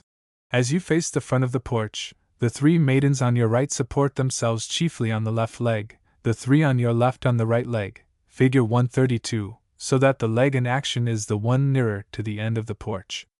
The arms hung straight at the sides, one of them grasping a corner of the small mantle. The pose and drapery show what Attic sculpture had made of the old Peloponnesian type of standing female figure in the Doric chiton, cf. page 177. The fall of the garment preserves the same general features, but the stuff has become much more pliable. It is interesting to note that, in spite of a close general similarity, no 2 maidens are exactly alike, as they would have been if they had been reproduced mechanically from a finished model. These subtle variations are among the secrets of the beauty of this porch, as they are of the Parthenon frieze. One may be permitted to object altogether to the use of human figures as architectural supports, but if the thing was to be done at all, it could not have been better done. The weight that the maidens bear is comparatively small, and their figures are as strong as they are graceful. To the period of the Peloponnesian War may also be assigned a sculptured balustrade which enclosed and protected the precinct of the little temple of wingless Victory on the Acropolis, figure 70. One slab of this balustrade is shown in figure 133. It represents a winged Victory stooping to tie, or, as some will have it, to untie, her sandal. The soft Ionic chiton, clinging to the form, reminds one of the drapery of the reclining goddess from the eastern pediment of the Parthenon, figure 129, but it finds its closest analogy, among datable sculptures, in a fragment of relief recently found at Rhamnus in Attica. This belonged to the pedestal of a statue by Agoracratus, one of the most famous pupils of Phidias. The Attic grave relief given in figure 134 seems to belong somewhere near the end of the 5th century. The subject is a common one on this class of monuments, but is nowhere else so exquisitely treated. There is no allusion to the fact of death. Higiso, the deceased lady, is seated and is holding up a necklace or some such object, originally, it may be supposed, indicated by color, which she has just taken from the jewel box held out by the standing slave woman. Another fine grave relief, figure 135, may be introduced here, though it perhaps belongs to the beginning of the 4th century rather than to the end of the 5th. It must commemorate some young Athenian cavalryman. It is characteristic that the relief ignores his death and represents him in a moment of victory. Observe that on both these monuments there is no attempt at realistic portraiture, and that on both we may trace the influence of the style of the Parthenon frieze. Among the other bas-reliefs which show that influence there is no difficulty in choosing one of exceptional beauty, the so-called Orpheus relief, figure 136. This is known to us in 3 copies, unless indeed the Naples example be the original. The story here set forth is one of the most touching in Greek mythology. Orpheus, the Thracian singer, has descended into Hades in quest of his dead wife, Eurydice, and has so charmed by his music the stern Persephone that she has suffered him to lead back his wife to the upper air, provided only he will not look upon her on the way. But love has overcome him. He has turned and looked, and the doom of an irrevocable parting is sealed. In no unseemly paroxysm of grief, but tenderly, sadly, they look their last at one another, while Hermes, guide of departed spirits, makes gentle signal for the wife's return. In the chastened pathos of this scene we have the quintessence of the temper of Greek art in dealing with the fact of death.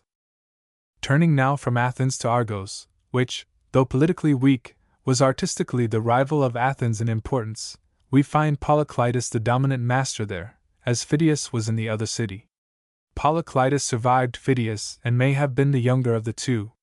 The only certain thing is that he was in the plenitude of his powers as late as 420, for his gold and ivory statue of Hera was made for a temple built to replace an earlier temple destroyed by fire in 423. His principal material was bronze. As regards subjects, his great specialty was the representation of youthful athletes. His reputation in his own day and afterwards was of the highest. There were those who ranked him above Phidias. Thus Xenophon represents, footnote, Memorabilia I, 4-3, written about 390 B.C. An Athenian as assigning to Polyclitus a preeminence in sculpture like that of Homer in epic poetry and that of Sophocles in tragedy, and Strabo, footnote 8, page 372, written about 18 A.D. Pronounced his gold and ivory statues in the temple of Haran near Argos the finest in artistic merit among all such works, though inferior to those of Phidias in size and costliness. But probably the more usual verdict was that reported by Quintilian, footnote, De Institution Oratoria 12, 10, 7, written about 90 A.D., which, applauding as unrivaled his rendering of the human form, found his divinities lacking in majesty. In view of the exalted rank assigned to Polyclitus by Greek and Roman judgment, his identifiable works are a little disappointing. His Doryphorus, a bronze figure of a young athlete holding a spear such as was used in the pentathlon, cf. page 168, exists in numerous copies. The Naples copy, figure 137, found in Pompeii in 1797, is the best preserved, being substantially antique throughout, but is of indifferent workmanship. The young man, of massive build, stands supporting his weight on the right leg. The left is bent backward from the knee, the foot touching the ground only in front. Thus the body is a good deal curved. This attitude is an advance upon any standing motive attained in the transitional period, cf. page 165. It was much used by Polyclitus, and is one of the marks by which statues of his may be recognized. The head of the Doryphorus, as seen from the side, is more nearly rectangular than the usual Attic heads of the period, example, in the Parthenon frieze. For the characteristic face our best guide is a bronze copy of the head from Herculaneum, figure 138, to which our illustration does less than justice. A strong likeness to the Doryphorus exists in a whole series of youthful athletes, which are therefore with probability traced to Polyclitus as their author or inspirer. Such is a statue of a boy in Dresden, of which the head is shown in figure 139. One of these obviously allied works can be identified with a statue by Polyclitus known to us from our literary sources. It is the so-called Diadomenos, a youth binding the fillet of victory about his head. This exists in several copies, the best of which has been recently found on the island of Delos and is not yet published. An interesting statue of a different order, very often attributed to Polyclitus, may with less of confidence be accepted as his. Our illustration, figure 140, is taken from the Berlin copy of this statue, in which the arms, pillar, nose, and feet are modern, but are guaranteed by other existing copies. It is the figure of an Amazon, who has been wounded in the right breast. She leans upon a support at her left side and raises her right hand to her head in an attitude perhaps intended to suggest exhaustion, yet hardly suitable to the position of the wound. The attitude of the figure, especially the legs, is very like that of the Doryphorus, and the face is thought by many to show a family likeness to his. There are 3 other types of Amazon which seem to be connected with this one, but the mutual relations of the 4 types are too perplexing to be here discussed. It is a welcome change to turn from copies to originals.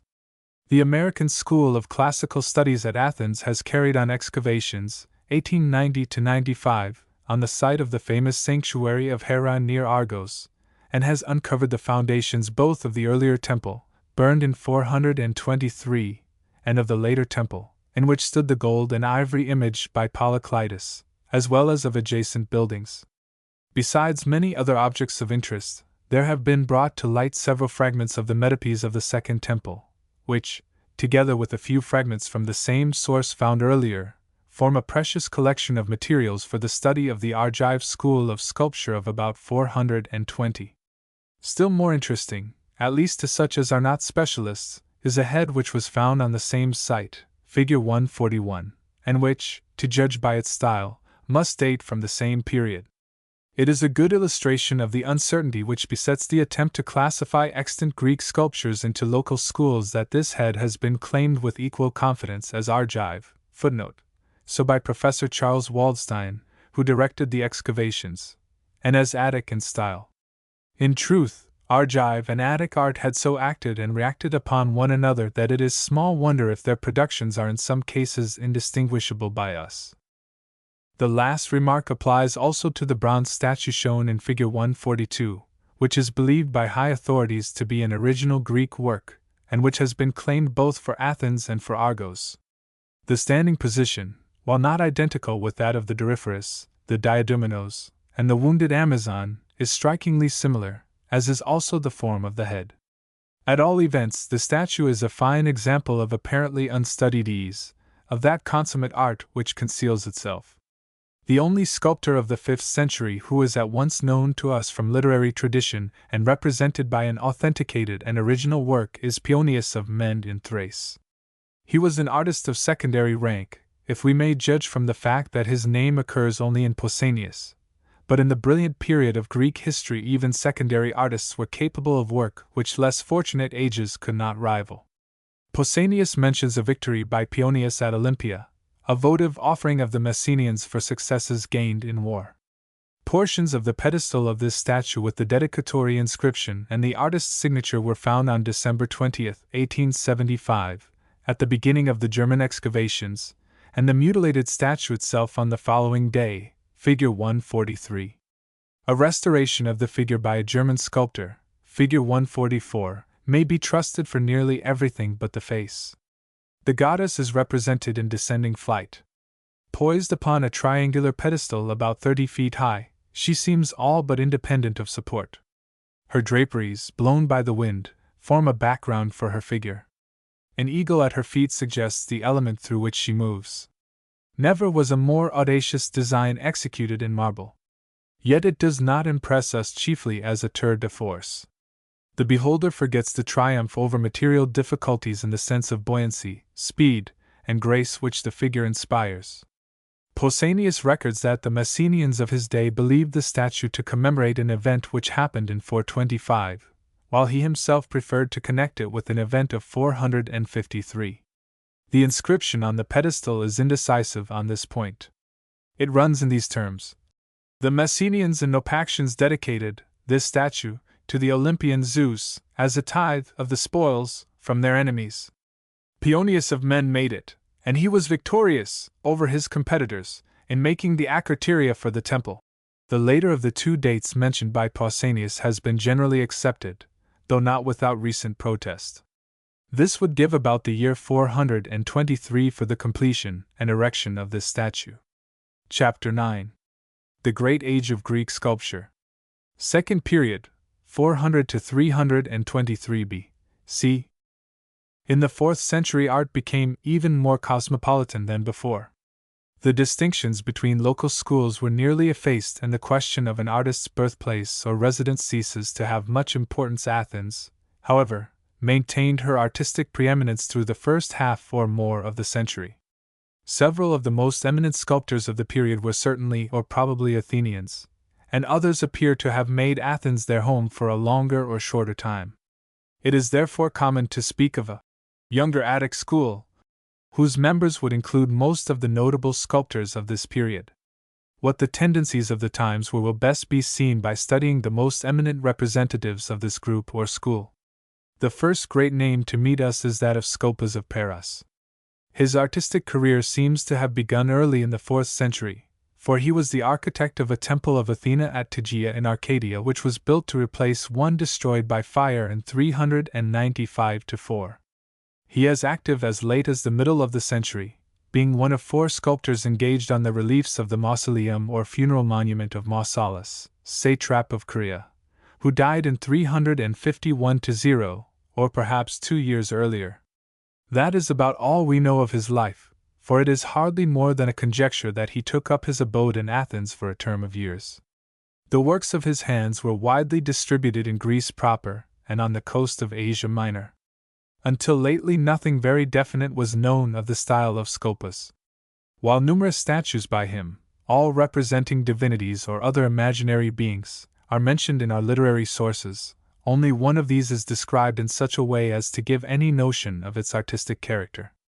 This was a Maenad, or female attendant of the god Bacchus, who was represented in a frenzy of religious excitement.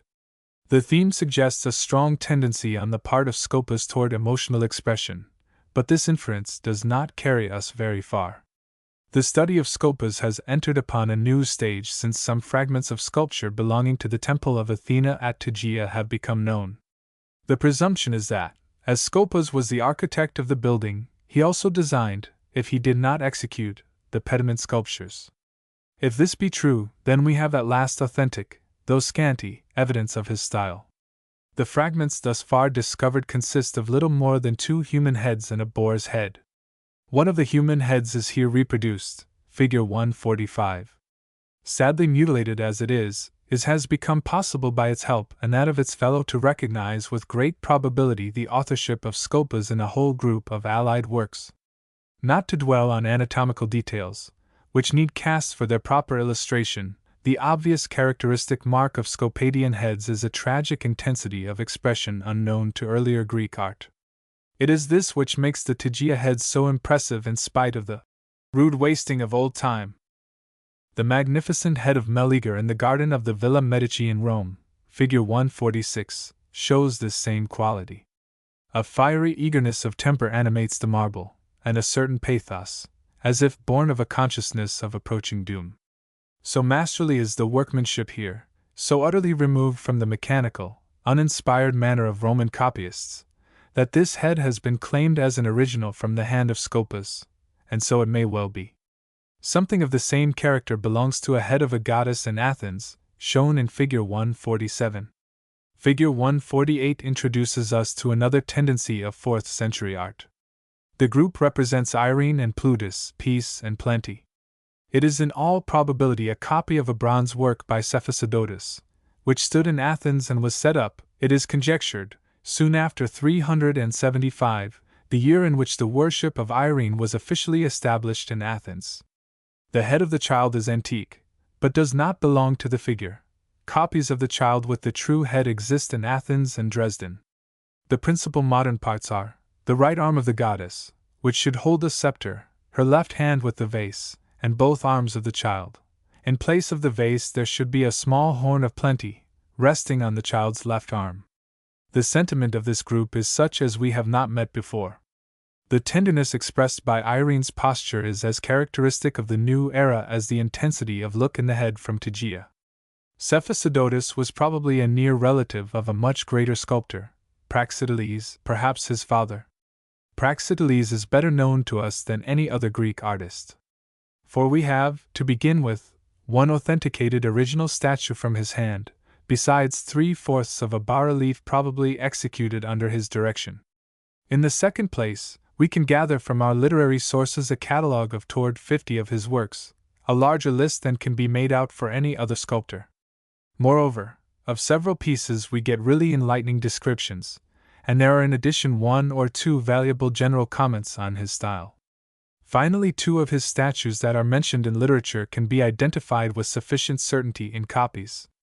The basis of judgment is thus wide enough to warrant us in bringing numerous other works into relation with him. About his life, however, we know, as in other cases, next to nothing. He was an Athenian and must have been somewhere near the age of Scopas, though seemingly rather younger.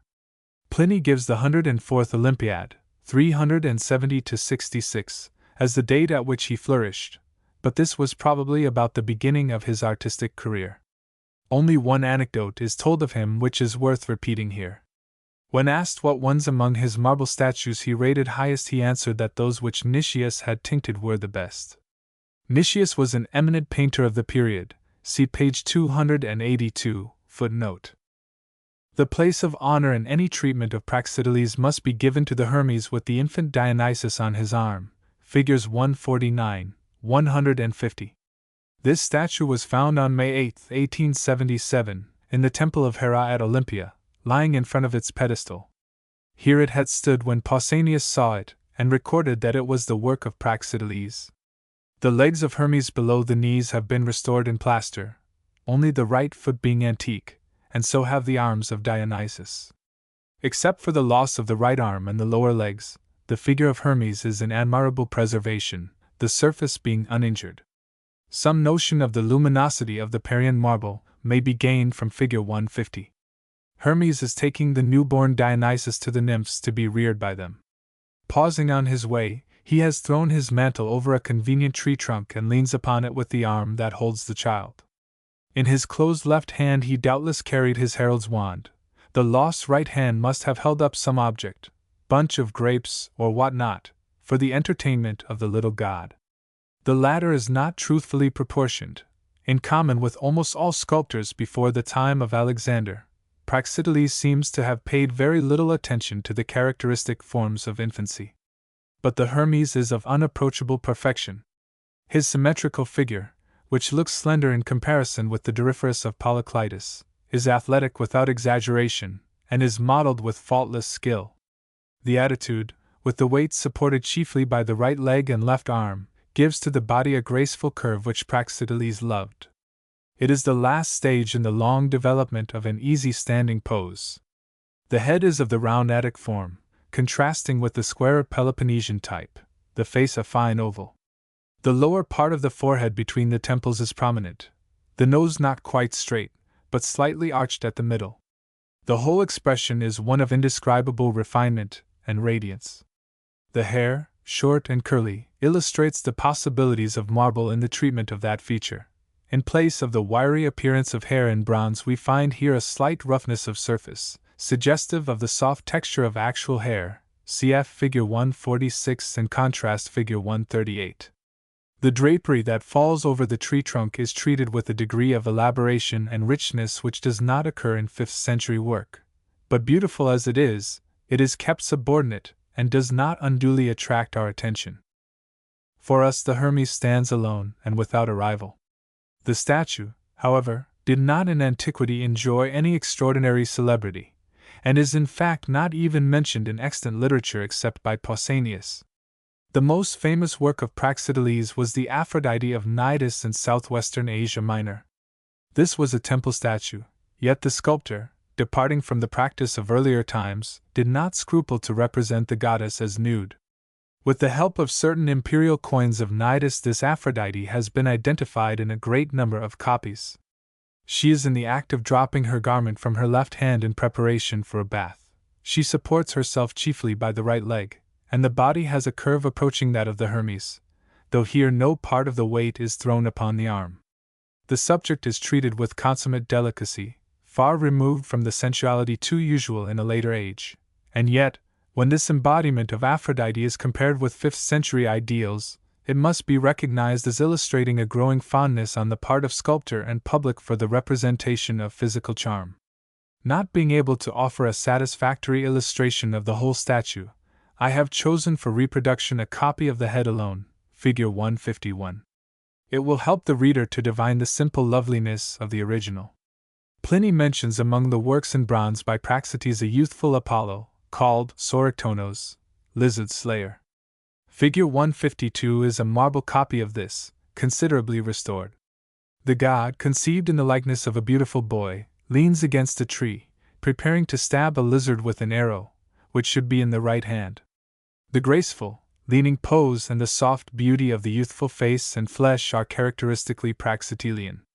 2 or 3 satyrs by Praxiteles are mentioned by Greek and Roman writers, and an anecdote is told by Pausanias which implies that one of them enjoyed an exceptional fame.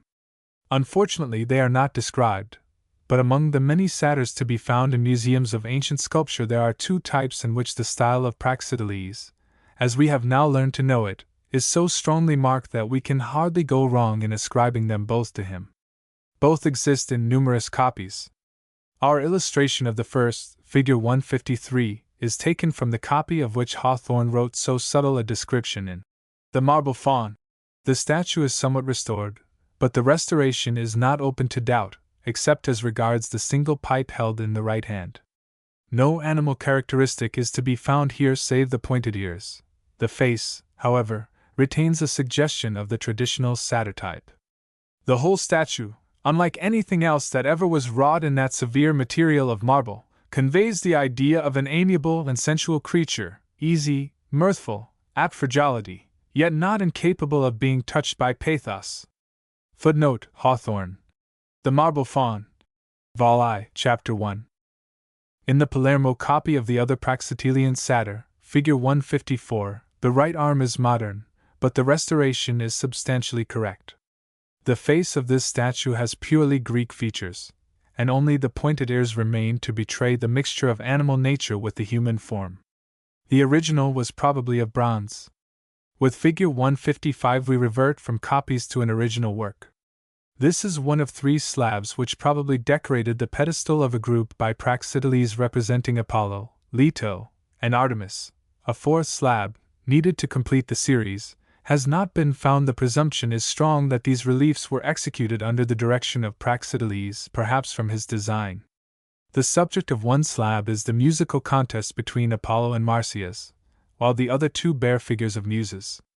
The latter are posed and draped with that delightful grace of which Praxiteles was master, and with which he seems to have inspired his pupils. The execution, however, is not quite faultless, as witness the distortion in the right lower leg of the seated muse in figure L55, otherwise an exquisite figure. Among the many other works that have been claimed for Praxiteles on grounds of style, I venture to single out one, figure 156. The illustration is taken from one of several copies of a lost original, which, if it was not by Praxiteles himself, was by someone who had marvelously caught his spirit. That it represents the goddess Artemis we may probably infer from the short chiton, an appropriate garment often worn by the divine huntress, but not by human maidens. Otherwise the goddess has no conventional attribute to mark her divinity. She is just a beautiful girl, engaged in fastening her mantle together with a brooch. In this way of conceiving a goddess, we see the same spirit that created the Apollo Sorictonos. The genius of Praxiteles, as thus far revealed to us, was preeminently sunny, drawn toward what is fair and graceful and untroubled, and ignoring what is tragic in human existence. This view of him is confirmed by what is known from literature of his subjects. The list includes 5 figures of Aphrodite, 3 or 4 of Eros, 2 of Apollo, 2 of Artemis, 2 of Dionysus, 2 or 3 of Satyrs, 2 of the courtesan Phryne, and 1 of a beautiful human youth binding a fillet about his hair, but no work whose theme is suffering or death is definitely ascribed to him. It is strange, therefore, to find Pliny saying that it was a matter of doubt in his time whether a group of the dying children of Niobe which stood in a temple of Apollo in Rome was by Scopas or Praxiteles. It is commonly supposed, though without decisive proof, that certain statues of Niobe and her children which exist in Florence and elsewhere are copied from the group of which Pliny speaks. The story was that Niobe vaunted herself before Leto because she had 7 sons and 7 daughters, while Leto had borne only Apollo and Artemis. For her presumption all her children were stricken down by the arrows of Apollo and Artemis. This punishment is the subject of the group. Figure 157 gives the central figures. They are Niobe herself and her youngest daughter, who has fled to her for protection. The Niobe has long been famous as an embodiment of haughtiness, maternal love, and sharp distress. But much finer in composition, to my thinking, is figure 158. In this son of Niobe the end of the right arm and the entire left arm are modern. Originally this youth was grouped with a sister who has been wounded unto death.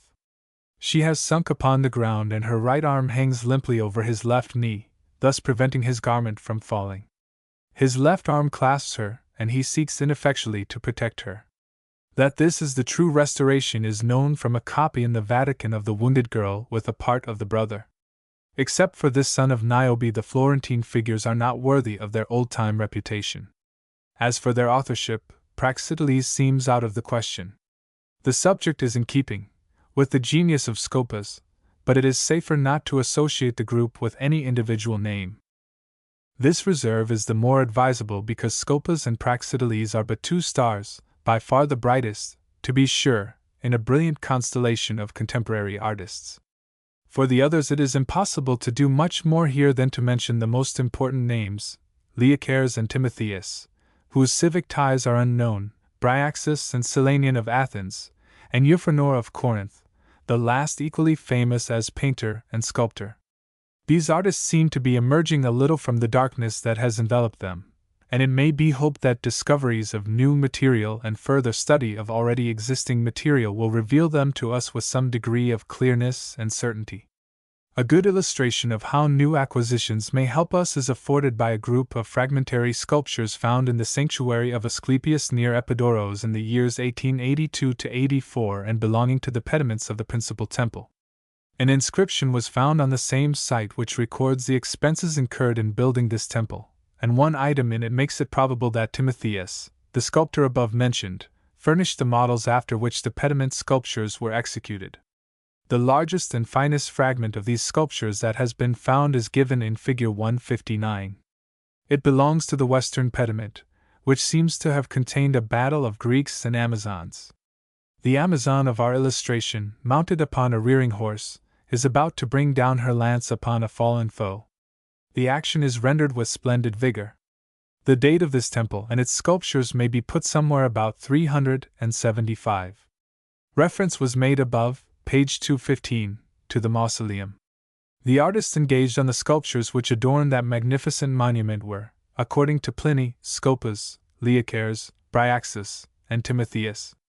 Footnote: the tradition on this point was not quite uniform. Vitruvius names Praxiteles as the fourth artist, but adds that some believe that Timotheus also was engaged. There seem to have been at least 3 sculptured friezes, but of only one have considerable remains been preserved, cf. Figure 65. This has for its subject a battle of Greeks and Amazons, a theme which Greek sculptors and painters never wearied of reproducing. The preserved portions of this frieze amount in all to about 80 feet, but the slabs are not consecutive. Figures 160 and 161 give 2 of the best pieces. The design falls into groups of 2 or 3 combatants, and these groups are varied with inexhaustible fertility and liveliness of imagination. Among the points which distinguish this from a work of the 5th century may be noted the slenderer forms of men and women and the more expressive faces. The existing slabs, moreover, differ among themselves in style and merit, and an earnest attempt has been made to distribute them among the 4 artists named by Pliny, but without conclusive results. Since the Hermes of Praxiteles was brought to light at Olympia, there has been no discovery of Greek sculpture so dazzling in its splendor as that made in 1887 on the site of the necropolis of Sidon in Phoenicia. There, in a group of communicating subterranean chambers, were found, along with an Egyptian sarcophagus, 16 others of Greek workmanship, 4 of them adorned with reliefs of extraordinary beauty. They are all now in the recently created Museum of Constantinople, which has thus become one of the places of foremost consequence to every student and lover of Greek art. The 16 sarcophagi are of various dates, from early in the 5th to late in the 4th century.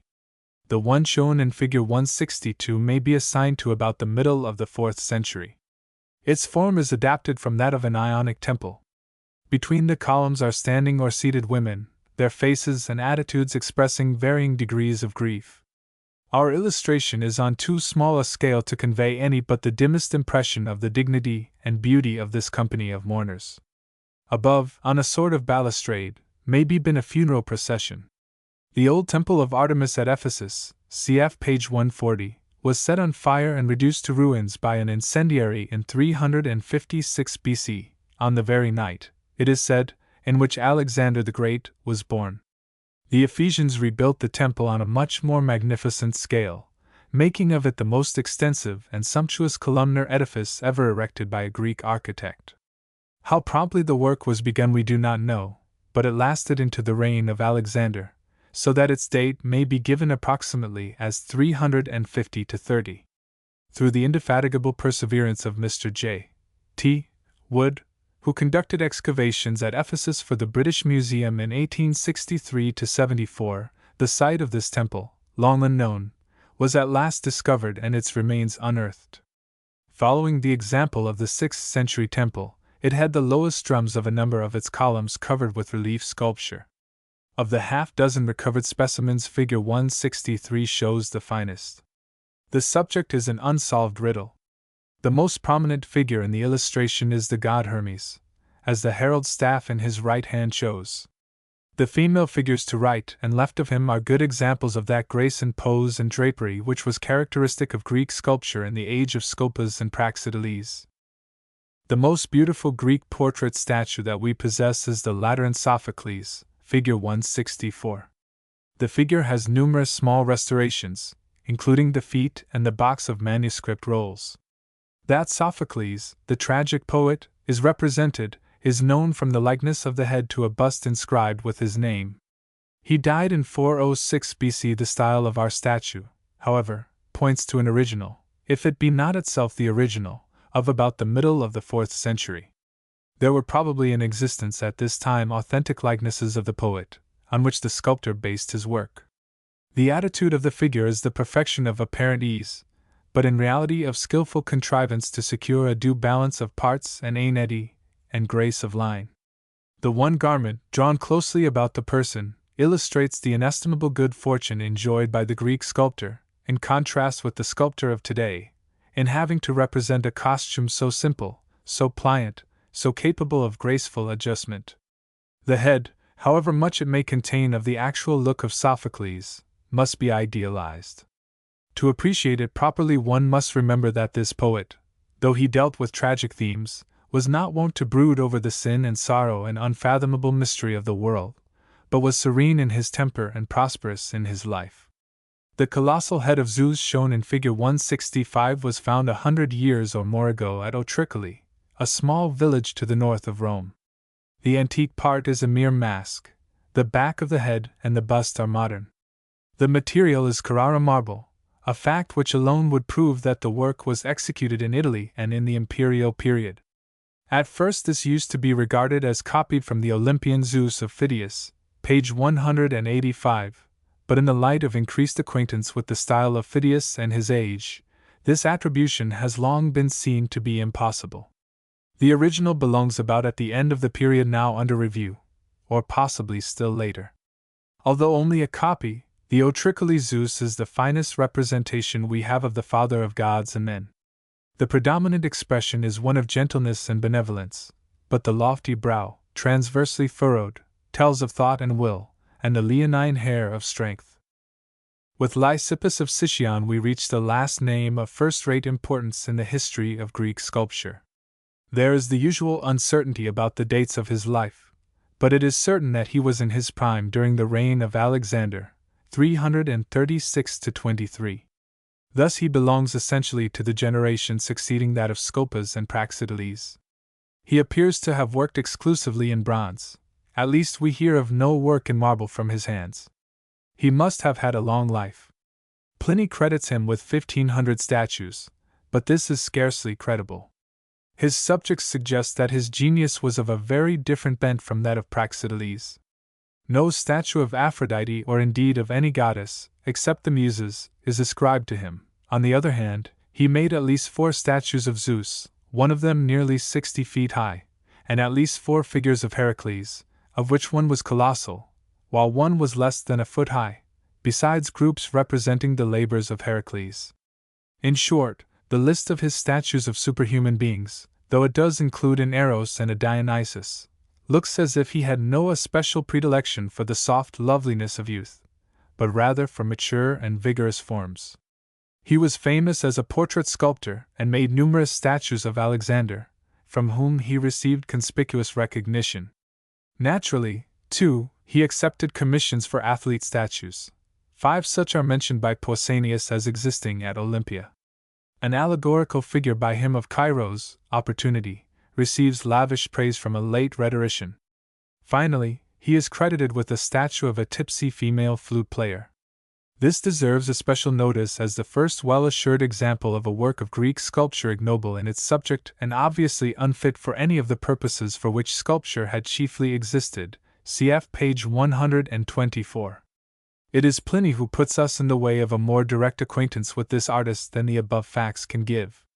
He makes the general statement that Lysippus departed from the canon of proportions previously followed, i.e., probably, by Polyclitus and his immediate followers, making the head smaller and the body slenderer and drier.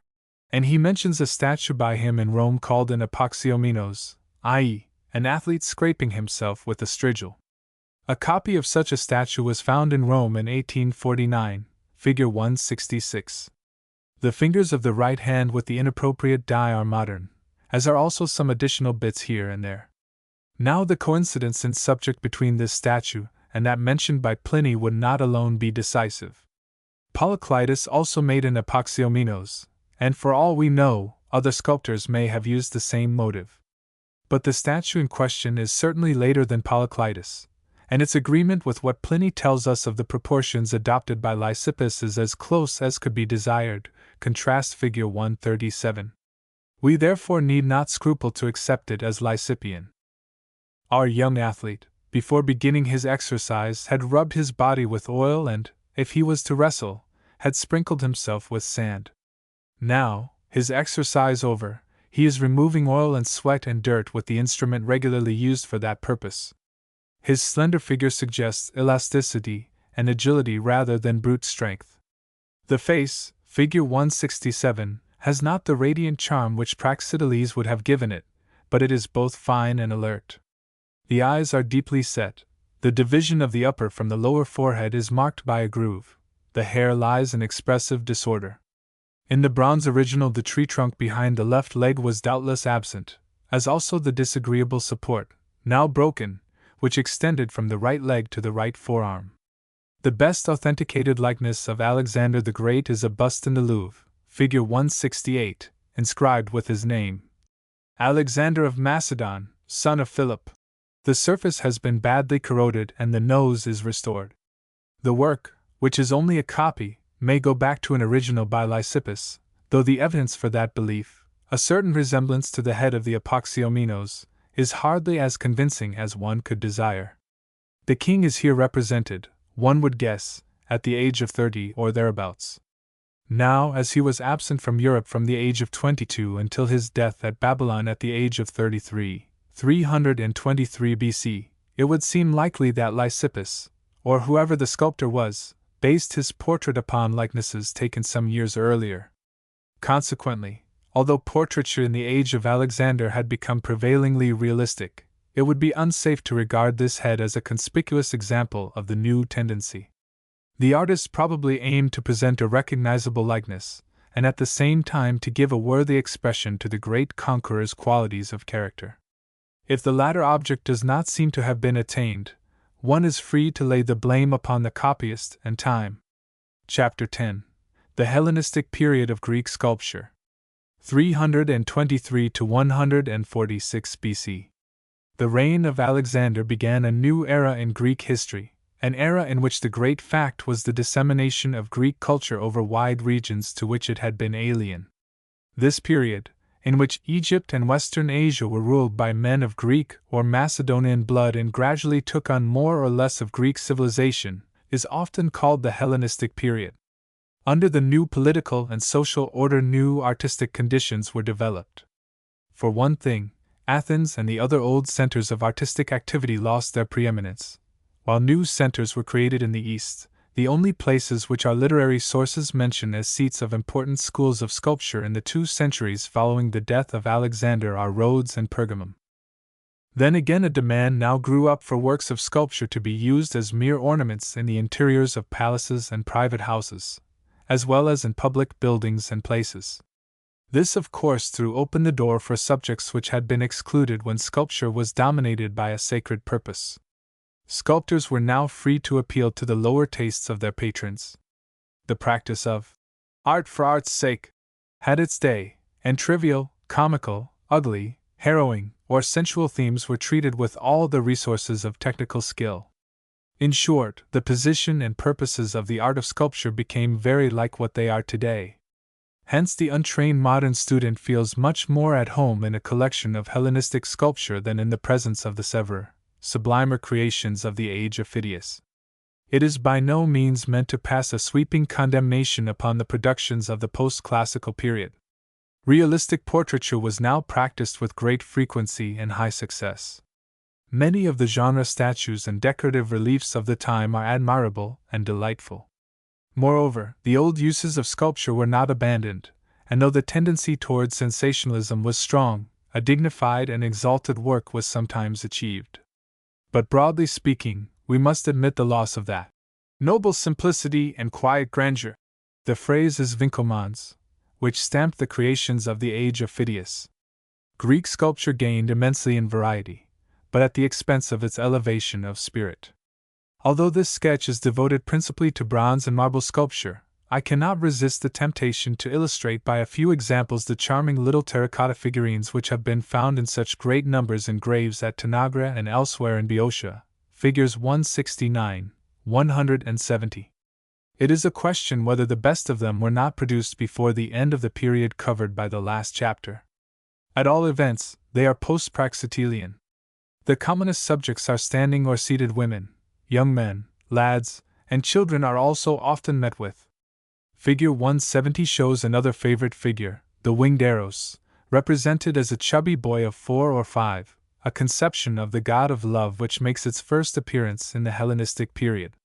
The men who modeled these statuettes were doubtless regarded in their own day as very humble craftsmen, but the best of them had caught the secret of graceful poses and draperies, and the execution of their work is as delicate as its conception is refined.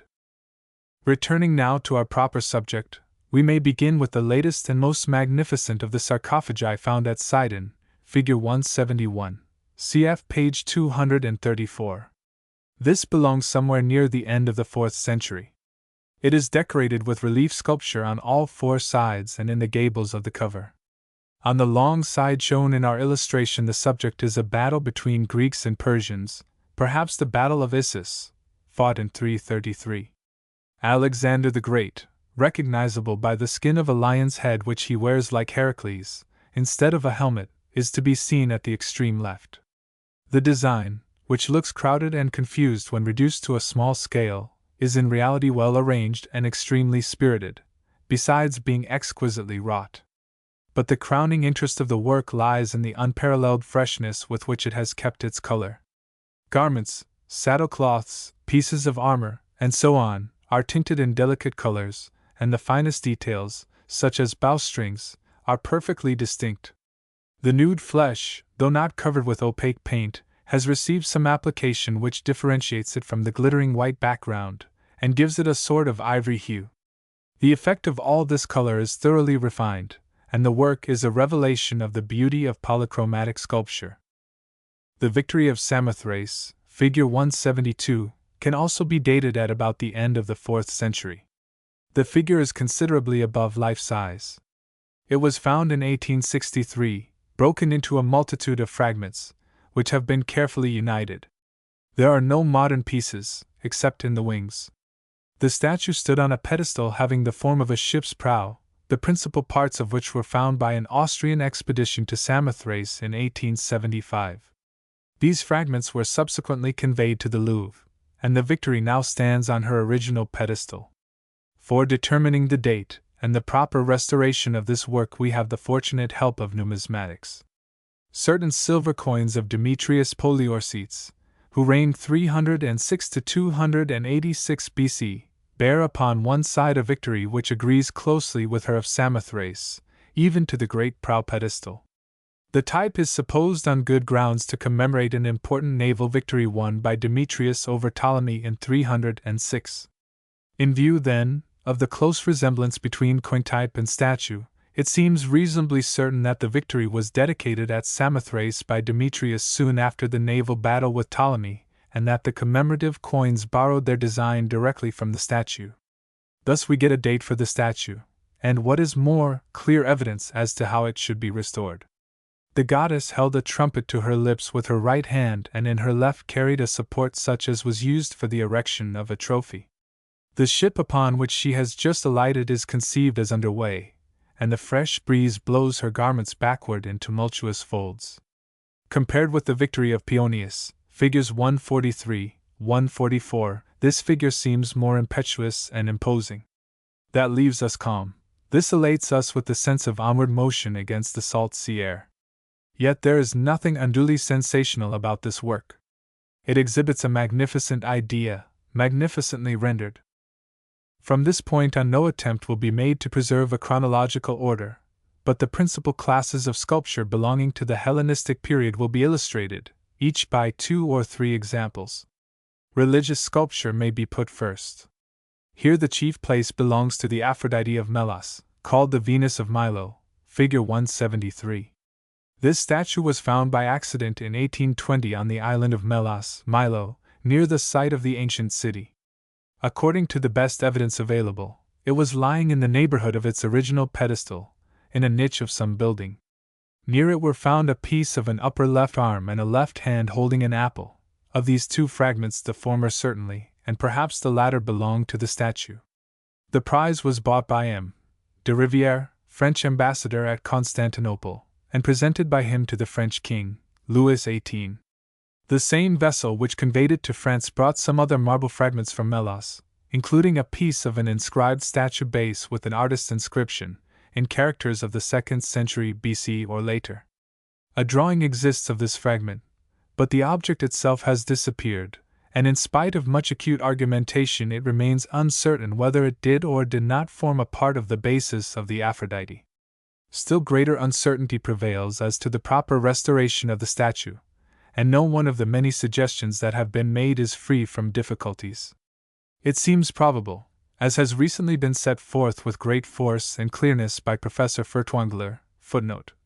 Masterpieces of Greek Sculpture, pages 384 ff., that the figure is an adaptation from an Aphrodite of the 4th century, who rests her left foot upon a helmet, and, holding a shield on her left thigh, looks at her own reflection. On this view, the difficulty of explaining the attitude of the Aphrodite of Melos arises from the fact that the motive was created for an entirely different purpose and is not altogether appropriate to the present one, whatever precisely that may be. It has seemed necessary, in the case of a statue of so much importance, to touch upon these learned perplexities, but let them not greatly trouble the reader or turn him aside from enjoying the superb qualities of the work. One of the Aphrodites of Scopas or Praxiteles, if we had it in the original, would perhaps reveal to us a still diviner beauty.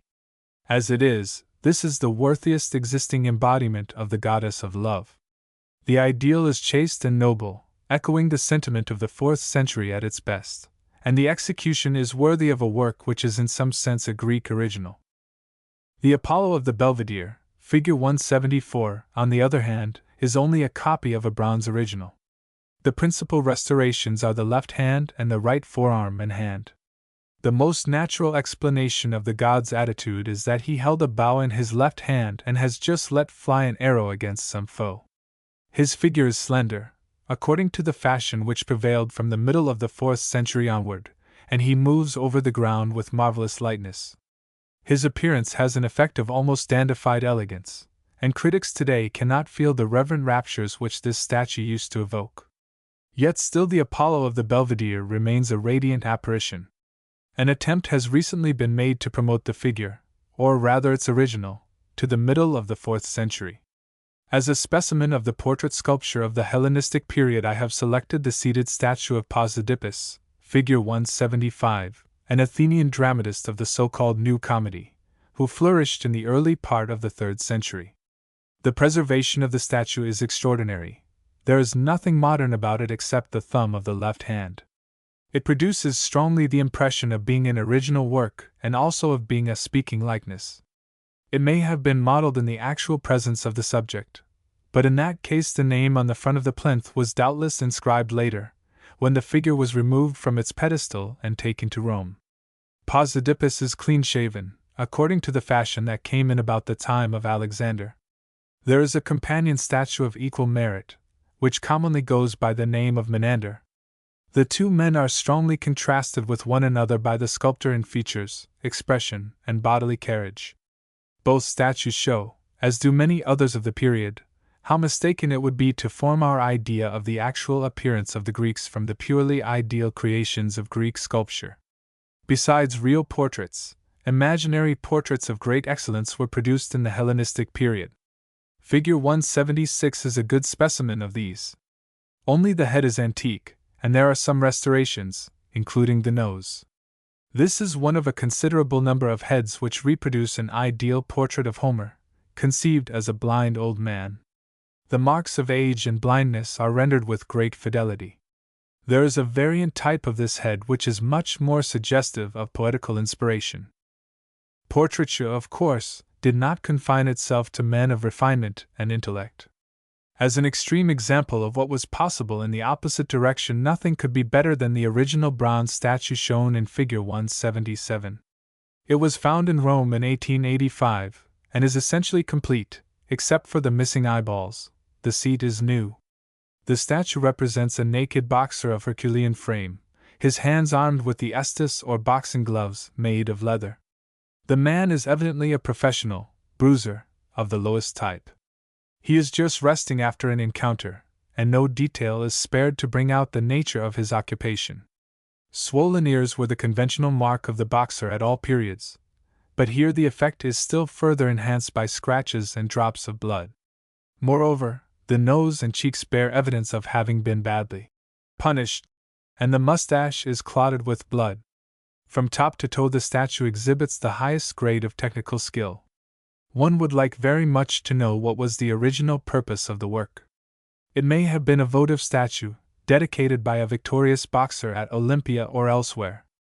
A bronze head of similar brutality found at Olympia bears witness that the refined statues of athletes produced in the best period of Greek art and set up in that precinct were forced at a later day to accept such low companionship. Or it may be that this boxer is not an actual person at all, and that the statue belongs to the domain of genre. In either case it testifies to the coarse taste of the age. By genre sculpture is meant sculpture which deals with incidents or situations illustrative of everyday life. The conditions of the Great Age, although they permitted a genre-like treatment in votive sculptures and in grave reliefs, cf. Figure 134, offered few or no occasions for works of pure genre, whose sole purpose is to gratify the spectator. In the Hellenistic period, however, such works became plentiful. Figure 178 gives a good specimen. A boy of 4 or 5 is struggling in play with a goose and is triumphant. The composition of the group is admirable, and the zest of the sport is delightfully brought out. Observe too that the characteristic forms of infancy, the large head, short legs, plump body and limbs, are truthfully rendered, cf. page 222. There is a large number of representations in ancient sculpture of boys with geese or other aquatic birds. Among them are at least 3 other copies of this same group. The original is thought to have been of bronze. Figure 179 is genre again, and is as repulsive as the last example is charming. It is a drunken old woman, lean and wrinkled, seated on the ground and clasping her wine jar between her knees, in a state of maudlin ecstasy. The head is modern, but another copy of the statue has the original head, which is of the same character as this. Ignobility of subject could go no further than in this work. It is a pleasure to turn to Figure 180, which in purity of spirit is worthy of the best time. The arms are modern, and their direction may not be quite correct, though it must be nearly so. This original bronze figure represents a boy in an attitude of prayer. It is impossible to decide whether the statue was votive or is simply a genre piece. Hellenistic art struck out a new path in a class of reliefs of which figures 181 and 182 are examples. There are some restorations. A gulf separates these works from the friezes of the Parthenon and the Mausoleum. Whereas relief sculpture in the classical period abjured backgrounds and picturesque accessories, we find here a highly pictorial treatment. The subjects, moreover, are, in the instances chosen, of a character to which Greek sculpture before Alexander's time hardly offers a parallel, yet cf. Figure 87. In Figure 181 we see a ewe giving suck to her lamb. Above, at the right, is a hut or stall, from whose open door a dog is just coming out. At the left is an oak tree. In Figure 182 a lioness crouches with her 2 cubs. Above is a sycamore tree, and to the right of it a group of objects which tell of the rustic worship of Bacchus. Each of the 2 reliefs decorated a fountain or something of the sort. In the one the overturned milk jar served as a water spout, in the other the open mouth of one of the cubs answered the same purpose. Generally speaking, the pictorial reliefs seem to have been used for the interior decoration of private and public buildings. By their subjects many of them bear witness to that love of country life and that feeling for the charms of landscape which are the most attractive traits of the Hellenistic period. The kingdom of Pergamum in Western Asia Minor was one of the smaller states formed out of Alexander's dominions. The city of Pergamum became a center of Greek learning second only to Alexandria in importance. Moreover, under Attalus I, 241 to 197 BC, and Eumenes II, 197 to 159 BC, it developed an independent and powerful school of sculpture, of whose productions we fortunately possess numerous examples. The most famous of these is the Dying Gaul or Galatian, figure 183, once erroneously called the Dying Gladiator. Hordes of Gauls had invaded Asia Minor as early as 278 BC, and making their headquarters in the interior, in the district afterwards known from them as Galatia, had become the terror and the scourge of the whole region. Attalus I, early in his reign, gained an important victory over these fierce tribes, and this victory was commemorated by extensive groups of sculpture both at Pergamum and at Athens. The figure of the Dying Gaul belongs to this series. The statue was in the possession of Cardinal Ludovisi as early as 1633, along with a group closely allied in style, representing a Gaul and his wife, but nothing is certainly known as to the time and place of its discovery. The restorations are said to be the tip of the nose, the left knee pan, the toes, and the part of the plinth on which the right arm rests. Footnote: Helbig. Guide to the Public Collections of Classical Antiquities in Rome. Vol I, No. 533, together with the objects on it. That the man represented is not a Greek is evident from the large hands and feet, the coarse skin, the un-Greek character of the head, figure 184. That he is a Gaul is proved by several points of agreement with what is known from literary sources of the Gallic peculiarities: the mustache worn with shaven cheeks and chin, the stiff, pomaded hair growing low in the neck, the twisted collar or torque. He has been mortally wounded in battle. The wound is on the right side, and sinks with drooping head upon his shield and broken battle-horn. His death struggle, though clearly marked, is not made violent or repulsive. With savage heroism he consents to death, and conquers agony. Footnote: Byron. Childe Harold. 4. 150. Here, then, a powerful realism is united to a tragic idea, and amid all vicissitudes of taste this work has never ceased to command a profound admiration. Our knowledge of Pergamene art has recently received a great extension, in consequence of excavations carried on in 1878–86 upon the Acropolis of Pergamum in the interest of the Royal Museum of Berlin. Here were found the remains of numerous buildings, including an immense altar, or rather altar platform, which was perhaps the structure referred to in Revelation 2:13 as Satan's throne. This platform, a work of great architectural magnificence, was built under Yamin's II. Its exterior was decorated with a sculptured frieze, 7.5 feet in height and something like 400 feet in total length. The fragments of this great frieze which were found in the course of the German excavations have been pieced together with infinite patience and ingenuity, and amount to by far the greater part of the whole. The subject is the Gigantomachy, i.e., the battle between the gods and the rebellious sons of earth, cf. page 134. Figure 185 shows the most important group of the whole composition. Here Zeus, recognizable by the thunderbolt in his outstretched right hand and the aegis upon his left arm, is pitted against three antagonists. Two of the three are already disabled. The one at the left, a youthful giant of human form, has sunk to earth, pierced through the left thigh with a huge, flaming thunderbolt. The second, also youthful and human, has fallen upon his knees in front of Zeus and presses his left hand convulsively to a wound in his right shoulder. The third still fights desperately. This is a bearded giant, with animal ears and with legs that pass into long snaky bodies. Around his left arm is wrapped the skin of some animal. With his right hand now missing, he is about to hurl some missile. The left snake, whose head may be seen just above the giant's left shoulder, is contending, but in vain, with an eagle, the bird of Zeus. Figure 186 adjoins Figure 185 on the right of the latter.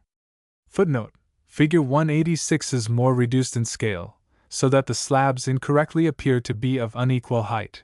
Here we have a group in which Athena is the central figure. The goddess, grasping her antagonist by the hair, sweeps to right. The youthful giant has great wings, but is otherwise purely human in form. A serpent, attendant of Athena, strikes its fangs into the giant's right breast. In front of Athena, the earth goddess, mother of the giants, half emerging from the ground, pleads for mercy. Above, Victory wings her way to the scene to place a crown upon Athena's head. If we compare the Pergamene altar frieze with scenes of combat from the best period of Greek art, say with the metopes of the Parthenon or the best preserved frieze of the Mausoleum, we see how much more complicated and confused in composition, and how much more violent in spirit is this later work. Yet, though we miss the noble simplicity of the great age, we cannot fail to be impressed with the titanic energy which surges through this stupendous composition. The decline of Greek art, if we are to use that term, cannot be taken to imply the exhaustion of artistic vitality. The existence of a flourishing school of sculpture at Rhodes during the Hellenistic period is attested by our literary sources, as well as by artists' inscriptions found on the spot. Of the actual productions of that school we possess only the group of Laocoon and his sons, figure 187. This was found in Rome in 1506, on the site of the Palace of Titus. The principal modern parts are the right arm of Laocoon with the adjacent parts of the snake, the right arm of the younger son with the coil of the snake around it, and the right hand and wrist of the older son. These restorations are bad. The right arm of Laocoon should be bent so as to bring the hand behind the head, and the right hand of the younger son should fall limply backward. Laocoon was a Trojan priest who, having committed grievous sin, was visited with a fearful punishment. On a certain occasion when he was engaged with his 2 sons in performing sacrifice, they were attacked by a pair of huge serpents, miraculously sent, and died a miserable death. The sculptors, for the group, according to Pliny, was the joint work of 3 Rhodian artists, have put before us the moving spectacle of this doom. Laocoon, his body convulsed and his face distorted by the torture of poison, his mouth open for a groan or a cry, has sunk upon the altar and struggles in the agony of death. The younger son is already past resistance. His left hand lies feebly on the head of the snake that bites him, and the last breath escapes his lips. The older son, not yet bitten, but probably not destined to escape, strives to free himself from the coil about his ankle and at the same time looks with sympathetic horror upon his father's sufferings. No work of sculpture of ancient or modern times has given rise to such an extensive literature as the Laocoon. None has been more lauded and more blamed. Hawthorne felt the Laocoon very powerfully, though very quietly, an immortal agony, with a strange calmness diffused through it, so that it resembles the vast rage of the sea, calm on account of its immensity. Footnote: Italian Notebooks. Under date of March 10, 1858, Ruskin, on the other hand, thinks that no group has exercised so pernicious an influence on art as this, a subject ill chosen, meanly conceived, and unnaturally treated, recommended to imitation by subtleties of execution and accumulation of technical knowledge. Footnote: Modern Painters. Part 2, Section 2, Chapter 3. Of the 2 verdicts, the latter is surely much nearer the truth. The calmness which Hawthorne thought he saw in the Laocoon is not there. There is only a terrible torment. Battle, wounds, and death were staple themes of Greek sculpture from first to last, but nowhere else is the representation of physical suffering, pure and simple, so forced upon us, so made the be-all and end-all of a Greek work. As for the date of the group, opinion still varies considerably. The probabilities seem to point to a date not far removed from that of the Pergamene altar, i.e., to the first half of the 2nd century BC.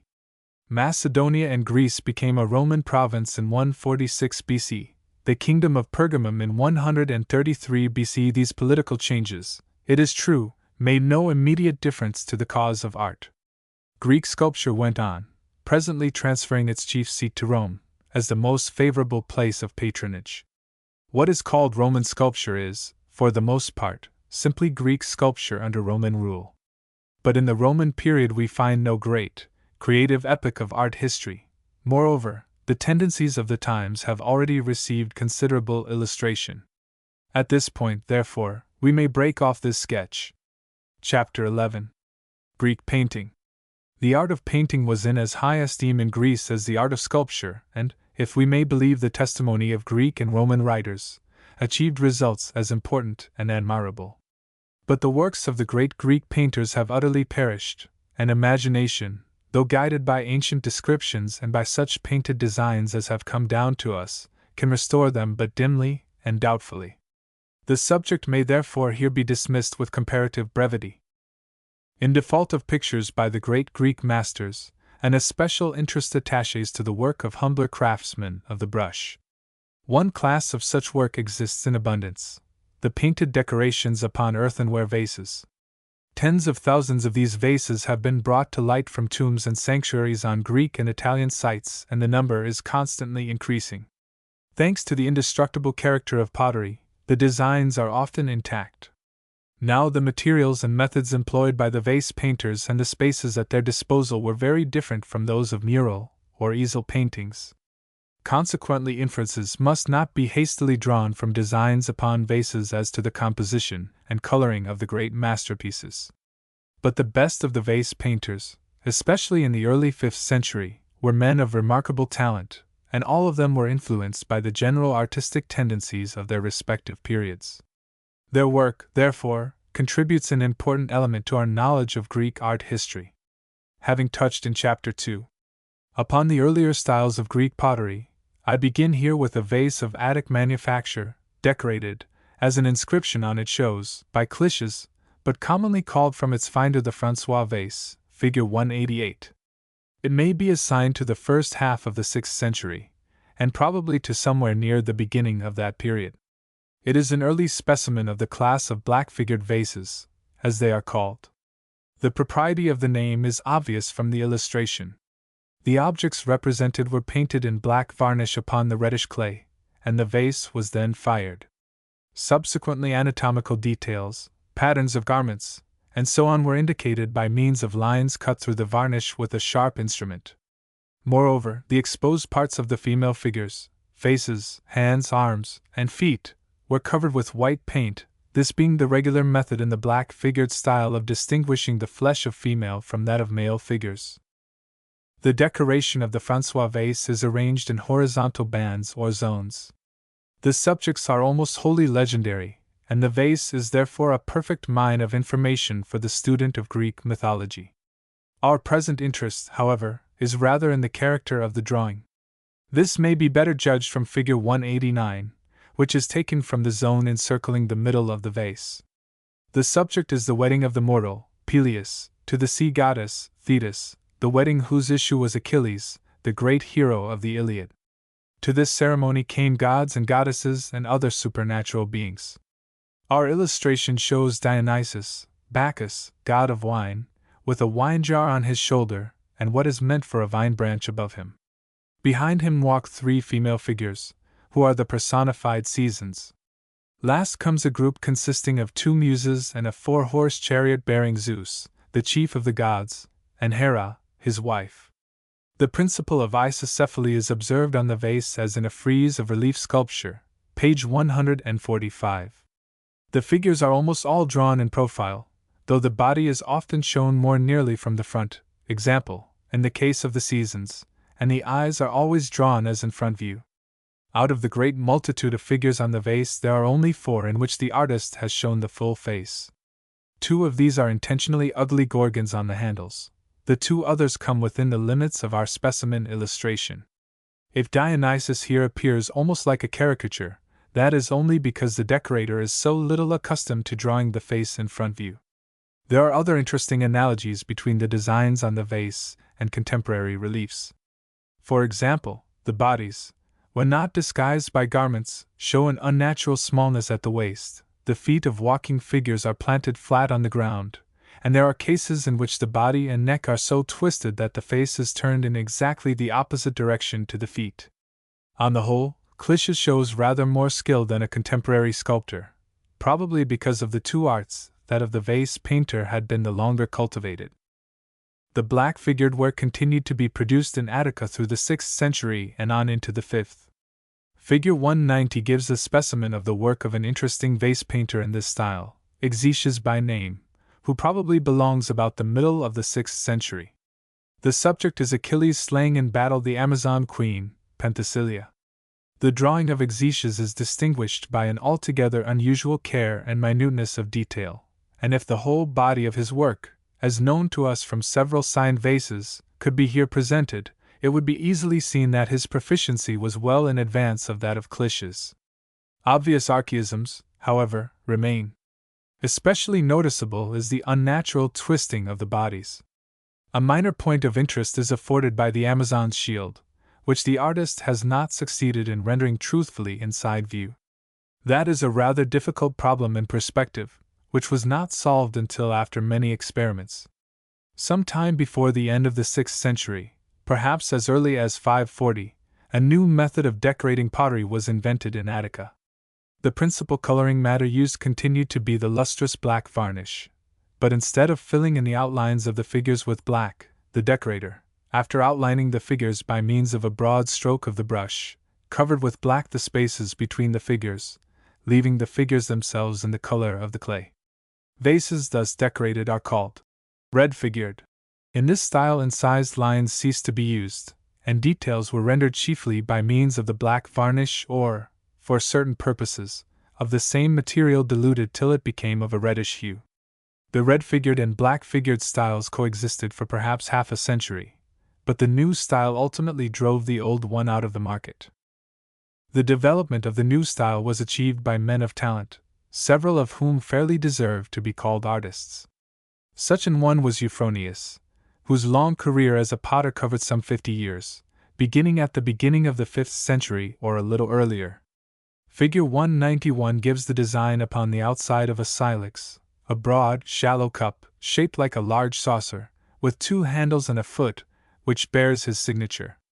Its date is about 480, and it is thus approximately contemporary with the latest of the archaic statues of the Athenian Acropolis, pages 151f.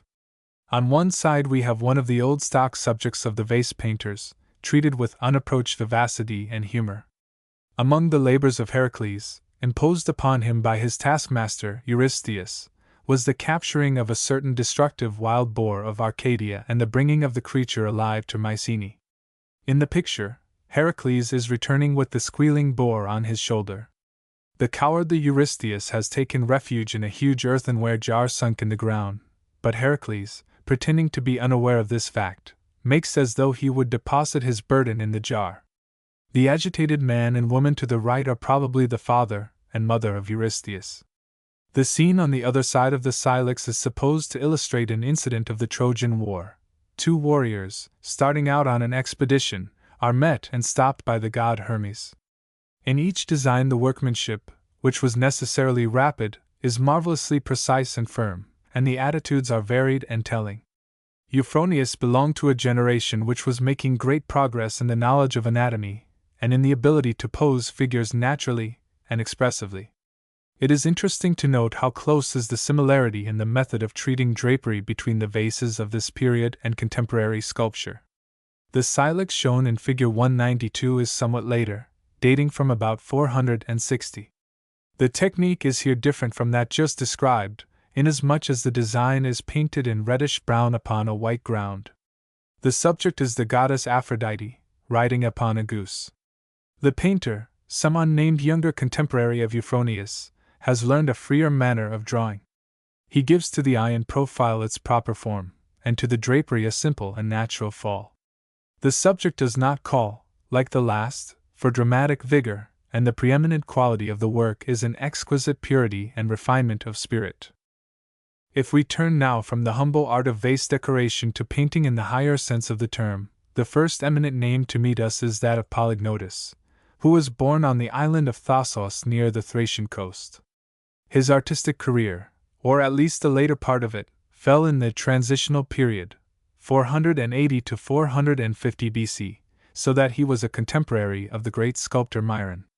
He came to Athens at some unknown date after the Persian invasion of Greece, 480 BC, and there executed a number of important paintings. In fact, he is said to have received Athenian citizenship. He worked also at Delphi and at other places, after the ordinary manner of artists. Painting in this period, as practiced by Polygnotus and other great artists, was chiefly mural. The painting of easel pictures seems to have been of quite secondary consequence. Thus the most famous works of Polygnotus adorned the inner faces of the walls of temples and stoas. The subjects of these great mural paintings were chiefly mythological. For example, the 2 compositions of Polygnotus at Delphi, of which we possess an extremely detailed account in the pages of Pausanias, depicted the sack of Troy and the descent of Odysseus into Hades. But it is worth remarking, in view of the extreme rarity of historical subjects in Greek relief sculpture, that in the Stoa Poisal, painted portico, of Athens, alongside of a sack of Troy by Polygnotus and a battle of Greeks and Amazons by his contemporary, Micon, there were two historical scenes, a battle of Marathon and a battle of Eno. In fact, historical battlepieces were not rare among the Greeks at any period. As regards the style of Polygnotus, we can glean a few interesting facts from our ancient authorities. His figures were not ranged on a single line, as in contemporary bas-reliefs, but were placed at varying heights, so as to produce a somewhat complex composition. His palette contained only 4 colors, black, white, yellow, and red, but by mixing these he was enabled to secure a somewhat greater variety. He laid his colors on in flat tints, just as the Egyptian decorators did, making no attempt to render the gradations of color due to varying light and shade. His pictures were therefore rather colored drawings than genuine paintings, in our sense of the term. He often inscribed beside his figures their names, according to a common practice of the time. Yet this must not be taken as implying that he was unable to characterize his figures by purely artistic means.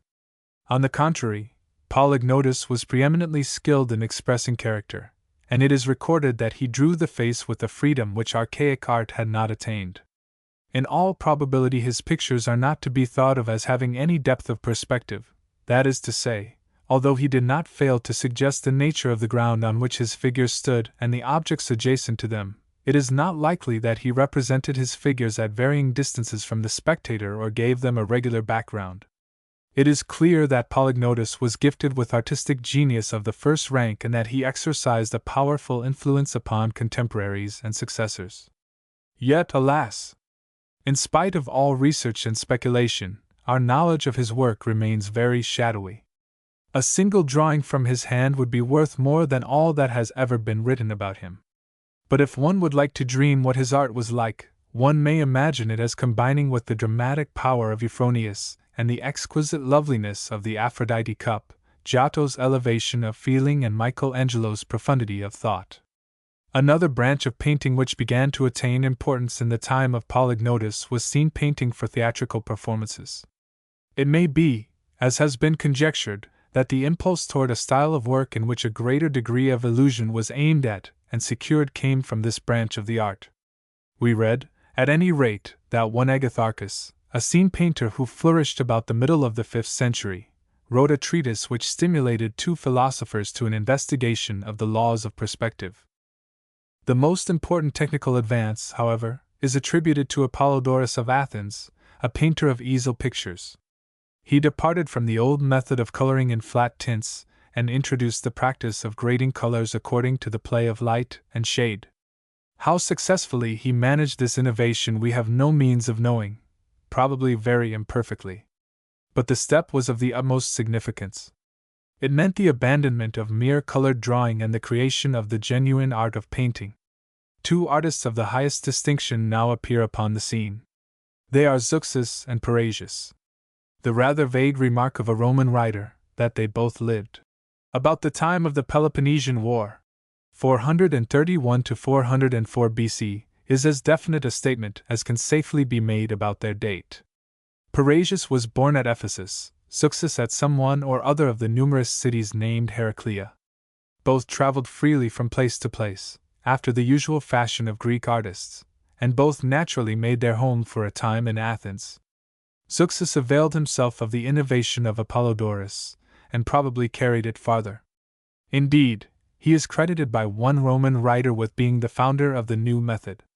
The strength of Parrhasius is said to have lain in subtlety of line, which would suggest that with him, as with Polygnotus, painting was essentially outline drawing. Yet he too can hardly have remained unaffected by the new chiaroscuro. Easel pictures now assumed a relative importance which they had not had a generation earlier. Some of these were placed in temples and such conformed in their subjects to the requirements of religious art, as understood in Greece. But many of the easel pictures by Zeuxis and his contemporaries can hardly have had any other destination than the private houses of wealthy connoisseurs. Moreover, we hear first in this period of mural painting as applied to domestic interiors.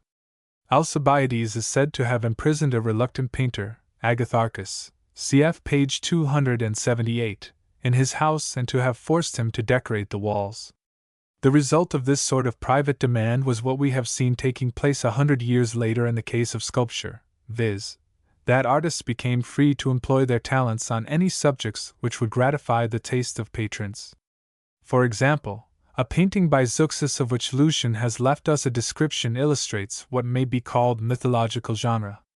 It represented a female centaur giving suck to 2 offspring, with the father of the family in the background, amusing himself by swinging a lion's whelp above his head to scare his young. This was, no doubt, admirable in its way, and it would be narrow-minded to disparage it because it did not stand on the ethical level of Polygnotus's work. But painters did not always keep within the limits of what is innocent. No longer restrained by the conditions of monumental and religious art, they began to pander not merely to what is frivolous, but to what is vile in human nature. The great Parrhasius is reported by Pliny to have painted licentious little pictures, refreshing himself, says the writer, by this means after more serious labors. Thus, at the same time that painting was making great technical advances, its nobility of purpose was on the average declining. Timanthes seems to have been a younger contemporary of Zeuxis and Parrhasius. Perhaps his career fell chiefly after 400 B.C. The painting of his of which we hear the most represented the sacrifice of Iphigenia at Aulis. The one point about the picture to which all our accounts refer is the grief exhibited in varying degrees by the bystanders.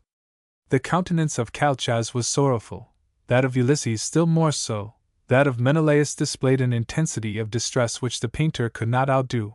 Agamemnon, therefore, was represented with his face covered by his mantle, his attitude alone suggesting the father's poignant anguish.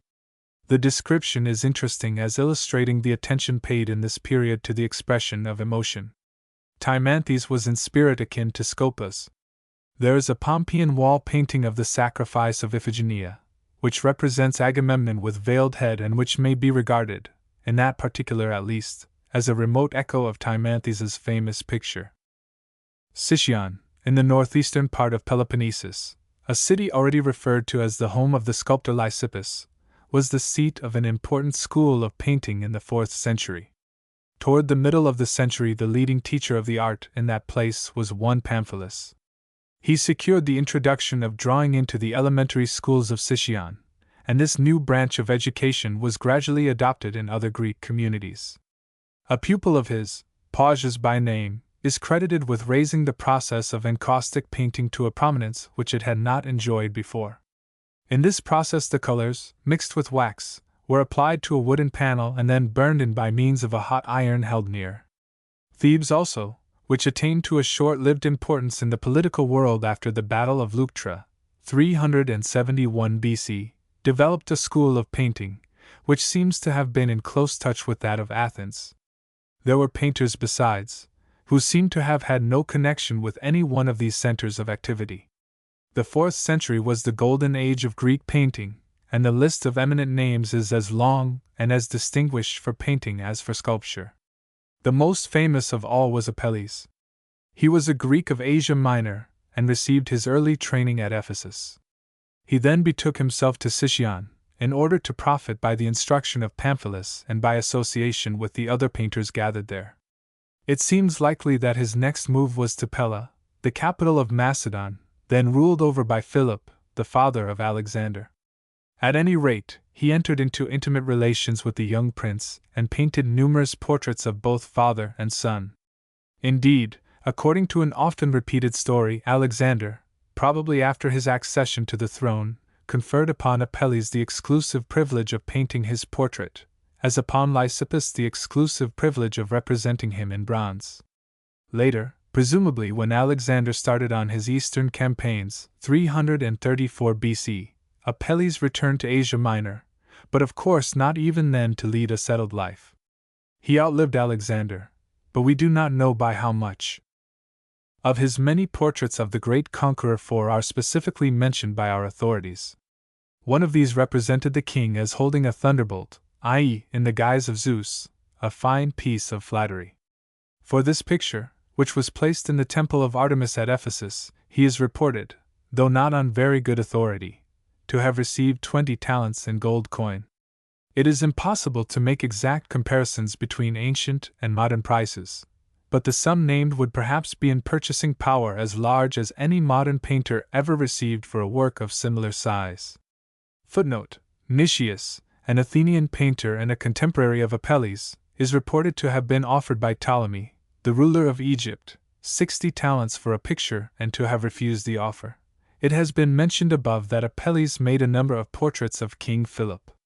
He had also many sitters among the generals and associates of Alexander, and he left at least one picture of himself.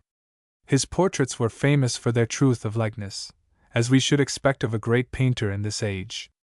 An allegorical painting by Apelles of Slander and her crew is interesting as an example of a class of works to which Lysippus's statue of Opportunity belonged, page 239. This picture contained 10 figures, whereas most of his others of which we have any description contained only one figure each. His most famous work was an Aphrodite, originally placed in the temple of Asclepius on the island of Kos. The goddess was represented, according to the Greek myth of her birth, as rising from the sea, the upper part of her person being alone distinctly visible. The picture, from all that we can learn of it, seems to have been imbued with the same spirit of refinement and grace as Praxiteles' statue of Aphrodite in the neighboring city of Cnidus. The Cones, after cherishing it for 300 years, were forced to surrender it to the Emperor Augustus for a price of 100 talents, and it was removed to the temple of Julius Caesar in Rome. By the time of Nero it had become so much injured that it had to be replaced by a copy. Protogenes was another painter whom even the slightest sketch cannot afford to pass over in silence. He was born at Kaunas in southwestern Asia Minor and flourished about the same time as Apelles. We read of his conversing with the philosopher Aristotle, died 322 BC, of whose mother he painted a portrait, and of his being engaged on his most famous work, a picture of a Rhodian hero, at the time of the siege of Rhodes by Demetrius, 304 BC. He was an extremely painstaking artist, inclined to excessive elaboration in his work. Apelles, who is always represented as of amiable and generous character, is reported as saying that Protogenes was his equal or superior in every point but one, the one inferiority of Protogenes being that he did not know when to stop. According to another anecdote, Apelles, while profoundly impressed by Protogenes' masterpiece, the Rhodian hero above referred to, pronounced it lacking in that quality of grace which was his own most eminent merit. Footnote: Plutarch. Life of Demetrius. Section 22. There are still other anecdotes, which give an entertaining idea of the friendly rivalry between these two masters, but which do not help us much in imagining their artistic qualities. As regards technique, it seems likely that both of them practiced principally tempera, painting, in which the colors are mixed with yolk of eggs or some other sticky non-unctuous medium. Footnote: Oil painting was unknown in ancient times. Both Apelles and Protogenes are said to have written technical treatises on the painter's art. There being nothing extant which would properly illustrate the methods and the styles of the great artists in color, the best substitute that we have from about their period is an Etruscan sarcophagus, found near Corneto in 1869. The material is alabaster or a marble closely resembling alabaster. It is ornamented on all four sides by paintings executed in tempera representing a battle of Greeks and Amazons. In the flesh tints the difference of the sexes is strongly marked, the flesh of the fighting Greeks being a tawny red, while that of the Amazons is very fair. For each sex 2 tints only are used in the shading and modeling of the flesh. Hair and eyes are for the most part a purplish brown, garments mainly reddish brown, whitish gray, or pale lilac and light blue. Horses are uniformly a grayish white shaded with a fuller tint of gray, their eyes always blue.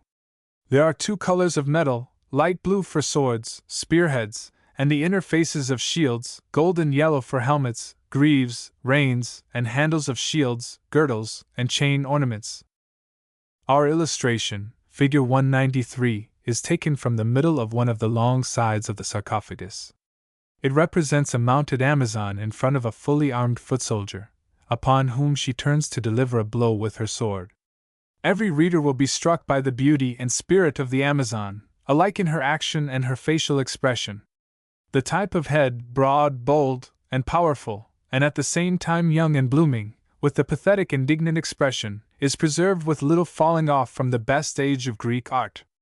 In spirit and expression almost equal to the Amazon is the horse she bestrides. Footnote: the quotations are from an article by Mr. Sidney Colden in the Journal of Hellenic Studies, Volume 4. Pages 354 ff. The Greek warrior is also admirable in attitude and expression, full of energy and determination. Although the paintings of this sarcophagus were doubtless executed in Etruria, and probably by an Etruscan hand, they are in their style almost purely Greek. The work is assigned to the earlier half of the 3rd century BC if an unknown craftsman was stimulated by Greek models to the production of paintings of such beauty and power. How magnificent must have been the achievements of the great masters of the brush! For examples of Greek portrait painting we are indebted to Egypt, that country whose climate has preserved so much that elsewhere would have perished. It will be remembered that Egypt, having been conquered by Alexander, fell after his death to the lot of his general, Ptolemy, and continued to be ruled by Ptolemy's descendants until, in 30 BC, it became a Roman province. During the period of Macedonian rule, Alexandria was the chief center of Greek culture in the world, and Greeks and Greek civilization became established also in the interior of the country, nor did these Hellenizing influences abate under Roman domination. To this late period, when Greek and Egyptian customs are largely amalgamated, belongs a class of portrait heads which have been found in the Fayern, chiefly within the last 10 years. They are painted on panels of wood, or rarely on canvas, and were originally attached to mummies. The embalmed body was carefully wrapped in linen bandages, and the portrait placed over the face and secured in position. These pictures are executed principally by the encaustic process, though some use was made also of tempera. The persons represented appear to be of various races: Greek, Egyptian, Hebrew, Negro, and mixed. Perhaps the Greek type predominates in the specimens now known. At any rate, the artistic methods of the portraits seem to be purely Greek.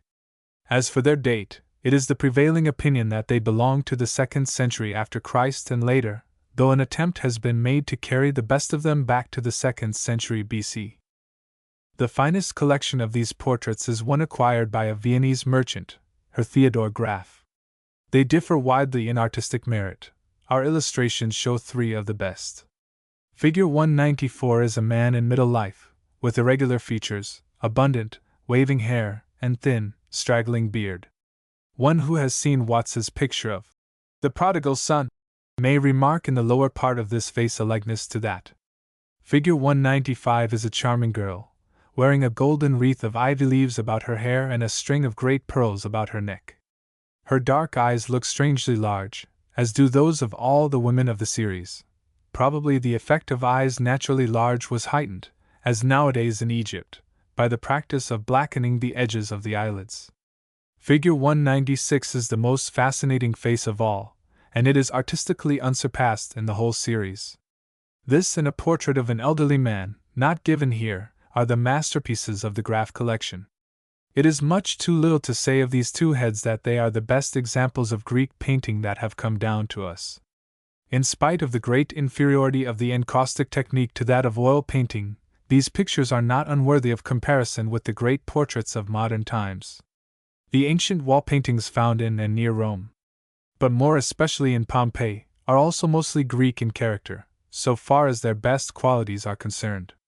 The best of them, while betraying deficient skill in perspective, shows such merits in coloring, such power of expression, and such talent for composition, as to afford to the student a lively enjoyment, and to intensify tenfold his regret that Zeuxis and Parrhasius, Apelles and Protogenes, are and will remain to us nothing but names.